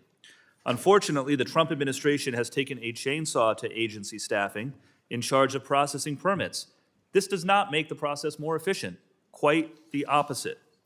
And while I appreciate that the intent of the SPEED Act to include deadlines to issue timely decisions and prevent unnecessary delays, this must be paired with adequate staffing, or mistakes will be made that could be more costly and cause more time in the long run. The problem with judicial review in the SPEED Act is that it limits courts to providing a remand. I support preventing unnecessary delays, but not applying a one-size-fits-all approach that doesn't factor the gravity of the deficiency. So, this amendment, my amendment, will give courts the authority to vacate a project approval or issue an injunction to temporarily halt a project if the court determines that lack of agency staffing led to an incomplete or inadequate review. It's very simple. We are empowering a court to say that the agency needs to go back to work and finish the job if lack of staffing is the reason for an incomplete or inadequate review. Of course, the overall intent here is to have it never get to that point because staffing will be adequate to begin with. If this committee wants to achieve agency efficiency, It will ensure that there are enough staff with relevant expertise to support permitting capacity. I believe this amendment is in order, and it's an attempt to address this staffing issue, which is a serious issue, unfortunately, given the slash and burn management style that the Trump administration has brought to multiple agencies. With that, I yield back. Is there further discussion on the amendment? If there's no further discussion, the question is on the amendment offered by Mr. Magaziner, designated Magaziner number 8. All those in favor signify by saying aye. Aye. Those opposed, no. No. In the opinion of the chair, the noes have it, and the amendment is not agreed to. Request the ayes and nays, or a recorded vote. A recorded vote has been requested. Further proceedings on this amendment will be postponed. I recognize the gentleman from Rhode Island, Mr. Magaziner, for the purpose of offering an amendment designated Magaziner number 9. Without objection, the amendment is considered read. Mr. Magaziner, you are up. Thank you very much. Removing duplicative approvals to issue permits is a common sense reform included in the underlying bill, and it's necessary to make it easier to build projects to lower costs to get more energy to the grid. And let me be clear, I support the notion that if a state, local, or tribal government is already doing a review, that the federal government doesn't necessarily need to do its own review on top of that. It's duplicative, it's time-consuming, it's unnecessary. I support the intent of this section of the SPEED Act. If a review is already being conducted, there's no need to do it twice. While I appreciate that the SPEED Act includes language that tries to accomplish this, my concern is that it does not take into consideration that some states have much less stringent environmental review processes than the federal standards. The SPEED Act, as it is, does not outline what criteria those state or tribal reviews would need to meet in order to supplant a federal review. And I believe this is a necessary common sense fix to ensure that these reviews are sufficient substitutes that don't cut corners. In plain speak, what we're saying here is, if you're going to replace a federal agency's environmental review with a state-level review, that's fine as long as the state-level review is as rigorous in terms of allowing public comment, in terms of considering all the subject matter that a federal agency would consider in their review. If that's the case, then by all means, let's not duplicate the process. But if there's a state or a tribe that does not meet the federal standard, we should not water down the federal standard by allowing that state or tribal review to take precedence. My amendment clarifies that state and tribal environmental reviews need to be substantively the same as a federal environmental assessment or environmental impact statement, whichever is appropriate.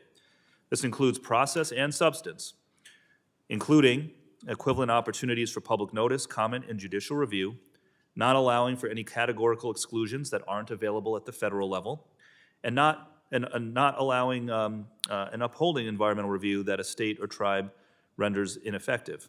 I urge my colleagues to support this simple, common-sense safeguard to preserve the integrity of environmental reviews while meeting the overall goal in the underlying text to eliminate duplicative processes. And I yield back. Is there further discussion on the amendment?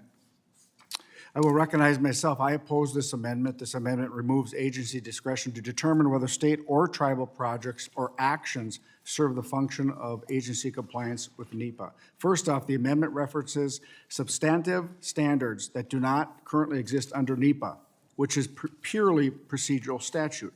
Additionally, this language uses new undefined terms that would invite additional litigation, making it difficult for states and tribes to apply their own respective reviews to satisfy NEPA requirements. I urge my colleagues to oppose this amendment, and I yield.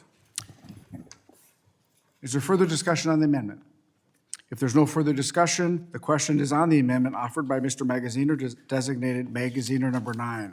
All those in favor signify by saying aye. Aye. Those opposed, no. No. The opinion of the chair, the noes have it, and the amendment is not agreed to. I request a recorded vote. A recorded vote has been requested. Further proceedings on this amendment will be postponed. I recognize the gentlewoman from Washington, Ms. Randall, for the purpose of offering an amendment designated Randall number 20. Without objection, the amendment is considered read. Ms. Randall, you are now recognized. Thank you, Mr. Chair. This amendment may call back to some of our previous conversation.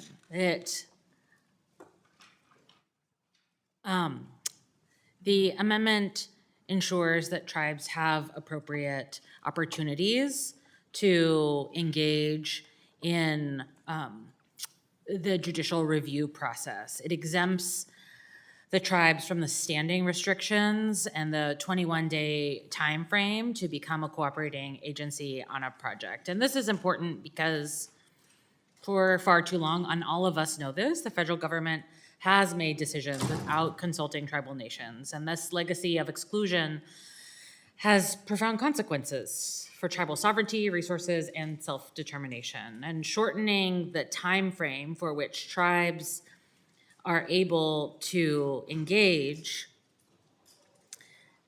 will restrict their ability to ensure their interests and rights are upheld and their ability to hold government agencies accountable.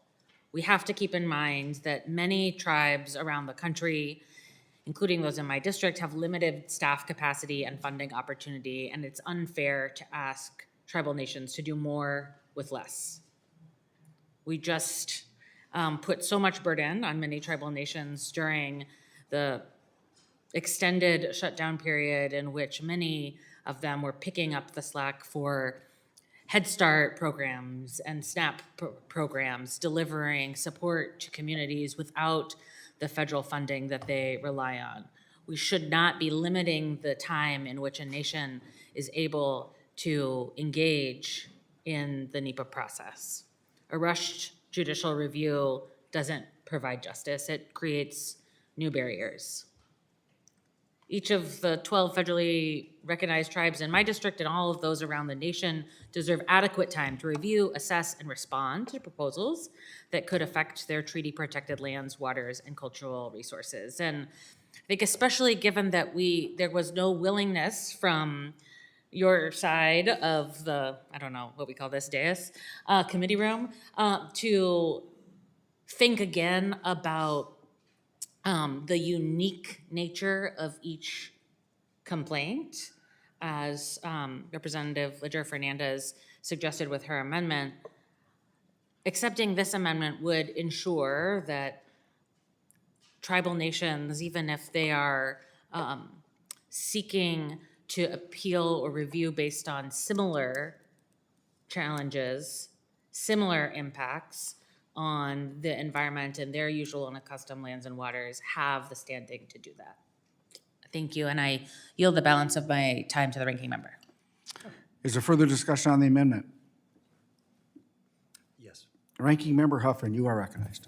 Thank you, Mr. Chairman. So I do support the gentlelady from Washington's amendment because it respects tribal sovereignty and would ensure proper tribal consultation.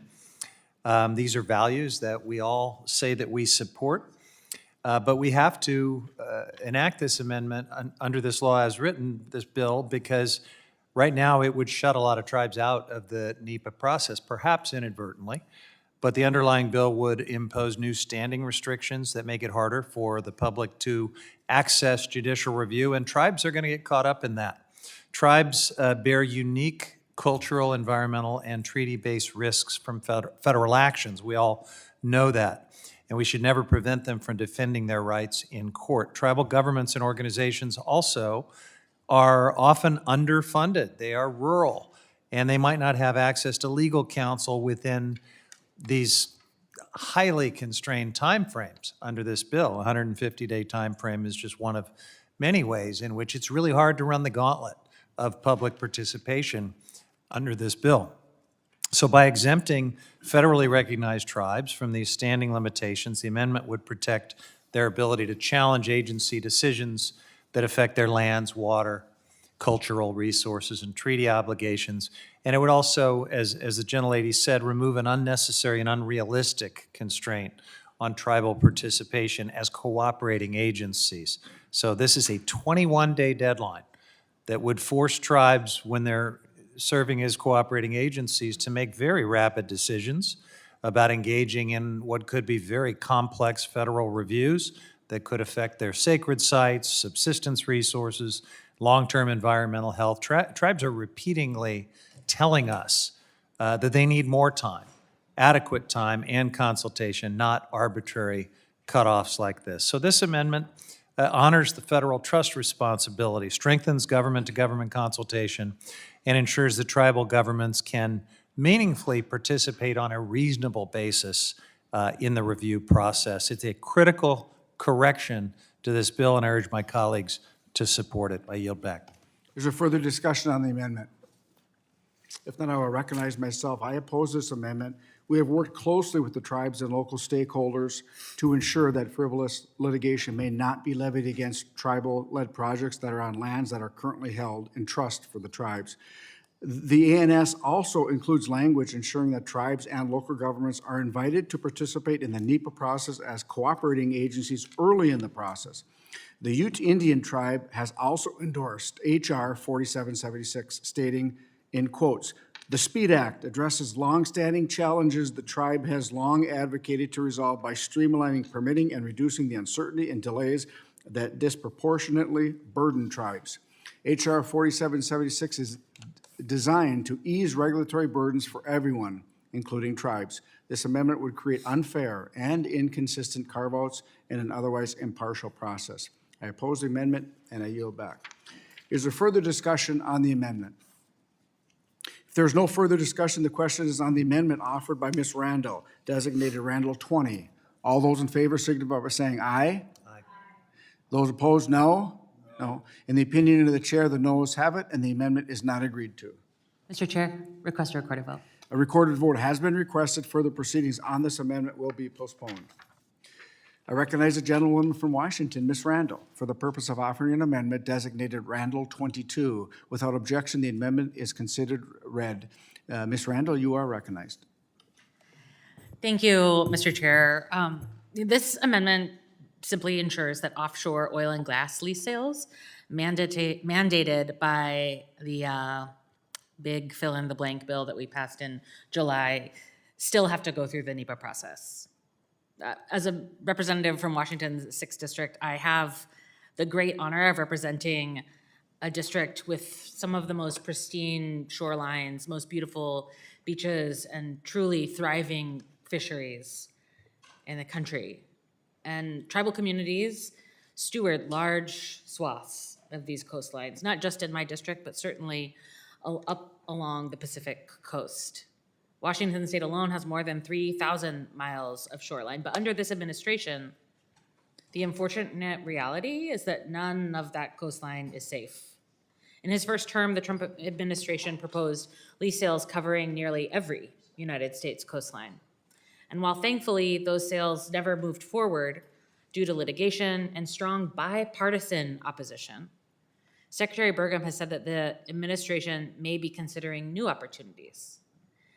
And that's already proven to be the case with the mandatory offshore oil and gas lease sales mandated under the Big Ugly Law. This pouring fuel on the fire is dangerous, and the Department of Interior is now claiming those lease sales do not need to go through the NEPA process. It's an abdication of the responsibility to coastal communities, to tribal nations, to fishermen, and to our future, all of who rely on proper environmental review and permitting to ensure that our ecosystem won't be harmed, not today, not for our grandchildren's grandchildren, not for 7 generations to come.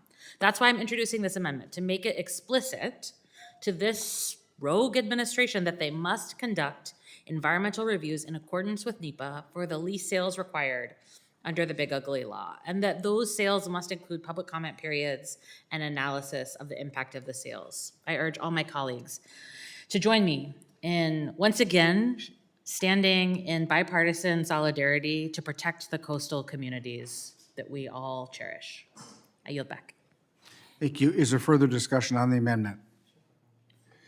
Ranking Member Huffman, you are recognized. Thank you, Mr. Chairman. I support the gentlelady's amendment to reaffirm that offshore oil and gas lease sales must undergo a NEPA review. Now, we know the Department of Interior recently has claimed that the mandatory lease sales under the One Big Ugly Law are not subject to NEPA, but this is a departure from longstanding policy. NEPA has always applied to offshore drilling, And the administration might argue that they don't have discretion with respect to these mandatory lease sales. There's still independent value in public transparency and environmental review.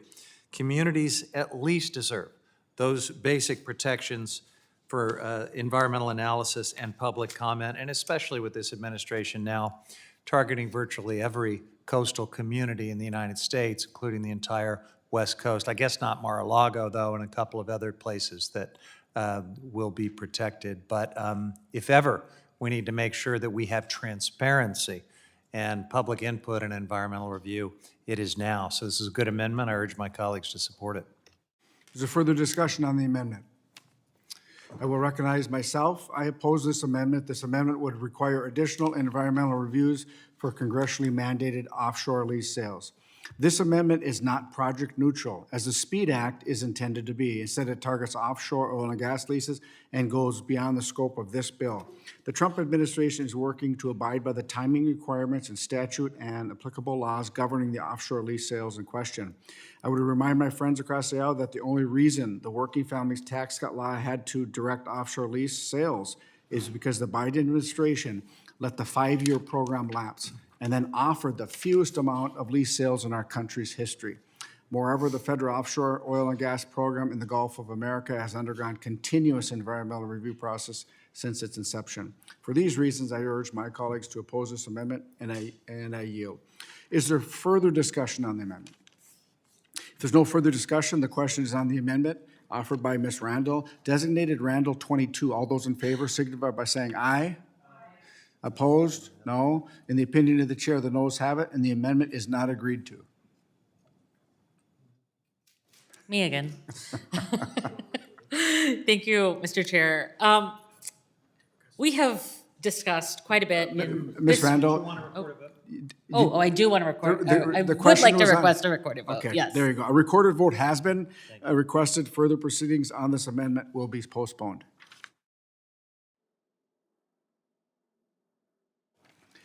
I recognize the gentlewoman from Washington, Ms. Randall, for the purpose of offering an amendment designated Randall 31. Without objection, the amendment is considered read. You are now recognized, Ms. Randall, for 5 minutes. A little too eager.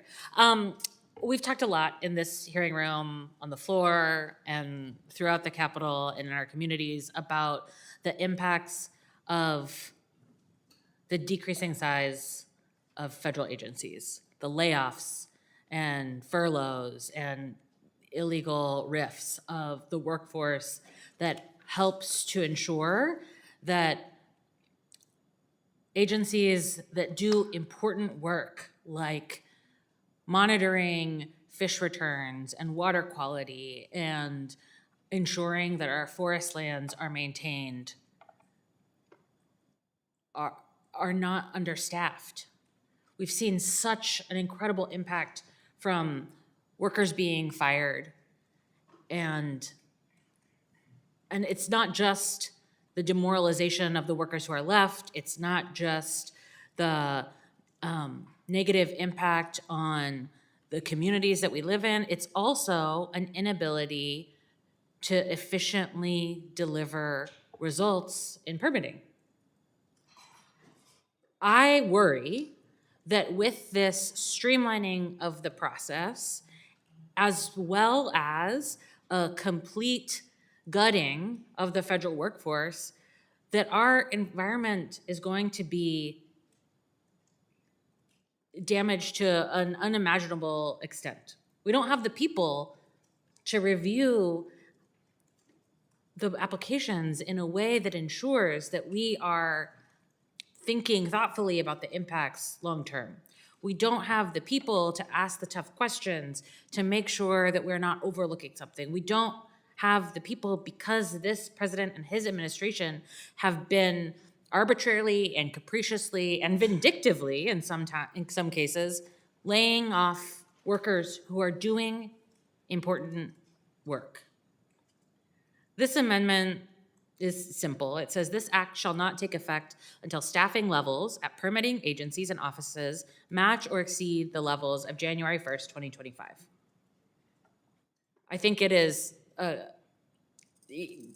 blatantly irresponsible to expect us to be able to speed up these reviews in the manner intended by the underlying legislation while also dramatically cutting the workforce who is meant to be doing that work? Well, are we going to like depend on AI to approve these permits, or the interns that Elon Musk hired to control F cut the federal government? This is a dangerous direction for which we are completely unprepared. And I urge my colleagues to support this amendment. Thank you, Mr. Chair. I yield back. Is there further discussion on the amendment? Ranking Member Huffman, you are recognized. Yeah, Mr. Chairman, I just want to strongly support the gentlelady's amendment. This is one of these other things that we can't simply pretend is not happening. We're talking about a Department of Interior alone, one of many permitting agencies we care about, that has lost 11% of its staff this year, 7,500 less people. And those people are stretched all over the vast public land estate and all of the different things that we ask of them. So look, if you want to have speed, you got to address the need for an actual professional staff, even if you're reducing the NEPA process to this somewhat meaningless paper pushing exercise, as this bill would do. You got to have people to push the paper. So I support this amendment. It's an important part of the consideration if we're serious about moving forward together, and I yield back. Gentleman yields back. Is there further discussion on the amendment? Mr. Chair. Mr. Stauber, you're recognized. So I think that when we had Secretary Burgum in this room, I remember him making a comment about staffing. He says, we not only have to look on input, but we also have to look on the output of the staffing. I thought that was very wise. Mr. Chair, may I ask unanimous consent to put in the following letter from the National Association of Manufacturers in support of H.R. 4776 to be entered into the record? Without objection, so And ordered. then, Mr. Chair, one more. Ask unanimous consent that the following statement from the United Association of Union Plumbers and Pipe Fitters in support of H.R. 4776 be entered into the record. Without objection, so ordered. And I yield. Gentleman yields back. Is there further discussion? Ms. Elforth, you're recognized. Thank you, Mr. Chair. I would like to thank my colleague, Congresswoman Randall, for this really important discussion here. You're probably sick of me saying this, but I represent 45,000 federal workers in my district, and many of whom were impacted one way or another by the DOJ massacre last spring. And I trust that we can all agree that the right number of staffing to implement this bill is not an arbitrary number. It's what are we actually going, how many people do we need in these agencies to be efficient? We can all agree that currently is not the case. There's pieces of this bill that address that. I'm excited about the e-permitting act that's coming up for a vote next. I'm proud co-sponsor of that bill that's going to help modernize a very antiquated system. But we at the same time cannot ignore, we can't legislate in vacuums and pretend like this assault on the federal workforce isn't simultaneously happening down the street from the White House. And so I firmly support this bill. We need to figure out the adequate number of staffing to deliver the services taxpayers expect, and we can't ignore that very question. And I look forward to working with this committee to making sure we can implement reasonable legislation with adequate staffing attached to it. With that, I yield. Gentlelady yields back. Is there further discussion on the amendment? I recognize myself. I oppose this amendment because it would prevent the bill from taking effect until staffing levels return to January 1st, 2025 levels. Through the reforms included in this bill, agencies undertaking NEPA reviews will be able to dedicate more time and resources to projects that fall under the true meaning of major federal action. Also, agency staff will not be inundated with time-consuming, burdensome, duplicative reviews. I'd also note that agencies receive significant funding for staffing in the IRA, but permitting processes thwarted the projects that were proposed from the IRA. We have seen this over and over. No matter how much money agencies have received for permitting activities, the results have been lackluster. I oppose the amendment, urge my colleagues to do so as well, and yield back. Is there further discussion on the amendment? There's no further discussion. The question is on the amendment offered by Ms. Randall, designated Randall number 31. All those in favor signify by saying aye. Aye. All those opposed, no. In opinion of the chair, the noes have it. A recorded vote has been requested. Further proceedings on this amendment will be postponed. I recognize Ranking Member Huffman for the purpose of offering an amendment designated Ansari number 9. Without objection, the amendment is considered read. Thank you, Mr. Chairman. I'm pinch hitting for my colleague, Representative Ansari. And this is an amendment which fixes a blatant anti-science provision in the bill. The underlying bill says that once an application is filed or a notice of intent is published, whichever comes first, no agency can be required to consider any new scientific or technical information or research that becomes publicly available after that date. It essentially freezes the consideration in amber at that point, as if nothing can ever change. Let's think about that. If new climate data is released, agencies would have to ignore it. If updated wildlife surveys come in, they got to ignore that too. If new groundwater modeling shows contamination risks of a critical aquifer, or new seismic data shows a fault line is far more active than previously assumed, they would be required to pretend none of that exists. Permitting reviews require careful attention. And while it's underway, it is possible that conditions change, science advances, new information is discovered, and to tell agencies to freeze themselves in time at that moment of an application simply hinders a meaningful and thoughtful process. So this is the opposite of responsible permitting if our goal is to get it right. It is the opposite of what Congress intended when it wrote NEPA back in 1969. And my colleague's amendment fixes this by replacing those arbitrary trigger points with one that does make sense, the publication of the final environmental document.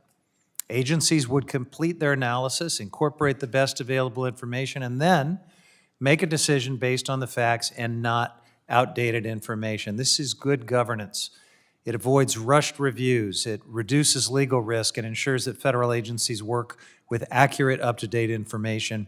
Protects communities as well that would otherwise be put in harm's way because an agency was forced to ignore reality, was forced to ignore new science about flooding, wildfire, pollution, or habitat collapse, and it aligns with how permitting is supposed to work in the real world. We should not be locking agencies into something that we know is incomplete or obsolete just to meet some political talking point. We should not be telling them to disregard data that would keep people safe. And we certainly shouldn't be hard-coding outdated information into federal decision-making. This amendment restores a basic level of scientific integrity to ensure that federal agencies get it right. I urge my colleagues to vote yes, and I yield back. Gentleman yields back. Is there further discussion? I recognize myself. I oppose the amendment. There were several things Mr. Huffman said in his testimony that I would agree with. We should not force federal agencies into accepting information that's incomplete, and the SPEED Act does not do that. It does not force agencies to ignore any kind of new science. What it does, though, is it gives them discretion to consider new scientific or technical research after an application is received. If adopted, this amendment would allow special interest groups to submit manufactured science to sway agency reviews improperly. This reminds me of it would be like asking the tobacco industry to write a research report on the benefits of smoking cigarettes. If somebody has a special interest, they can go out and hire somebody to write basically whatever kind of report they would like to have written. That's what we're trying to avoid here. We want to make sure that agencies do have the discretion to use any kind of new evidence that's presented, but not force them to look at everything that's submitted. To make matters worse, if this amendment were enacted into law, the agencies would have no choice but to consider all of it without any discretion. The SPEED Act doesn't prohibit consideration of new science. Rather, it gives agencies discretion in considering pertinent scientific and technical information. This will make the NEPA process more predictable, reduce malicious outside influence, and ensure environmental documents are digestible to the general public. The Supreme Court's ruling in the Seven-County case extends substantial discretion to agencies under NEPA. I urge my colleagues to oppose the amendment, and I yield back. Is there further discussion on the amendment? There's no further discussion. The question is on the amendment offered by Ranking Member Huffman, designated Ansari number 9. Those in favor signify by saying aye. Aye. Those opposed, no. The opinion of the chair, the noes have it. A recorded vote has been requested. Further proceedings on this amendment will be postponed. I recognize the gentlewoman from California, Ms. Rivas, for the purpose of offering an amendment designated Rivas number 11. Without objection, the amendment is considered read. Thank you, Mr. Chair. My amendment increases accessibility to the public comment process for all Americans and counters the Trump administration's insistence on pushing disenfranchised voices further into the shadows. We must ensure that all stakeholders have access to our democratic systems, not just wealthy polluting industries. My amendment does 3 things. 1, it requires public comment periods, public notices, and public meetings to be accessible in the predominant language of the affected community. 2, it considers the needs of the community, like timing for working-class families. And 3, it will ensure there are accessibility needs being met, such as ASL or ADL services. These fixes allow our rural, urban, suburban, and tribal communities to have a say in the decisions that are happening in their own backyards instead of being shut out of the process. This administration caused an affordability crisis that has hit my constituents particularly hard. Many of them work 2 jobs to provide for their families. They can't afford to take a day off or drive an hour in traffic to downtown Los Angeles to provide public comment. When stakeholders and federal agencies receive early and robust community feedback, especially feedback from the most impacted communities, projects will be more successful in meeting critical timelines. I encourage everyone to vote for my amendment, and I yield back. Gentlelady yields back. Is there further discussion on the amendment? Mr. Huffman, you're recognized. Thank you, Mr. Chairman. I strongly support the gentlelady's amendment because it cuts to one of the fundamental problems with the bill as drafted.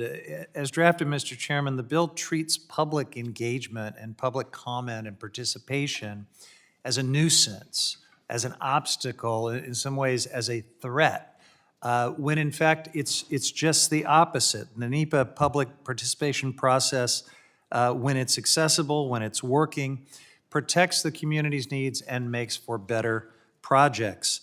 NEPA only works when communities actually have a real voice in decisions that affect their health, their safety, their environment. And that means you can't rig the public participation system in a way that prevents them from even knowing about some of these projects, let alone participating and having a chance to challenge them where appropriate. So across the U.S., NEPA applies to communities that speak different languages, that follow different cultural practices, that have different schedules and access needs. There's no reason why a community should be left out of the review process, because public meetings or comment periods are scheduled at times or in formats that are inaccessible for working families, for elders, or for people without the internet. That should be unacceptable to all of us. The purpose of NEPA is to strike a balance between the people, the environment, and our infrastructure, and if we fail to give people the access that they need to participate, we are cutting out one of the law's core pillars. This amendment from Congresswoman Rivas would ensure that NEPA lives up to its original intent. I strongly support it and urge my colleagues to vote yes. Yield back. Gentleman yields back. Is there further discussion on the amendment? I recognize myself. I do oppose this amendment as drafted, but I appreciate Congresswoman Rivas' concern and the interest or the intent of this amendment. However, the amendment includes ambiguous language that could be used by litigants to block projects under NEPA review. In developing the legislation, one of the key objectives was to instill greater certainty in the NEPA process, and I'm concerned that the amendment as drafted would instill uncertainty, which I think both sides of the aisle agree we need more certainty. This bill, I think, actually enhances community engagement because it encourages lead agencies to identify tribes and local governments to be included as early as possible. I'm happy to work with the gentlelady on this language going forward to address her stated concern without creating new opportunities for litigation. And I oppose the amendment, but I'm willing to work on it, and I yield back. Is there further discussion on the amendment? If there's no further discussion, the question on the amendment offered by Ms. Rivas, designated Rivas number 11. All those in favor signify by saying aye. Those opposed, no. In the opinion of the chair, the noes have it. I'd like to request a recorded vote. Recorded vote has been requested. Further proceedings on this amendment will be postponed.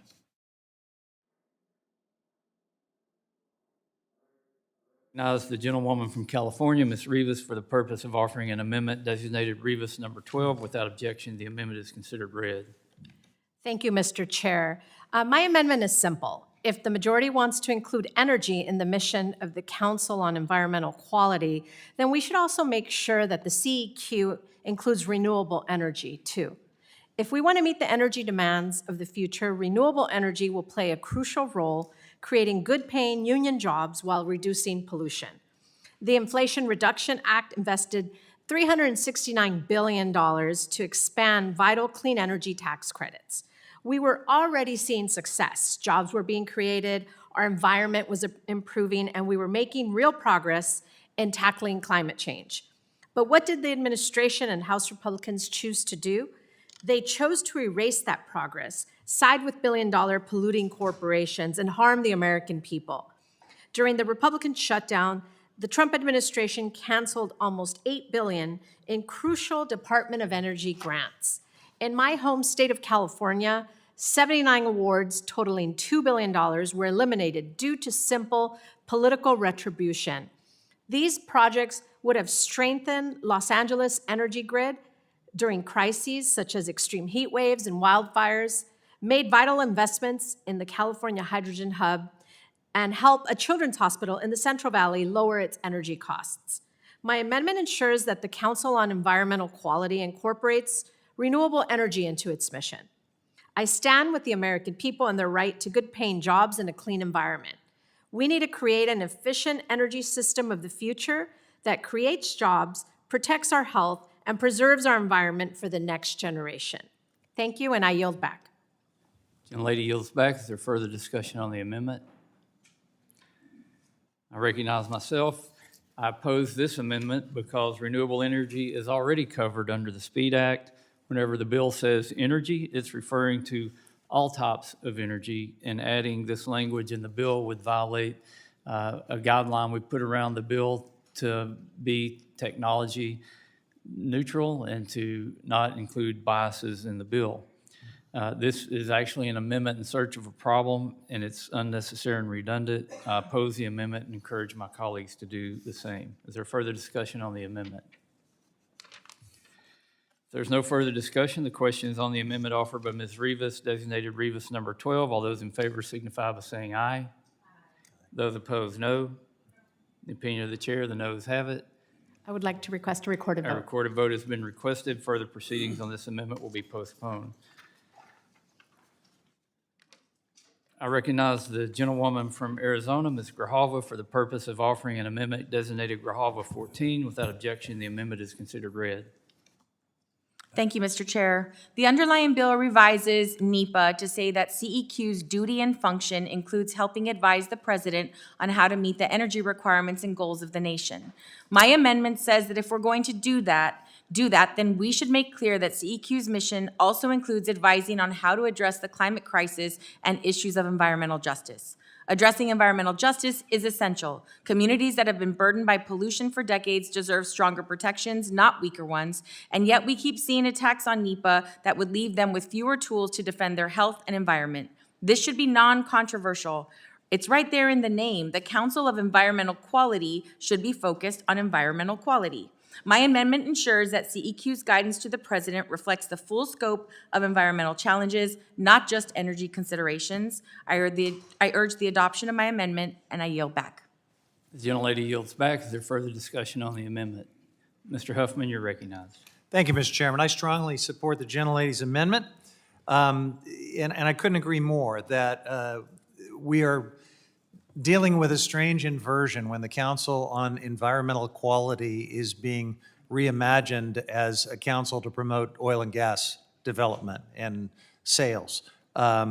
This common sense amendment is something that everyone on this committee should support. It simply means that the communities who are most impacted by federal actions, by projects that could increase threats of wildfires, floods, polluted air, dirty water for them and their families, that they will have an opportunity to participate in the environmental process. That it should be so simple, so bipartisan. So I'm hoping that some of our Republican colleagues will join us in this, and I yield back. Gentleman yields back. Mr. Stauber, you're recognized. Mr. Chair, thank you very much. Ms. Grijalva, I hate to not support your amendment at one of your first pieces of legislation, but I'm not going to support it, but I want to welcome you to the committee, and I had the privilege and pleasure of serving with your father, and I look forward to serving with you as well on this committee. Gentleman yields back. Is there further discussion on the amendment? I recognize myself, and I oppose this amendment, which would improperly insert substantive environmental justice requirements into an otherwise procedural statute. The Biden administration already tried to use the Council on Environmental Quality to enact environmental justice policy through its Phase 2 NEPA regulations. Those efforts were widely opposed by the states and were thrown out by the courts. The amendment adds that previously rejected language to a section of NEPA that already includes robust language requiring CEQ to develop national priorities on environmental quality. Adding yet more undefined terms to the statute would only invite litigation, slowing and blocking projects of all kinds. I oppose the amendment and urge my colleagues to do the same. Is there further discussion on the amendment? If there's no further discussion, the question is on the amendment offered by Ms. Grijalva, designated Grijalva 14. All those in favor signify by saying aye. Aye. All those opposed, no. Opinion of the chair, the noes have it. I would like to request a recorded vote. A recorded vote has been requested. Further proceedings on this amendment will be postponed. I recognize the gentlewoman from California, Ms. Brownlee, for the purpose of offering an amendment designated Brownlee 24, revised. Without objection, the amendment is considered read.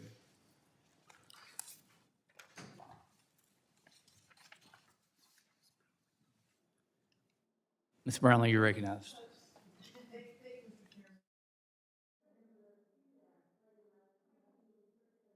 Ms. Brownlee, your microphone. I'm not together this morning. This afternoon. Or this afternoon. There you go. I guess. Yeah, thank you. All right, take it from the top. Thank you, Mr. Chairman. As written, the SPEED Act places sweeping restrictions on communities' abilities to challenge inaccurate or incomplete environmental reviews in court. Among the most concerning provisions is a limit on injunctive relief, even when a court finds that an agency has failed to meet NEPA's basic procedural requirements. Under this bill, if a project ends up in court and a judge determines that the environmental review was insufficient, the court would not be allowed to pause or stop the project while the problematic review is addressed. The judge could only send the review back to the agency to fix while the project continues to move forward. Imagine if you've gone to court over a project that is harming your community. You are part of the fraction of 1% of cases that actually make it to court, and then one of the rarer cases where a judge finds that the NEPA documents to be insufficient. Even then, the project could continue harming your community while the federal government goes back to the drawing board. This is not meaningful accountability. My amendment simply preserves the authority that courts have exercised for decades under NEPA, the authority to ensure compliance when agencies cut corners or fail to conduct adequate environmental reviews. At a time when checks and balances are being tested across our government, it is deeply concerning that this bill would further restrict the ability of courts to protect communities. Limiting the consequences for noncompliance or limiting the relief available when communities are put at risk undermines the public's right to safeguard their own health and environment. By preventing courts from issuing meaningful remedies, this bill weakens one of the most fundamental rights Americans have, the right to access the courts and to seek redress. My amendment would simply ensure that when an agency fails to follow the law, communities are not left without recourse. I urge the support of my amendment, and I yield back. Gentlelady yields back. Is there further discussion? Mr. Huffman, you're recognized. Thank you, Mr. Chairman. I strongly support the gentlelady's amendment. This is an essential fix that targets, frankly, one of the most egregious and extreme aspects of this bill. I mean, you've already dramatically constrained the public notice and participation process. You've made it hard for people to find out about projects, hard for them to participate in any meaningful way. You've established all of these landmines and gimmicks that keep them from challenging projects, limited standing, and put all of these booby traps in place. But this, in some ways, is the most egregious of all. Even if they run that gauntlet, they can't get a remedy at the end of the day. And I know, Mr. Chairman, that you have heard this from perhaps all of the Democratic colleagues on our side of the aisle that have been talking to you about this bill. This is a universal concern. It makes a mockery of the notion that there's still any meaningful way to challenge projects under NEPA if this were to become law. This is a targeted, common sense restoration of an obvious remedy. When a project is posing imminent harm to a community, it could even be illegal, and a court is prohibited from doing anything about it. But all they can do is remand it while the project moves ahead during an agency fix. It's just, it again, Mr. Chairman, makes a mockery of any notion that you can ever challenge a harmful, bad, or even illegal project if this were to become law. I urge colleagues to vote yes, and I yield back. Gentleman yields back. Is there further discussion on the amendment? Ms. Stansberry, you're recognized. Thank you, Mr. Chairman, Ranking Member.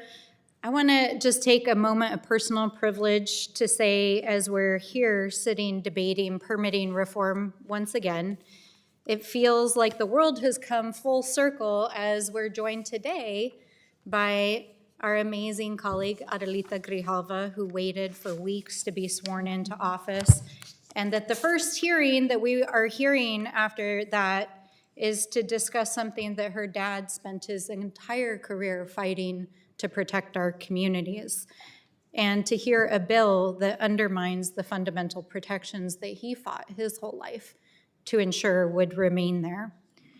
So I want to just be clear from the start that I support permitting reform. We need permitting reform.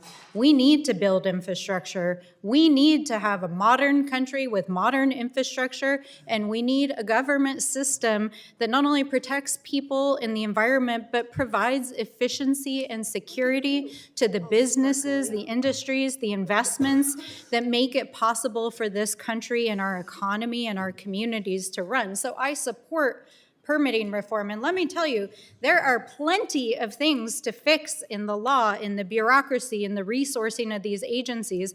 And as somebody who has spent my entire career working on water resources issues, I am all for it. But here are the things I am not for.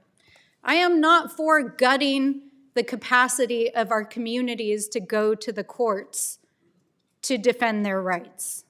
I am not for gutting fundamental protections of tribal sovereignty and tribal treaty and tribal self-determination rights. I am not for gutting science or stopping science from informing how our federal government makes decisions. And I am not for putting into place arbitrary timelines and requirements in the law that nobody is asking for other than industries that want to be able to put in infrastructure without any restrictions. And so I support wholeheartedly this amendment to ensure that our communities continue to have the right to go to the courts. I support the concept of making our government more efficient. I support the idea that we need to reform programs and create processes so that we don't have delays. But let's not forget why permitting and NEPA exists. This was bipartisan legislation that was passed in this body in 1969, signed into law by Richard Nixon, and adopted because the American people recognized that without any kind of backstop for the American people and for our communities, for the environment, the industries would bulldoze sacred sites, that rivers would be dammed, and entire ecosystems and Western communities lost. NEPA exists to create a backstop for the American people and for the environment. And so while I support the idea of modernizing our system, I cannot support legislation that guts the fundamental tenets of what that means. And so I thank you for the opportunity today, and with that, I yield back. Gentlelady yields back. Is there further discussion on the amendment? I recognize myself. I oppose this amendment. What this amendment would do is it would remove remand as a sole remedy under NEPA and allow courts to enjoin or fully vacate agency actions. Now, I think this gets to a point that's misunderstood in the whole NEPA debate and where we are today with the SPEED Act.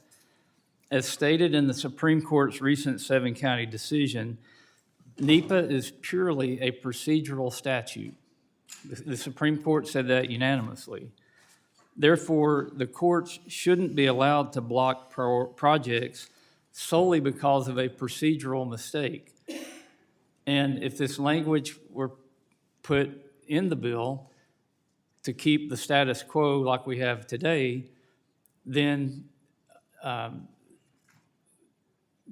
projects would be blocked just on a procedure.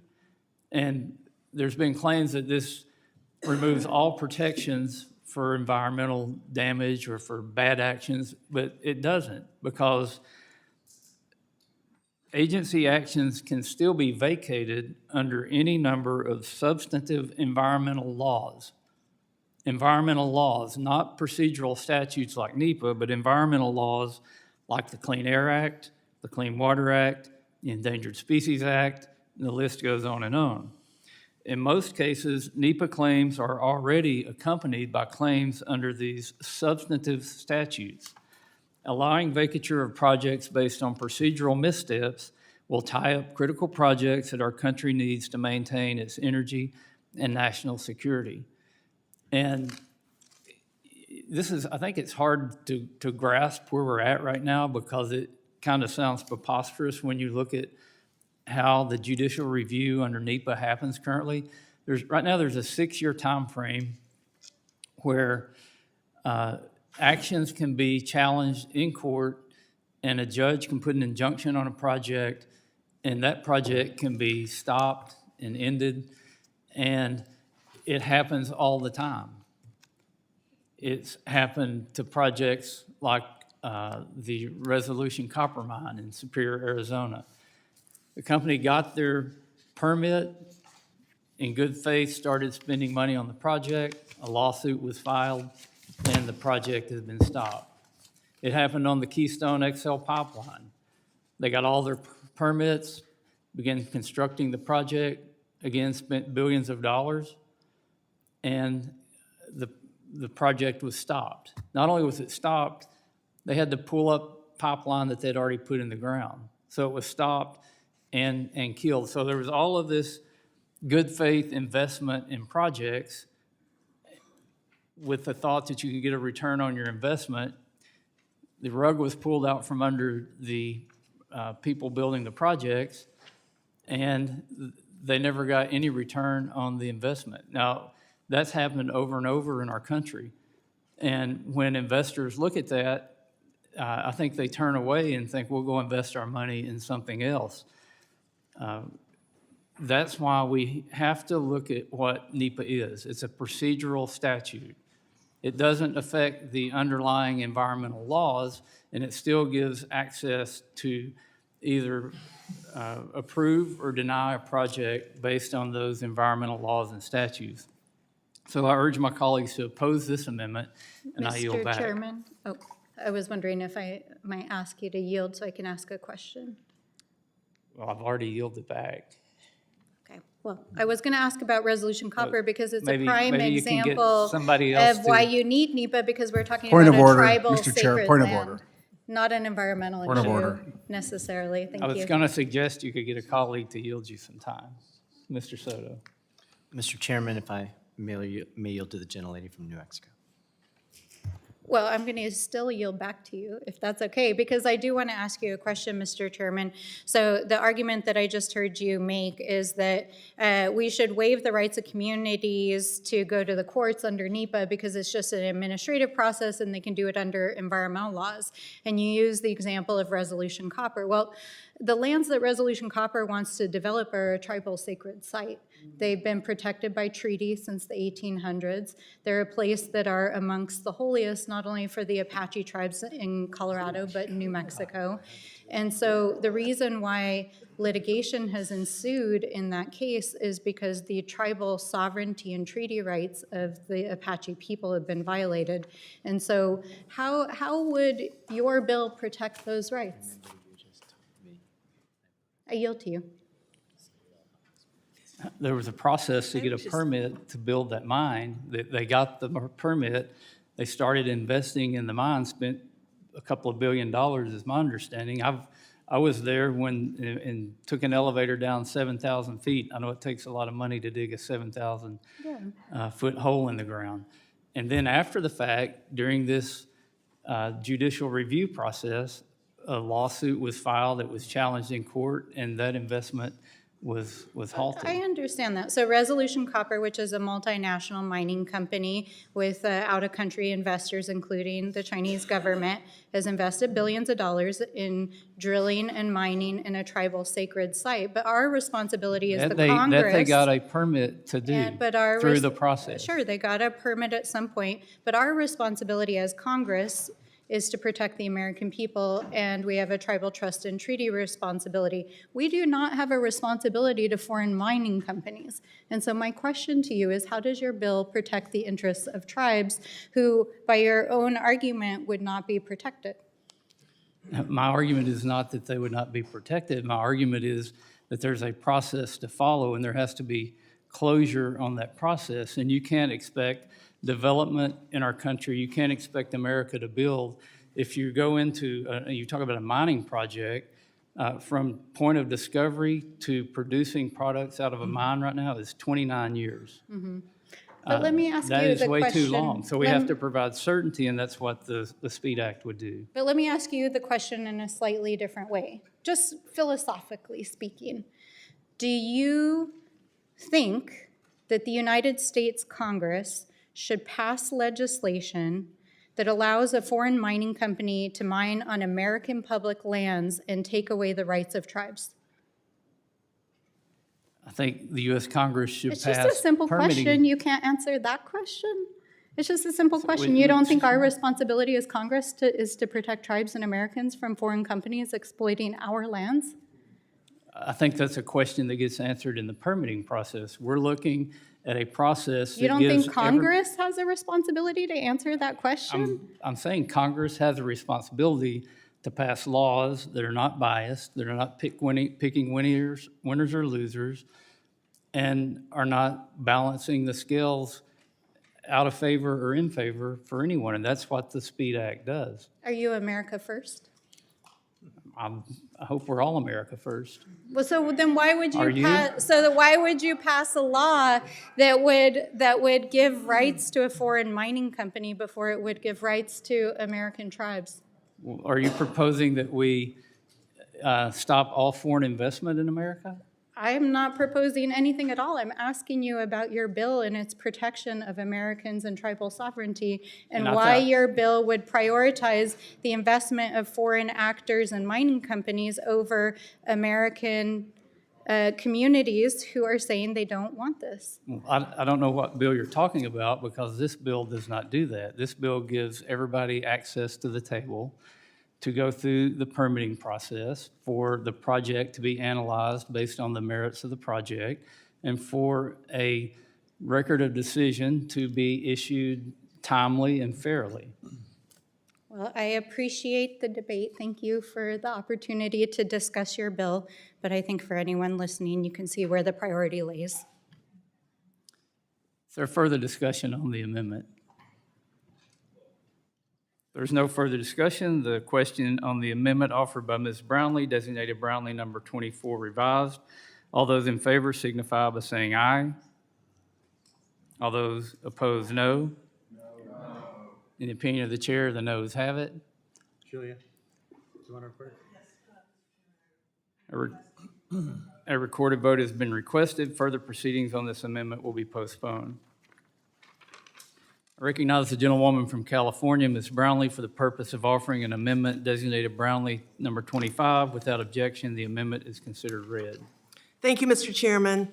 NEPA is, at its core, a process law that ensures transparency in federal projects and permitting decisions.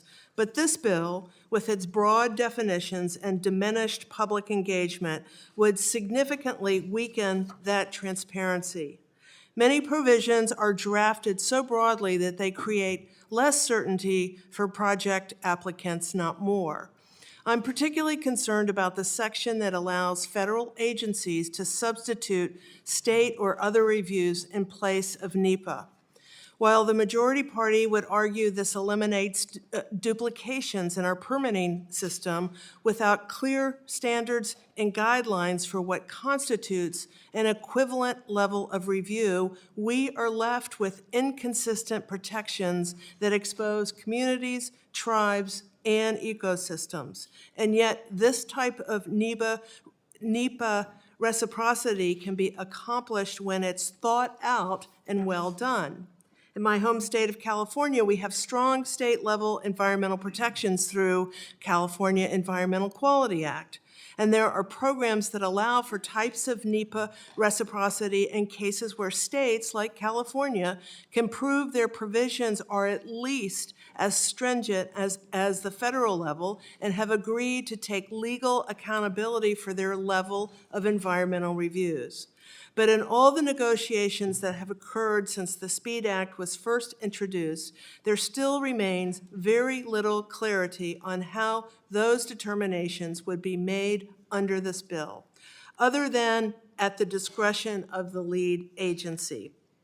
With all the chaos the Trump administration has created around NEPA implementation, from executive orders that direct agencies to circumvent NEPA to the rollback of CEQ regulations granting agencies even more unchecked discretion, would only deepen the existing patchwork and increase legal uncertainty. Not only that, but this administration has made reckless and indiscriminate cuts to the federal workforce, gutting agencies of the experts we rely on to conduct thorough and timely environmental reviews. So you can see how I'm skeptical that there would even be adequate staff in place to make determinations on whether state or tribal reviews adequately meet NEPA requirements. That is why my amendment would restore a sense of accountability to this provision. It simply ensures that any use of state or tribal environmental review to substitute for NEPA remains subject to judicial review, a basic safeguard to ensure consistency, transparency, and fairness. I urge adoption of this amendment to protect the integrity of our environmental review process and the communities it protects. I yield back. The lady yields back. Is there further discussion on the amendment? Mr. Huffman, you're recognized. Thank you, Mr. Chairman. I support the gentlelady's amendment.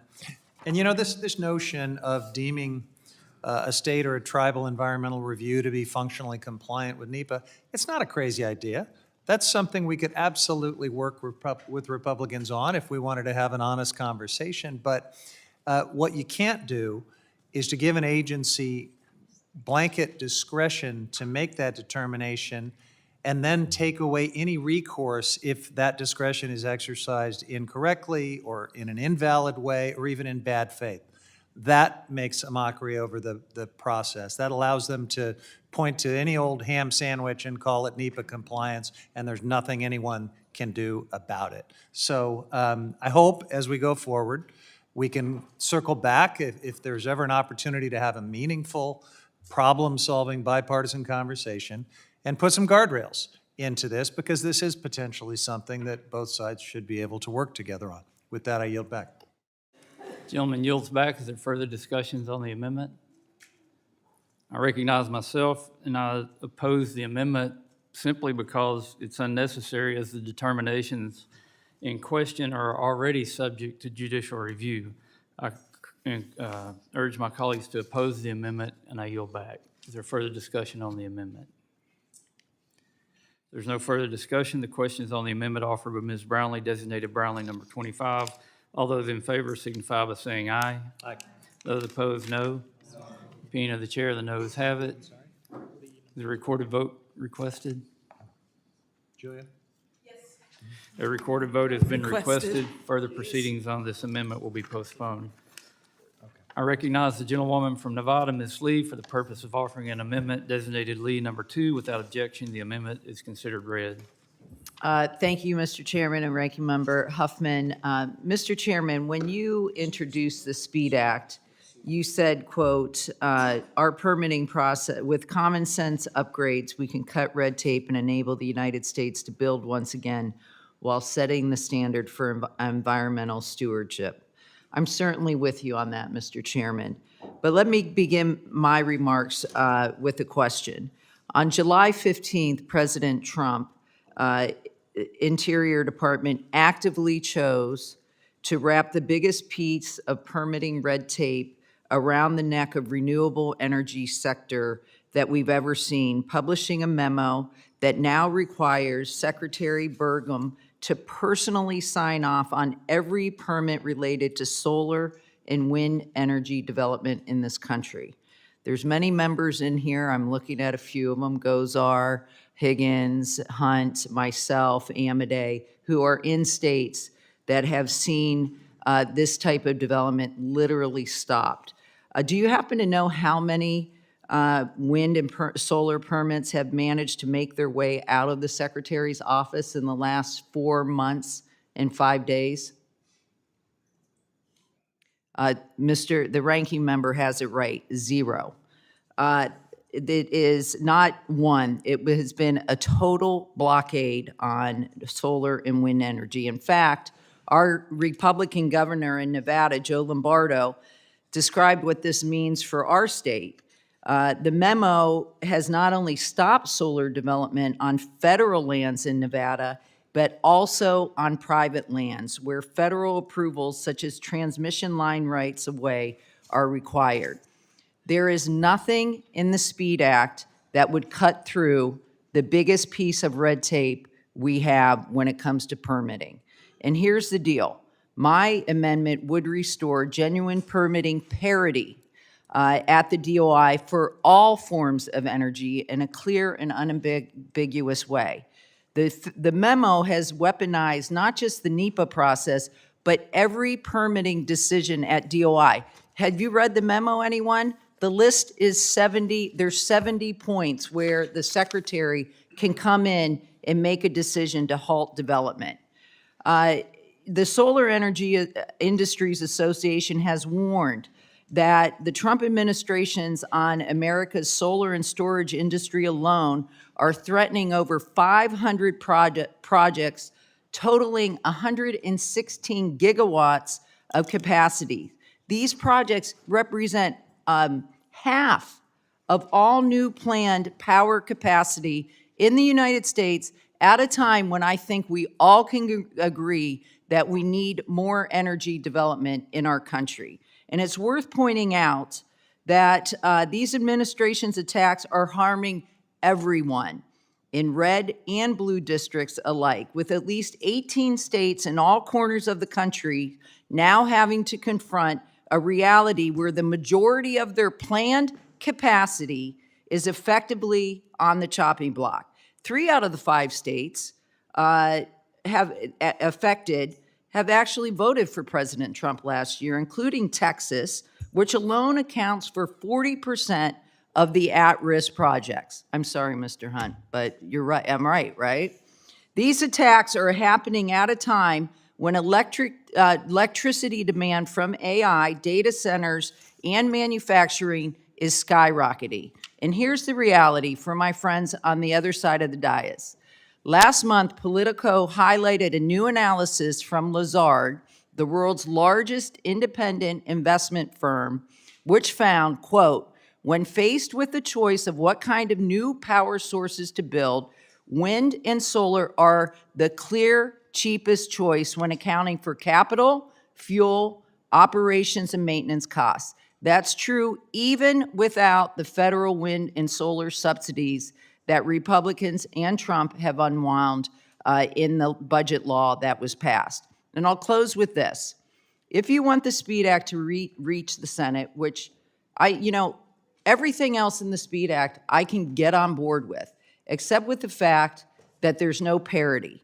You're going to need the support of Senate Democrats to pass this bill on this best possible footing. Then you and your Republicans on this committee, I hope, will join me in supporting this amendment. In fact, the ranking member of the Senate Natural Resources Committee, Martin Heinrich, has called permitting parity, quote, the secret sauce to actually getting someplace on permitting reform in this Congress. I want to get it done. I think we all want to get it done. And I think that having some form of parity where we're not picking winners or losers when we all know we need every form of energy possible, that's what this amendment does, and I hope I get your support. Thank you. Gentlelady's time has expired. Is there further discussion on the amendment? Mr. Chair. Mr. Stauber, you're recognized. Ms. Lee, I'll make it very short and sweet. I feel your pain. It's been done in the mining industry for years, and I yield back. Gentleman yields back. Is there further discussion? Mr. Soto, you're recognized.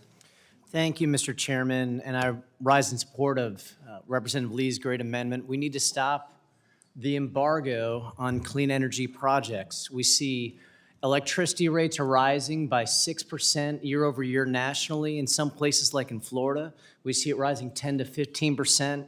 Demand is rising because of data centers, because of AI, and we're seeing it across all these different states. But the clean energy projects that were ready to go online, whether it's offshore wind in the Northeast, whether it's wind projects in the Midwest and the South, whether it's solar projects that we see on federal lands, they're being blocked, and they've been blocked since the beginning of the year. If we're all in agreement that we need all the above energy solutions, then this is a part of it.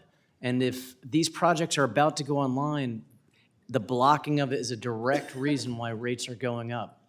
If we want to have the AI revolution, we need to have nuclear, we need to have solar, natural gas, and all these different energy sources. And so Congress could come together in a bipartisan way to get this done and support Ms. Lee's amendment. And I know it's affecting a lot of our districts across Republican and Democratic areas. And so I rise in support and urge you all to do so too. Gentleman yields back. Is there further discussion on the amendment? I recognize myself. I oppose the amendment, and I would say that the stated goal of this amendment to create a fair NEPA process for all types of energy projects is something that I strongly support, and that's exactly what the SPEED Act does. I know the Senate's wanting some special sauce. I think the SPEED Act is a special sauce, not just a special sauce for certainty, but we're going to send them the whole pickles, lettuce, onions, tomatoes on a sesame seed bun. They get the whole Big Mac with the SPEED Act. And it's going to make our permitting process fair and equal. The whole bill is about parity. And there's nothing in the bill that picks one technology over another technology. There's nothing in the bill that's biased against one technology. And if we start writing language in saying this technology can't be ignored, we're by nature making the bill biased. And support strongly keeping the bill neutral and not putting in biased language. The amendment's current language presents several problems, including another layer of regulatory review to energy projects. The SPEED Act, as I said, is already technology agnostic and treats all forms of energy the same when going through NEPA. The SPEED Act already includes language proposed by members on the other side of the aisle and agreed to by our side of the aisle to insert even more certainty into the bill for authorizations by adding firm deadlines. These reforms will ensure that all authorizations are processed promptly and not improperly rescinded. Many of the bill's supporters, such as American Clean Power, American Council on Renewable Energy, and Clean Energy Buyers Association, recognize that the SPEED Act clearly benefits all forms of energy. This amendment takes the bill in the wrong direction. I appreciate the thought process behind the idea of parity, but I will contend that the bill already has parity, and we don't need to add language that takes the parity away. So I oppose the amendment, and I yield back. Is there further discussion on the amendment? Yeah. Mr. Huffman, you're recognized. Yeah, I want to thank the gentlelady for her amendment. And, you know, listening to this debate, it just feels like make-believe. It feels, this is like Peter Pan stuff. I mean, to pretend that there's not an active war on clean energy happening right now, and that if you just keep this technically technology neutral, that it's going to be on the level, a fair playing field for both renewables and dirty fossil fuels going. It won't be, and you all know that. You all know that this bill could become law, and for the next 3 years, there's going to continue to be a fatwa on all forms of clean energy, unless you do something about it. And we have an opportunity here to actually put some teeth in your words. I mean, I just heard it again. We support all forms of energy. Well, then do something about it. This crazy war on clean energy is happening right now. It's costing jobs. It's hitting Americans in their pocketbook and their utility bills. It's an insane war on the energy of the future, and you all want to pretend like it's not happening. I'm glad we're all here at the end of this markup to hear this little make-believe exercise that we have going forward, masquerading as a permitting reform bill. I yield back. Gentleman yields back. Is there further discussion? Mr. Chair. Mr. Gosar, you're recognized. Yeah, you know, being the originator of the Florida bill, that was one of the things that we were trying to do, was streamline the process. Actually have the federal government decide where these wind tunnels, where these solar panels would be best dedicated to. But that got taken over. So, you know, I'm sitting over here and I'm listening. I haven't said very much. I don't usually say very much, but it's rich with hypocrisy. What has happened for the last 4 years under the Biden administration? It was an attack on energy, on oil and gas. Record oil production? You can make, as a statistician, the ranking member, you can make it say anything you want. So the renaissance is here. I agree with you, ranking member, we need all forms of energy. All forms of energy. But trust is a series of promises kept. I haven't seen very many promises kept by your side of the aisle. I yield back. Gentleman yields back. Ms. Brownlee, you're Mr. Chair. recognized. Mr. Chairman, I want to yield my time to Congresswoman Lee. I want to thank Mr. Stauber and Mr. Gosar for their comments. My amendment actually, let's say there's a new administration in the future, this bill gets passed.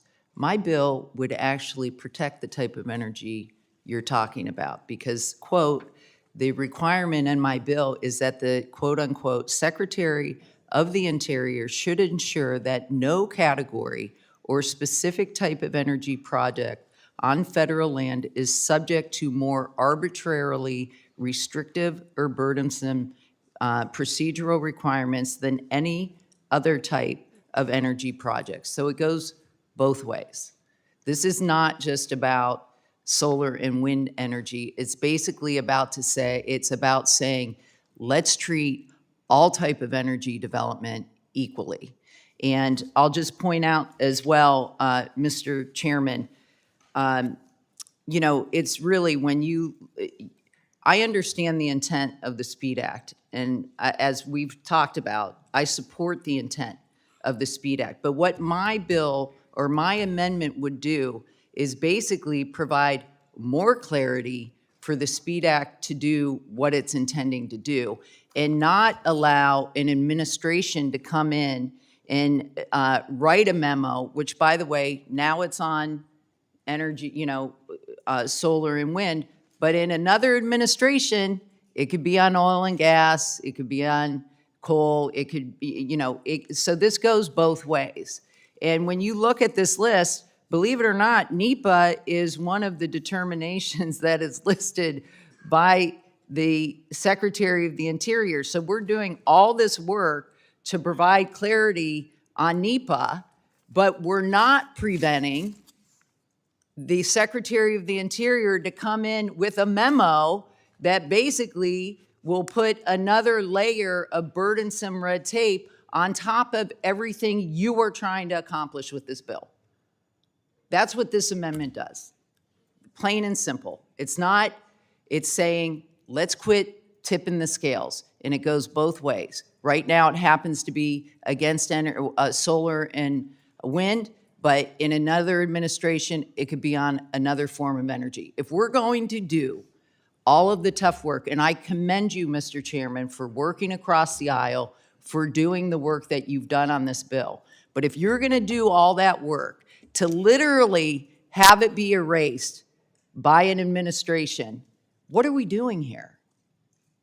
With that, I yield. Thank you. Gentlelady yields back. Is there further discussion? Mr. Magaziner, you're recognized. Thank you to the chair, and thank you to Ms. Lee for introducing this. I support this amendment, and I think part of the disconnect is this. I hear the chairman, other supporters of the bill saying that this is a technology-neutral bill, and it is. Like, I will posit that it is. But for us, we don't just want a technology-neutral bill, we want a technology-neutral outcome, and that's the difference, right? Now listen, we talk about all of the above, and believe me, I am prepared to take the hits that I may get from some people in some groups for supporting an all of the above strategy, because I know and I believe that in most places, in most contexts, that now at this point, clean energy is economically competitive with conventional energy. So I'm ready for technology neutral. But it can't just be in the bill, it's got to be the outcome. And what Ms. Lee's amendment is trying to do, what some of my amendments have tried to do, is to ensure that whatever the administration, whether it's a Trump administration or a future administration, they cannot bend the scale in one direction or another when it comes to the outcomes. So that's what we're trying to do here. I think directionally we all have similar goals, or at least many of us have similar goals, but we have an opportunity here to impact the outcomes in a way that is truly tech neutral, good for lowering costs, good for meeting America's energy needs, American jobs, and all the rest. And that's why I urge my colleagues to vote yes on this amendment. I'll yield back. Gentleman yields back. Is there further discussion on the amendment? Mr. Hunt, you're recognized. So actually, it's not our job to predict outcomes at all. It's our job to create a free market, and the American public and we the people predict outcomes, not the United States Congress.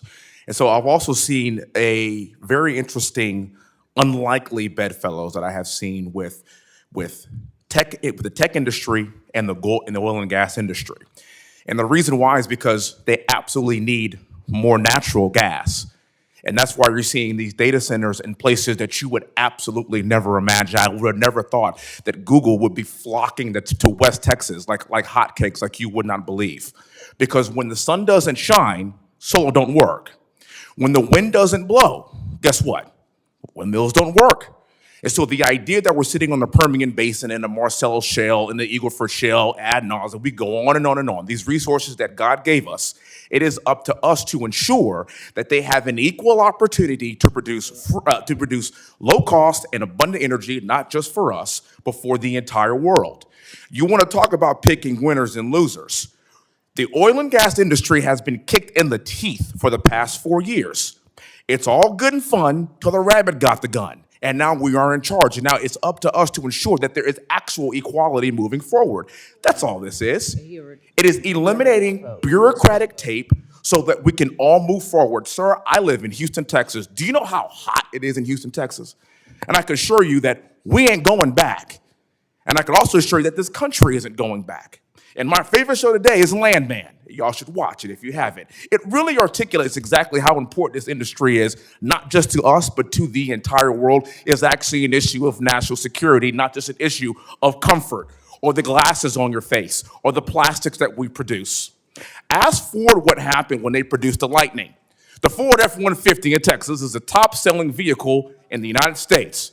But guess what? When the Lightning came out, you would drive past all of these dealerships, and they were packed with Lightnings because nobody wanted them because they weren't practical. It is not our job to force people to purchase a certain type of energy. It is our job to allow fairness for everyone to do it. That's all this That's all I'm does. saying. Cuts through bureaucratic tape, and we ain't going back. I yield back the remainder of my time. Gentleman yields back. Is there further discussion? Mr. Chair. Ms. Ledger Fernandez, you're recognized. Thank you, Mr. Chair, and I rise in support of this amendment because that is exactly what Representative Lee is trying to do, is to make sure that there is fairness in the manner in which this administration and any administration, I really appreciated her clarification that this would require any administration to treat all energy sources equally and fairly, because she is holding the evidence. She is holding up the receipts to show that this administration is going after renewable energy, and we must do something about it. And with regards, since I represent the Permian Basin, and New Mexico has indeed enjoyed the fact that there has been record oil and gas production in the Permian and in my district, and yes, it has helped our state. And so to say that the last 4 years has not been good, excuse me, it has been very good, because it has been record oil and gas production. And guess what? Well, this committee was reducing the royalty on oil and gas and coal because we had to give a giveaway to them.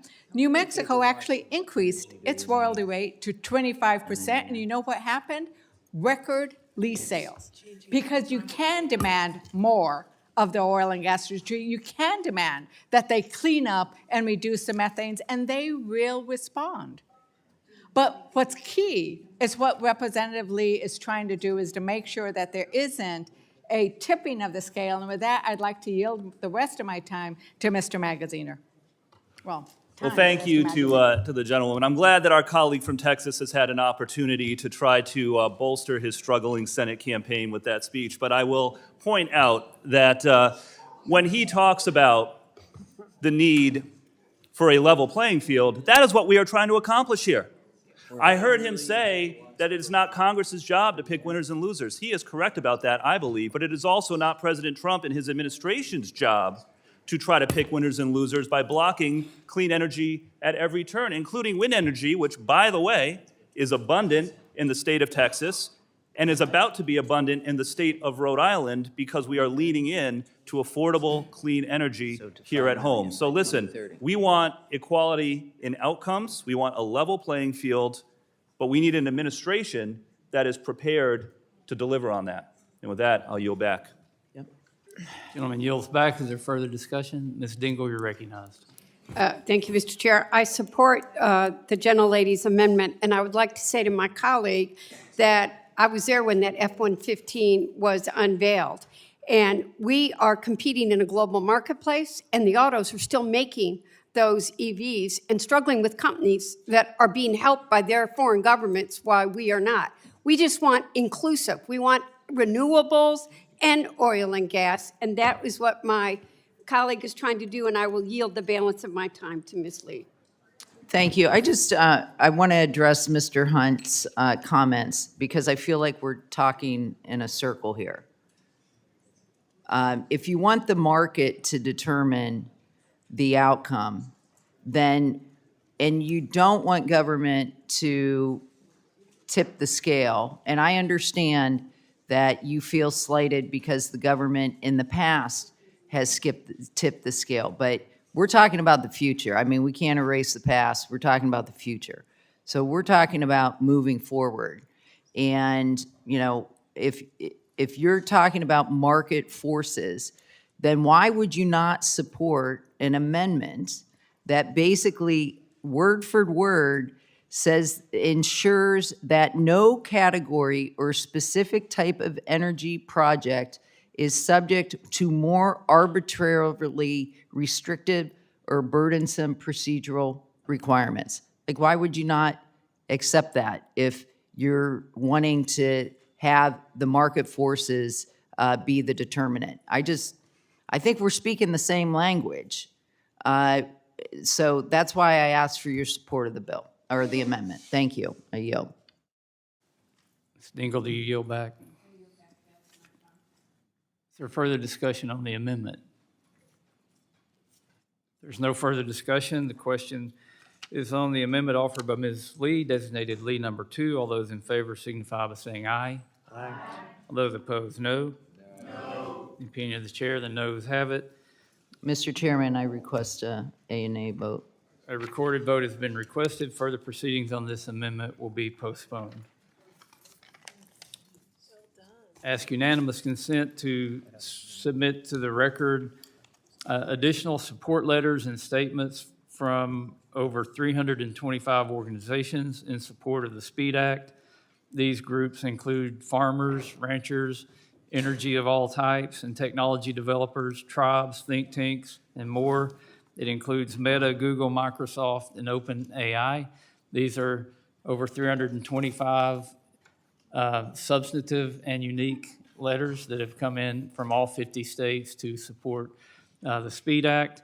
And I would also like to thank members on both sides of the aisle for very passionately making the case for the SPEED Act, because it is technology neutral, it will provide certainty, and it will benefit. And we talk a lot about energy, but these are a lot more than energy companies that I'm submitting these letters to the record for. These are infrastructure companies. NEPA definitely affects energy, but it affects a lot more than energy when you look at everything that has to go through the process. So I ask unanimous consent without objection. So ordered. I have one more. Mr. Huffman, you're recognized. Thank you, Mr. Chairman. This is my last amendment, and we've talked a lot about the way this bill, as written, dramatically constrains the opportunity Mr. for... Huffman, can you pause while we distribute them? Yeah.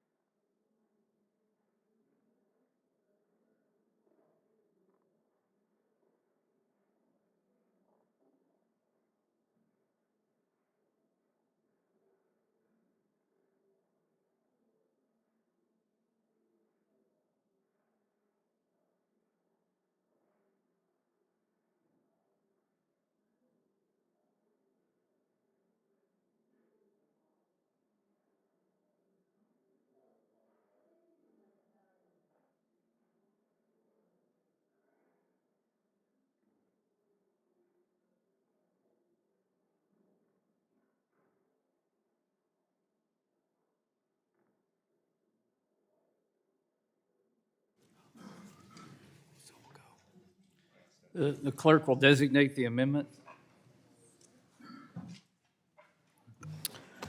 Amendment to the Westerman A&S to H.R. 4776, offered by Representative Huffman, amendment number 28. I recognize the gentleman from California, Mr. Huffman, for the purpose of offering an amendment designated Huffman number 28. Without objection, the amendment is considered read. Thank you, Mr. Chairman. So a lot of this debate has been about the subject of judicial review. And from the Republican side of the aisle, judicial review has been characterized as this thing where legal challenges are always frivolous, always a nuisance, always vexatious, where it's just an abuse of the system that keeps good stuff from moving forward. It's important to understand that judicial review also is sometimes absolutely essential. Judicial review is also what allows bad projects to be scrutinized, what sometimes saves lives what sometimes prevents terrible destruction and harm and saves taxpayers billions and billions of dollars. Judicial review can be a very, very good thing. And so if we're going to have a thoughtful conversation about permitting reform, and if we're going to make some reasonable changes to perhaps narrow the scope of judicial review, we're certainly talking about a bill that does that in some very extreme and dramatic ways, by limiting standing, by all of these other booby traps that are put in place to make it hard for communities to know about projects, to make it hard for them to engage, to box them out of public participation. But at the end of the day, if they can run that entire gauntlet that is created by this bill, they still ought to be able to proceed with a legal challenge. And this is the last thing in which the bill does that just goes too far. They take the existing statute of limitations, which is 6 years, and we can have a conversation, maybe that's too long. Maybe we need to shorten that. But you don't shorten it from 6 years to 150 days. I mean, it's just one of so many ways in which this bill is meant to shut down public participation and public comment and remedies and judicial review. So, Mr. Chairman, my final amendment would look to another time when we had a conversation like this and we found a bipartisan solution. And that was around Fast 41, where major infrastructure projects, instead of a 6-year statute of limitations, would go down to a 2-year statute of limitation. That's a pretty dramatic reduction in the review period. And it's a basis on which we could proceed together with some bipartisan precedent. It's reasonable. It has worked in the Fast 41 context, and I think it's the appropriate place to start on the statute of limitations piece of judicial review if we're having a serious, hopefully bipartisan conversation about broader permitting reform. So that's what my amendment does. It's not dramatic or radical. It's based on Fast 41, something with broad bipartisan support. I urge my colleagues to vote yes, and I yield back. Gentleman yields back. Is there further discussion on the amendment? I recognize myself. Oppose Mr. Huffman's amendment, which would essentially strike the judicial review section of the SPEED Act and replace it with this last-minute amendment. I'll remind everyone that there's been a tremendous amount of bipartisan work that's gone into the judicial review section of the SPEED Act, and this would certainly undermine all of that work. Again, I oppose the amendment, and I yield back. Any further discussion on the amendment? Mr. Chair. Mr. Stauber, you're recognized. I think that obviously I oppose the amendment, and it doesn't surprise me that the ranking member would bring this amendment forward, especially with his relations with the National Resources Defense Council. And I yield back. I object, Gentleman Mr. yields Chairman. What was that all about? What was that? What the heck was that? And I don't want to waste everybody's time with taking words now, but Mr. Stauber, what the hell? You can withdraw those words, or we can play some parliamentary games. I will It is not beneath withdraw. you, it is beneath this body You're out of to control. drop a little smear committee- like that, or at the least committee will be in explain order. Mr. Huffman, I what will the hell are not you withdraw talking my about? words. I will not withdraw Committee my will be words. in order. I demand his words be taken down. We will suspend.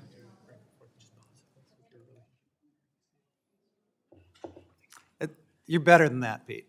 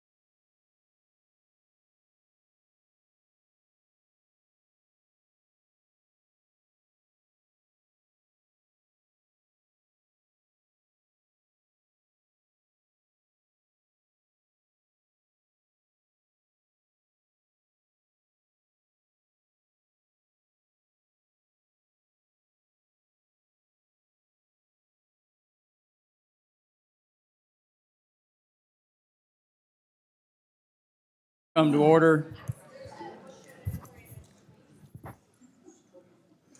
Chair recognizes Mr. Stauber. Mr. Chair, after discussion with Mr. Huffman, we have agreed that I will take my words down, and he has agreed to allow me to read a press release.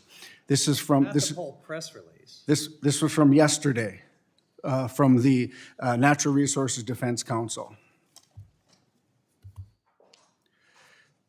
Representatives Diane DeGette, Kathy Castor, Jared Huffman, Jan Sikowski, and Yvette Clark have reintroduced the FRAC PAC, a suite of bills designed to close loopholes that exempt oil and gas companies from core environmental and public health protections. The package includes the FRAC Cleaner, Refresher, Shared, and Closed Act. And I don't want to bore you, but you can look at the media release from the National Resources Defense Council. And to my colleagues, that's exactly what I was referencing. And I yield. Without objection, the words are withdrawn. And thank you, Mr. So- Chairman, so for ordered.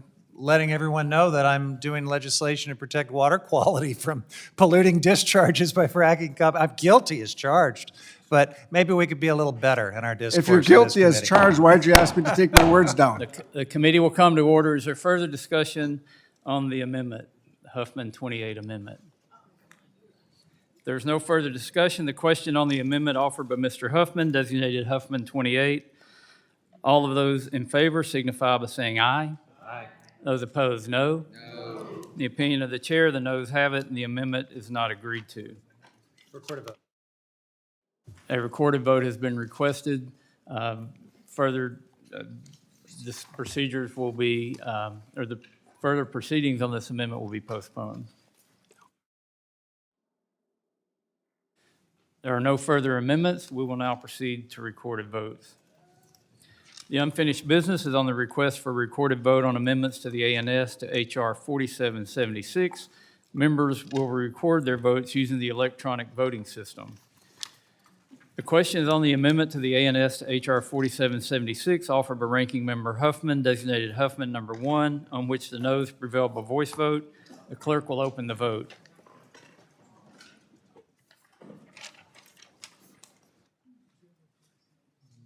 Slow start for these guys. It just takes a while to. There we go.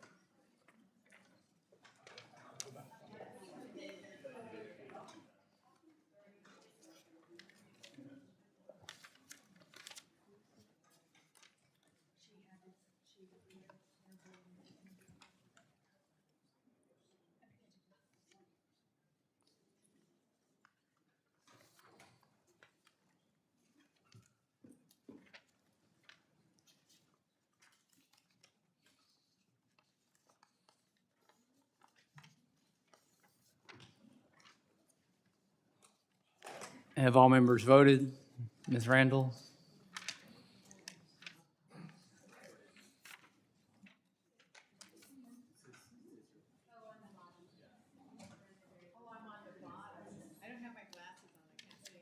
Have all members voted?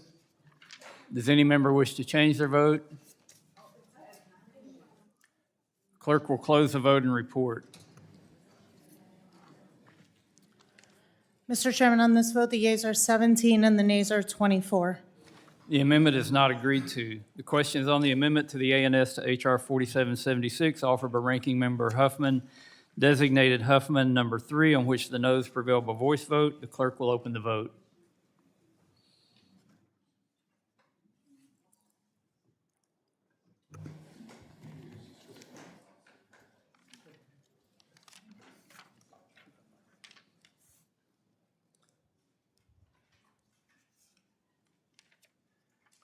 Have all members voted?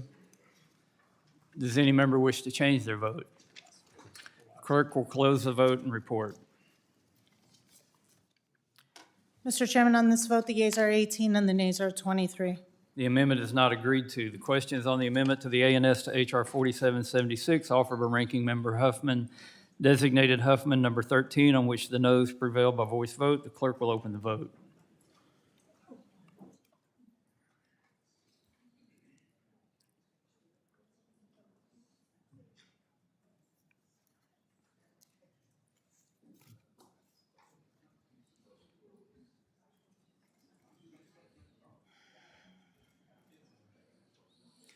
Have all members voted?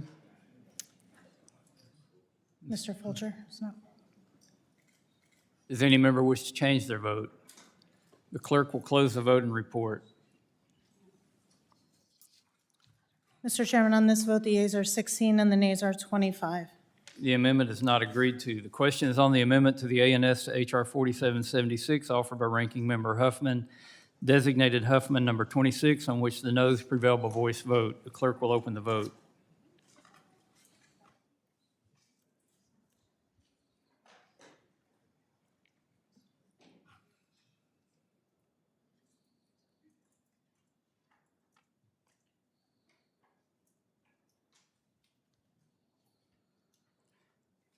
Have all members voted? Does any member wish to change their vote? The clerk will close the vote and report. Mr. Chairman, on this vote, the yeas are 17 and the nays are 24. The amendment is not agreed to. The question is on the amendment to the ANS to H.R. 4776, offered by Ranking Member Huffman, designated Huffman number 30, on which the noes prevail by voice vote. The clerk will open the vote.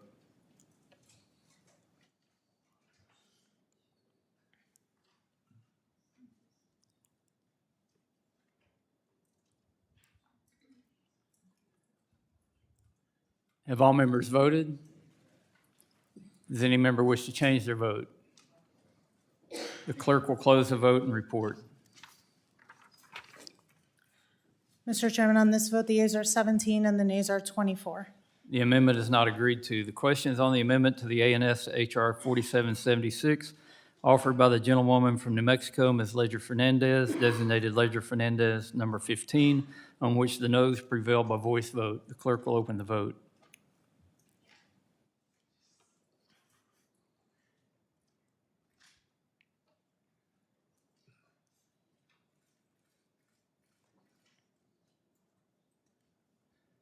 Have all members voted?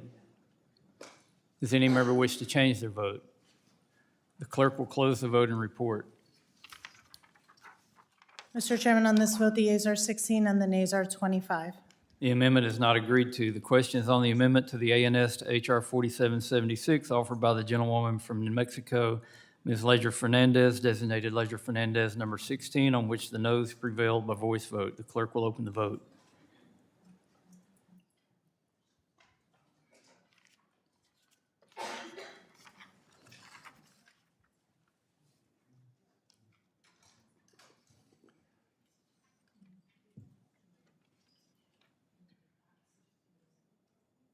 Have all members voted?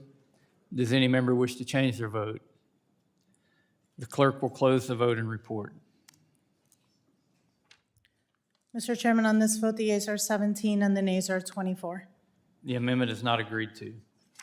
The question is on the amendment to the ANS to H.R. 4776, designated men number 17, on which the noes prevail by voice vote. The clerk will open the vote.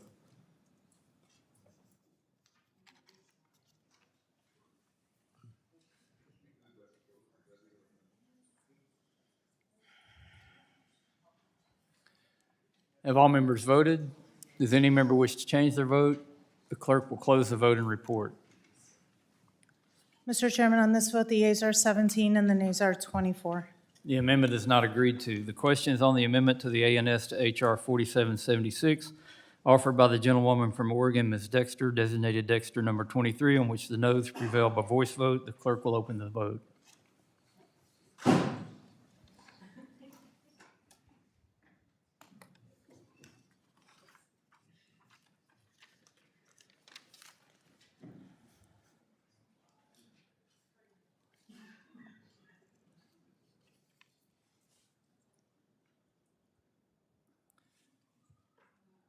Clerk will close. Have all members voted? Mr. Wahlberg's not been recorded? Yes. One more.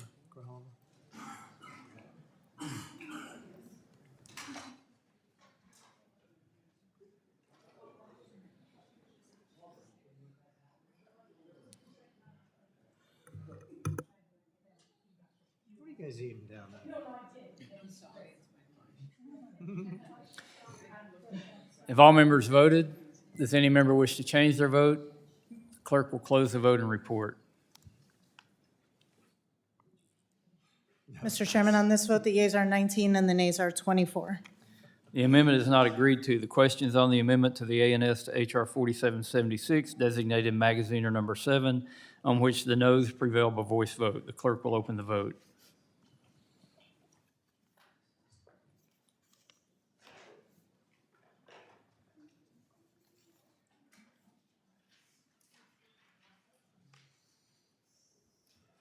Have all members voted? Does any member wish to change their vote? The clerk will close the vote and report.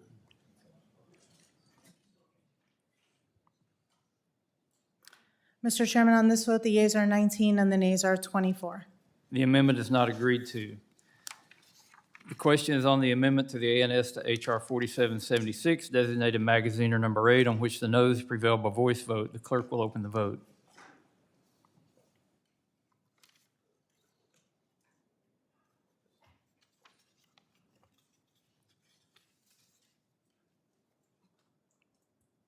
Have all members voted? Does any member wish to change their vote? The clerk will close the vote and report. Mr. Chairman, on this vote, the yeas are 19 and the nays are 24. The amendment is not agreed to. The question is on the amendment to the ANS to HR 4776, designated magaziner number 9, on which the noes prevail by voice vote. The clerk will open the vote.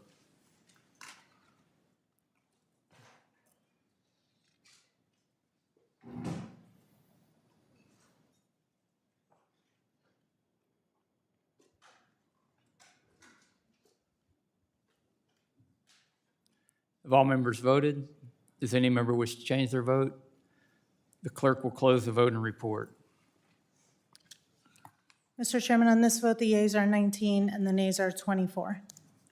The motion or the amendment is not agreed to. The question is on the amendment to the ANS to HR 4776, offered by the gentlewoman from Washington, Ms. Randall, designated Randall number 20, on which the noes prevail by voice vote. The clerk will open the vote.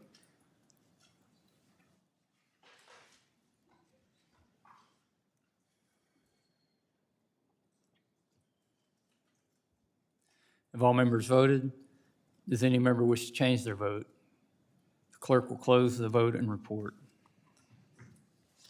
Mr. Chairman, on this vote, the yeas are 19 and the nays are 24. The amendment is not agreed to. The question is on the amendment to the ANS to HR 4776, offered by the gentlewoman from Washington, Ms. Randall, designated Randall number 22, on which the noes prevail by voice vote. The clerk will open the vote.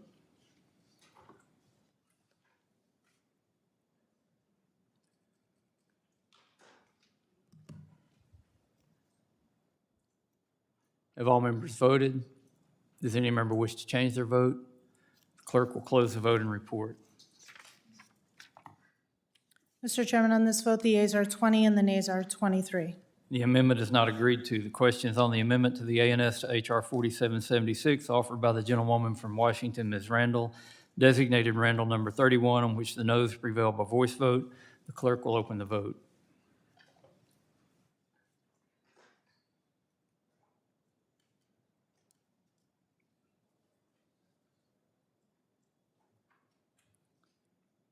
Have all members voted? Does any member wish to change their vote? The clerk will close the vote and report. Mr. Chairman, on this vote, the yeas are 17 and the nays are 26. The amendment is not agreed to. The question is on the amendment to the ANS to HR 4776, offered by Ranking Member Huffman, designated Ansari number 9, on which the noes prevail by voice vote. The clerk will open the vote.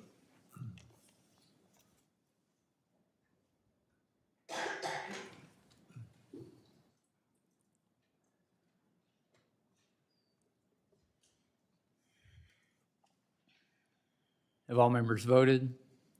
Does any member wish to change their vote? The clerk will close the vote and report. Mr. Chairman, on this vote, the yeas are 18 and the nays are 25. The amendment is not agreed to. The question is on the amendment to the ANS to HR 4776, offered by the gentlewoman from California, Ms. Rivas, designated Rivas number 11, on which the noes prevail by voice vote. The clerk will open the vote.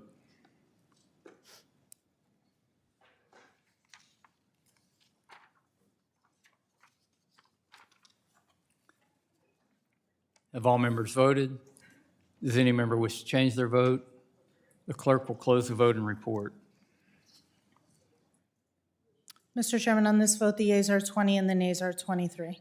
The amendment is not agreed to. The question is on the amendment to the ANS to H.R. 4776 offered by the gentlewoman from California, Ms. Rivas, designated Rivas number 12, on which the noes prevail by voice vote. The clerk will open the vote.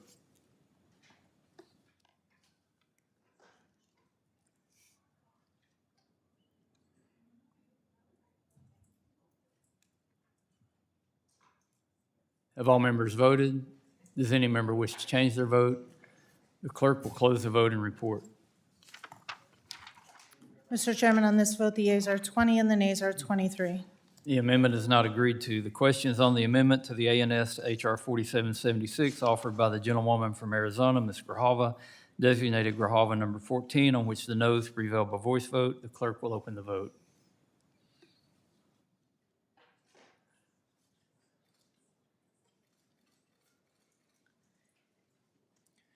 Have all members voted? Does any member wish to change their vote?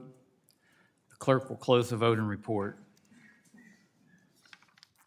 Mr. Chairman, on this vote, the yeas are 17 and the nays are 26.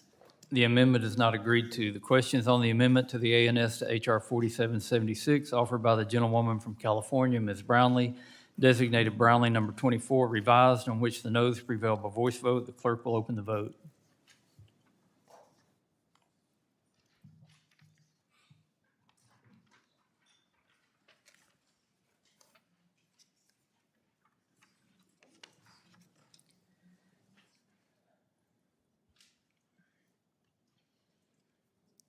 Have all members voted? Mr. Webster? Ms.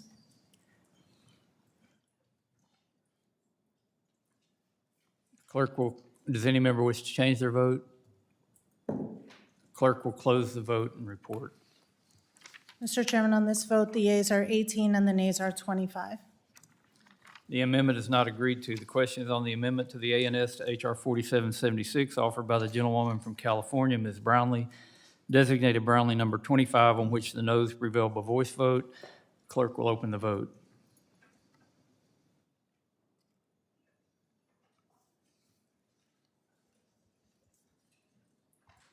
Have all members voted? Does any member wish to change their vote? The clerk will close the vote and report. Mr. Chairman, on this vote, the yeas are 18 and the nays are 25. The amendment is not agreed to. The question is on the amendment to the ANS to H.R. 4776 offered by the gentlewoman from Nevada, Ms. Lee, designated Lee number 2, on which the noes prevail by voice vote. The clerk will open the vote.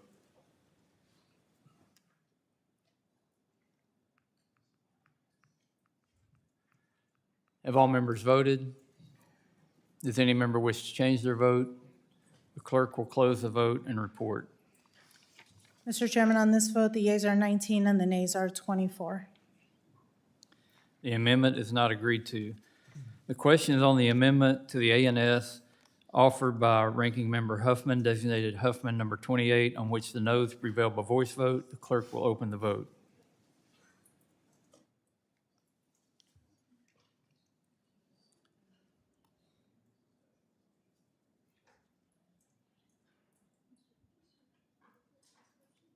Have all members voted?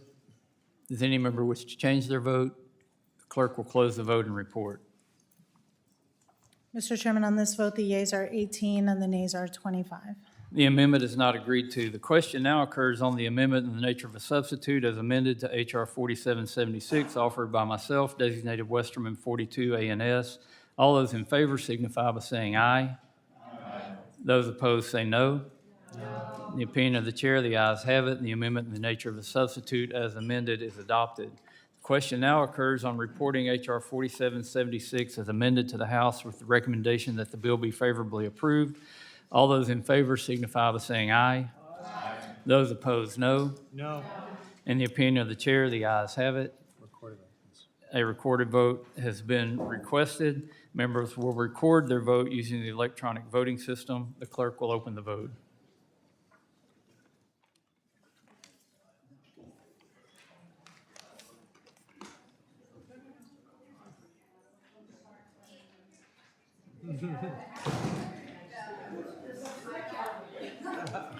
Have all members voted? Does any member, Mr. Amendment has not been recorded. Dave? Got it? have all members voted?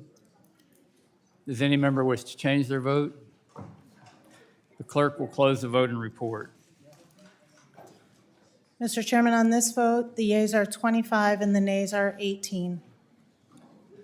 The bill as amended is ordered reported to the House with the recommendation that it be favorably approved. Without objection, the motion to reconsider is laid on the table. Mr. Chairman. Mr. Huffman? Thank you, Mr. Chairman. I give notice of my intention to file supplemental, additional, dissenting, or minority views on the measure just considered. I ask unanimous consent this notice be extended to all measures considered at the markup under House Rule 11, Clause 2L. This notice extends to all members. Without objection, so ordered. Committee room will be in order. We still have business. We now turn to the UC package. With the cooperation of Ranking Member Huffman and the other members of the committee, it appears that we have worked out an agreement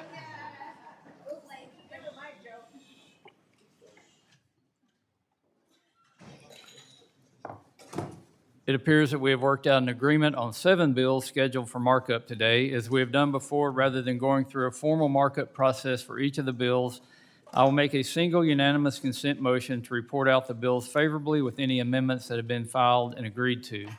Before we begin, does any member seek time to speak on any of the bills in this unanimous consent motion?